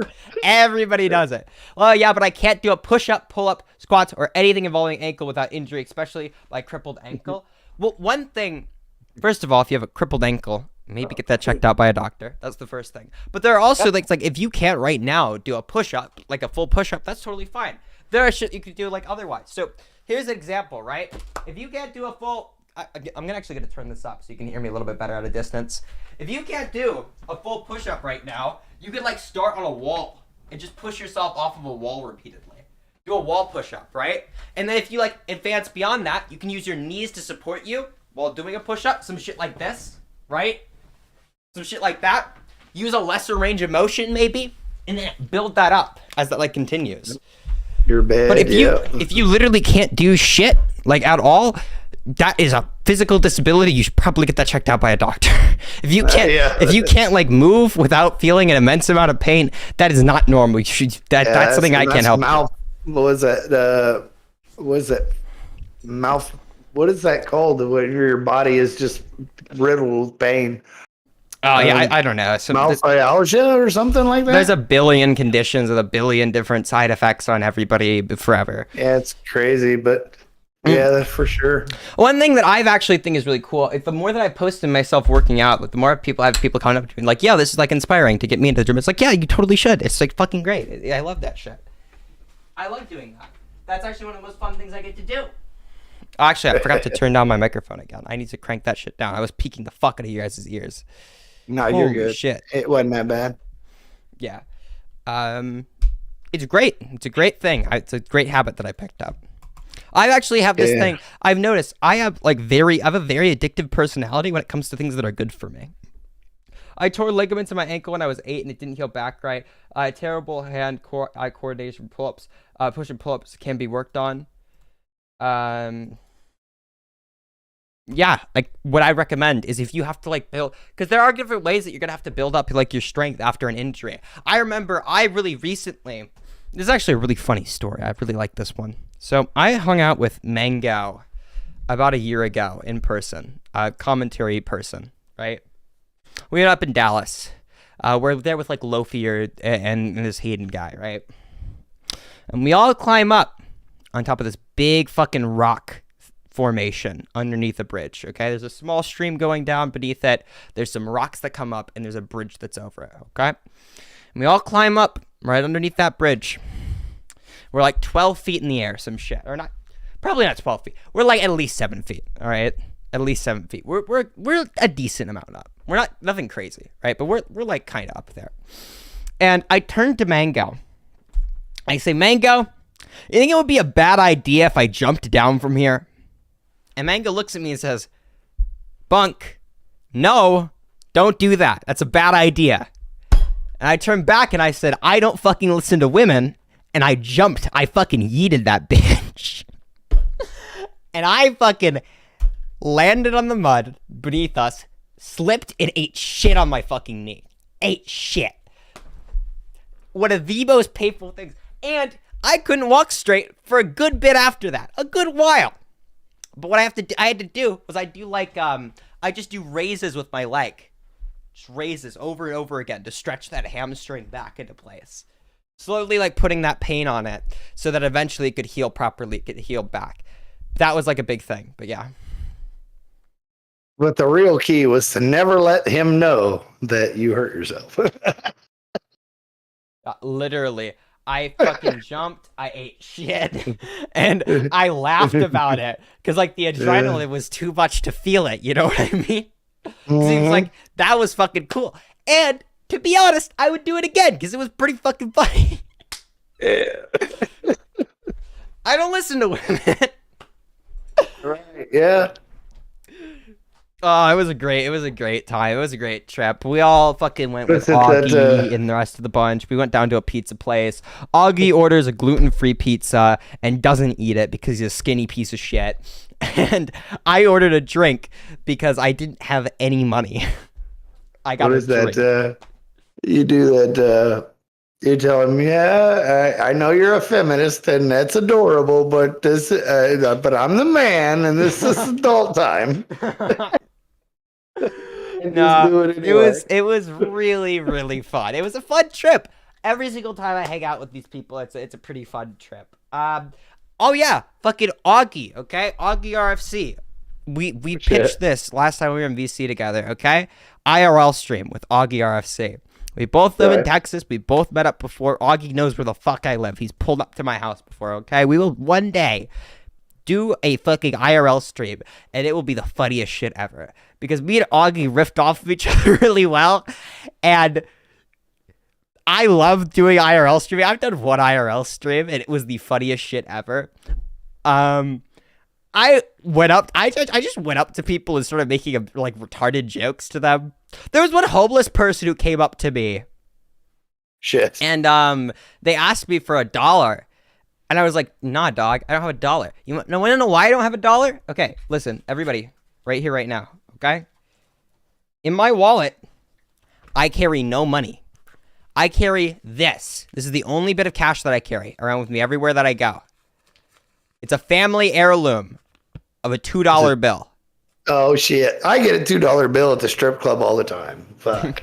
It is a $2 bill that is a family heirloom that has been passed down to me through my grandmother. The only piece of money that I keep on me, I've kept this on me for about 8 years now. 8 plus years. Eventually, you're gonna have to send me a PO box or something. I will send you a couple $2 bills from the strip club, and they're gonna smell like stripper ass. No, but I keep that. That's the only bit of cash that I keep. Nothing else in this wallet. There's nothing else. I have it all on my card. I use my card to do everything, all of the time. So this guy comes up to me. He's like, "You got fucking money on you?" I was like, "Oh shit, I bumped my mic."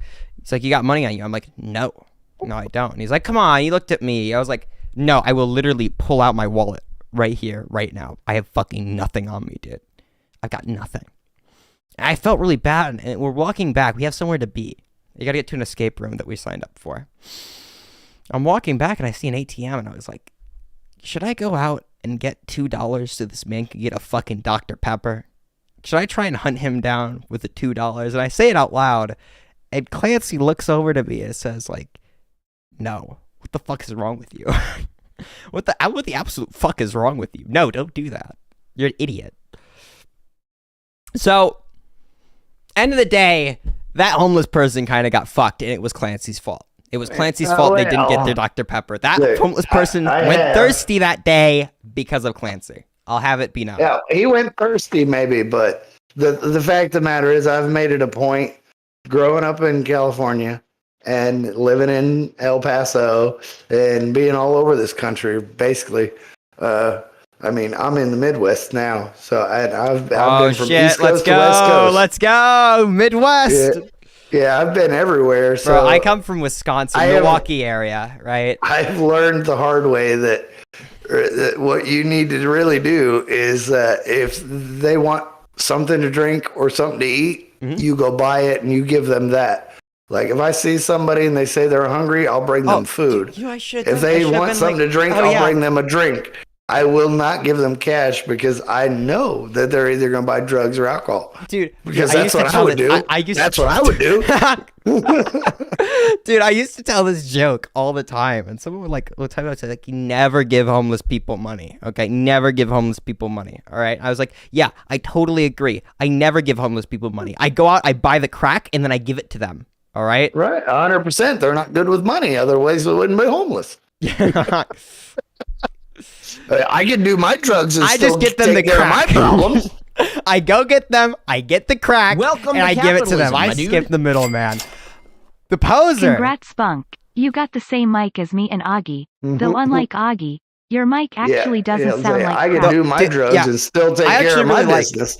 This has been my microphone that I wanted to get. This is like my dream microphone for the longest time. It arrived recently. I hooked it up the other day, and I finally got into stream with it. I love this microphone. I love the way it sounds. I love the way that I can use it. I also hate this fucking microphone arm that comes with it. I have never had to fight with a microphone arm as hard as I've had to fight with this one. But I think it makes my voice sound pretty fucking good. I like the way that it sounds. Okay, it was a good way to test out the microphone. Crisp. Yeah, you come through crisp on this. Yeah, it's a good sounding microphone. I have a good audio setup. It's nothing insane, but it works. It works for working my voice. The only thing that I need, a better camera. Camera sucks dick. Cameras sucks dick on my end.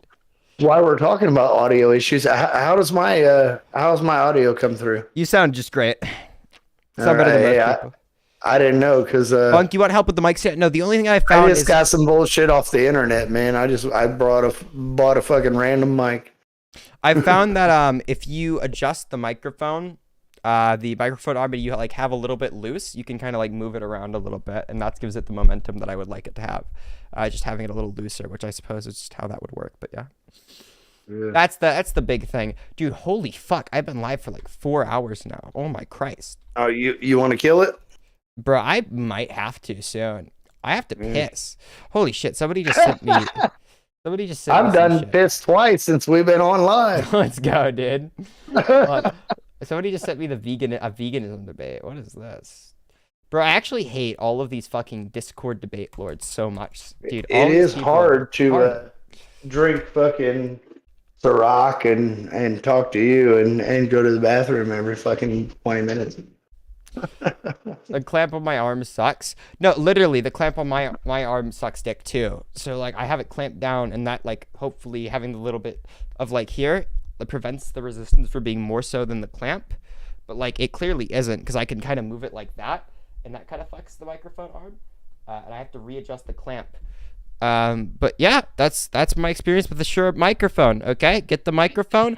This mic arm would be really cool conceptually if the clamps didn't suck dick, because it actually runs the XLR cord through the microphone and it goes down. So you guys don't have to see the XLR cord anywhere. It looks like it just disappears in the microphone, because it does. It just disappears into the mic arm. I use a completely different mic than the one that came with the arm that I got. I didn't like the quality of the mic that came with it, so I completely switched it out. I started my YouTube on a Blue Yeti microphone that I was gifted when I was like 2 to start making Minecraft videos, and I recorded my Team Fortress 2 videos on those, and that was great. And then I'm upgraded to a Shure no, it was a Shure, what is it? The SV7? I think it's called. The MV7? Shure MV7, that's what it was. I got it, dude. It's the Shure MV7. I fucking remember that shit. So I upgraded to an MV7, right? And that shit sounded pretty fucking good as well. And now this is the final microphone. I'm never buying a microphone again. This is the perfect microphone. Okay, I never want to buy another microphone ever again. I have no desire to do so. This one works. It works well. It looks nice. It's great. I love this microphone. I'm so glad that I have gotten enough money through the YouTube donations and shit to be able to buy something like this and have it be worthwhile. Just keep pushing that, and you have a sponsor before you know it. Literally, I need Huel to sponsor me, and I need a sponsor. Shure to sponsor me. Those are the two. Okay, those are the big ones. What you need to do is get like the fuck out of Huel. What you call it? Okay? Get some shit like what is it? The Sour Patch Kids to sponsor your ass. The membership isn't showing up. The membership button isn't showing up, so I'm just gonna donate. Thanks for these streams. Thank you. I appreciate it. The $10 from Toki. I really appreciate it. I know it's like a fucking weird cliche thing. I actually genuinely appreciate all the people who watch the fucking streams, because I remember only like a little bit ago we were getting like 3 viewers a stream, and all the streams were dead, and now we're live 4 hours in. We still have 13 viewers. Our stream peaked at like 32 during the Rob Noor debate. I really appreciate it. I appreciate all the money that's been sent my way, because again, a lot of it's being spent on the boxing match and all that shit, and all financial support does help. I really do appreciate it. I cannot believe you're so underappreciated. That 13, I'm shocked. I thought you would have had so many more. You're young, you're enthusiastic, you're intelligent, you're entertaining. I don't understand why you don't have the viewership that you deserve. The next stream, this is gonna be a stream that's gonna be big. Welcome okay? to capitalism, my dude. I have. Okay. The membership button isn't showing up, so I am just gonna donate. Thanks for the stream. Thanks for text-to-speech for being 2 hours late to that. Thank you. I appreciate that for being 2 hours late to the fucking message. I already read it out. Fuck you, text-to-speech. So, I have down there, right off screen, is a femboy maid outfit. Okay? A whole ass outfit. On the 10th of this month, a week from today, Turkey Tom and Bo Blacks are coming on to the second episode of the Community VC. Second ever. Hopefully this time we don't get taken down by YouTube just for them to tell us that our stream was fine. Jeez. I'm going to be wearing that outfit to that stream. It's going to be great. All right. It's a perfect follow-up to the traditionally masculine suit. It's going to be great. I'm going to do a stream. We're going to make as much off of that as possible. And if I can get my Switch to work, I will reinvest that money into a prize pool, which will be used for a Super Smash Bros. Tournament within the commentary community. I want to see everybody in the community do a Smash Bros. Tournament because I think it'd be funny. That's going to be interesting. I want to do that. I also, me and Chud Logic and fucking Augie and all the fuckers, we all have to make the Fortnite stream. We were supposed to do a Fortnite stream ages ago.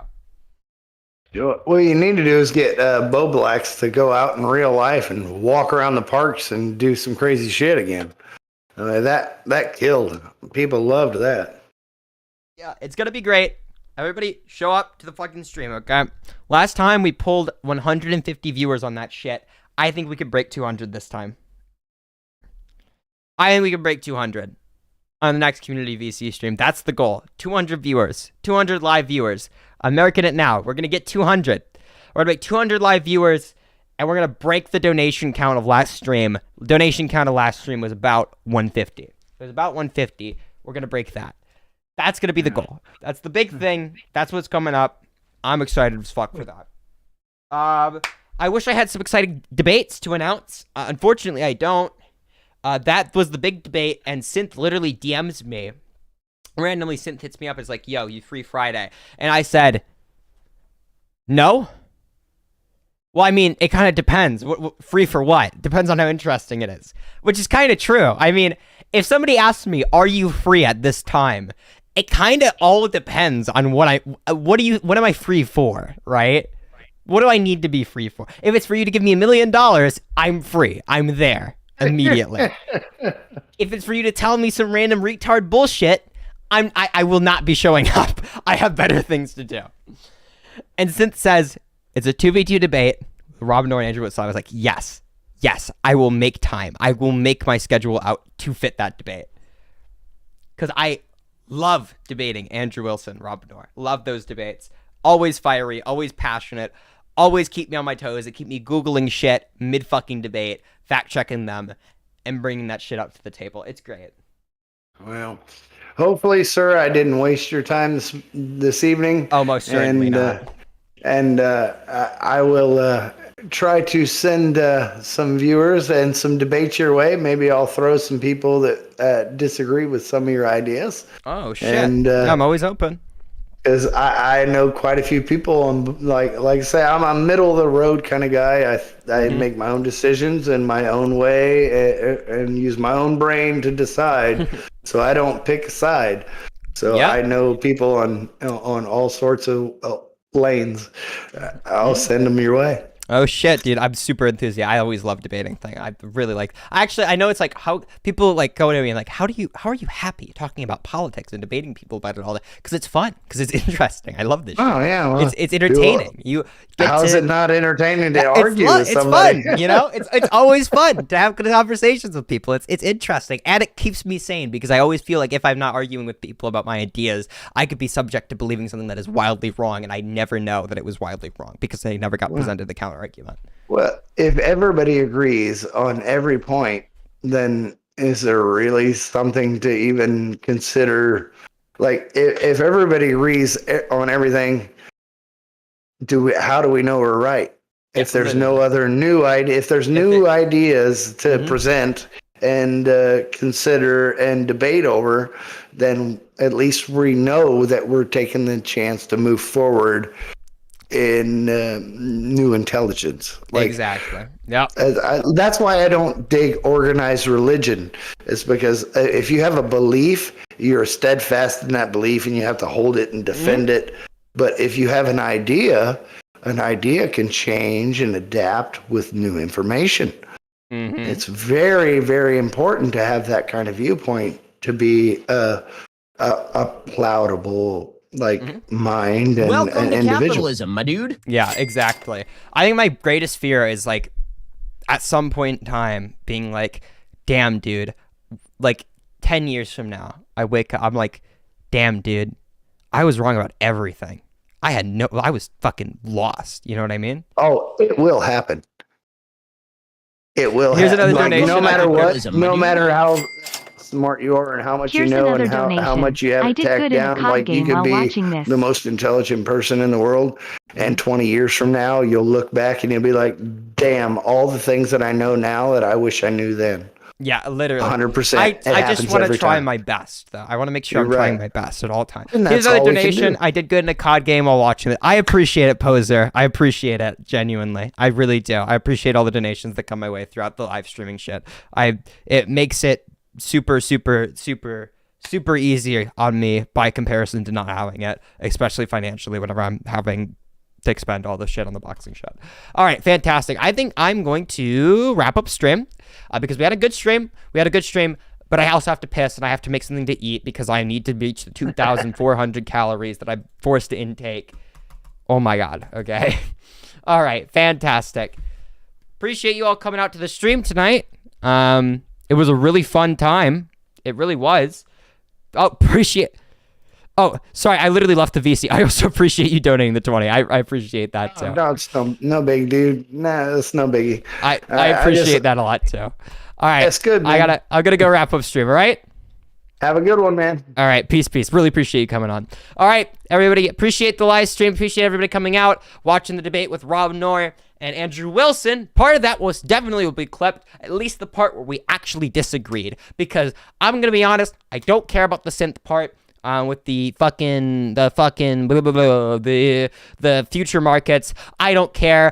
The only thing I'll say is this: is it not super funny that we have people betting on doomsday apocalypse? When is the nuclear war coming? You have people betting money on that. That is funny. That is awesome.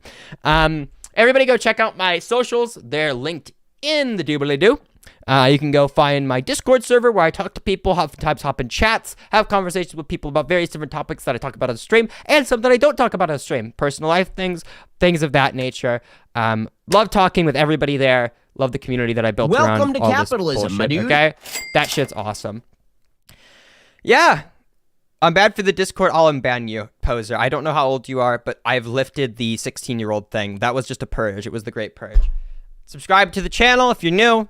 Appreciate all the subscribers. Lets you know when I go live. Go to my Twitter, twitter.com/bunkpolitics. All the best takes get uploaded there. All the new coverage. You'll be first to every single bunk take if you go there and you watch me fight with people all day, every day, and bring them onto stream. All right, that's it. I'm gonna see you all in the next one. Gotta get to bed a little early. Get up in the morning early. I got lunch in downtown Austin. And then the next day, I also have to go see a guy. I have to go meet up with a guy, all right? Yep. That's it. Peace. My dude. Shit, what are we going to play for the outro of this stream? I know.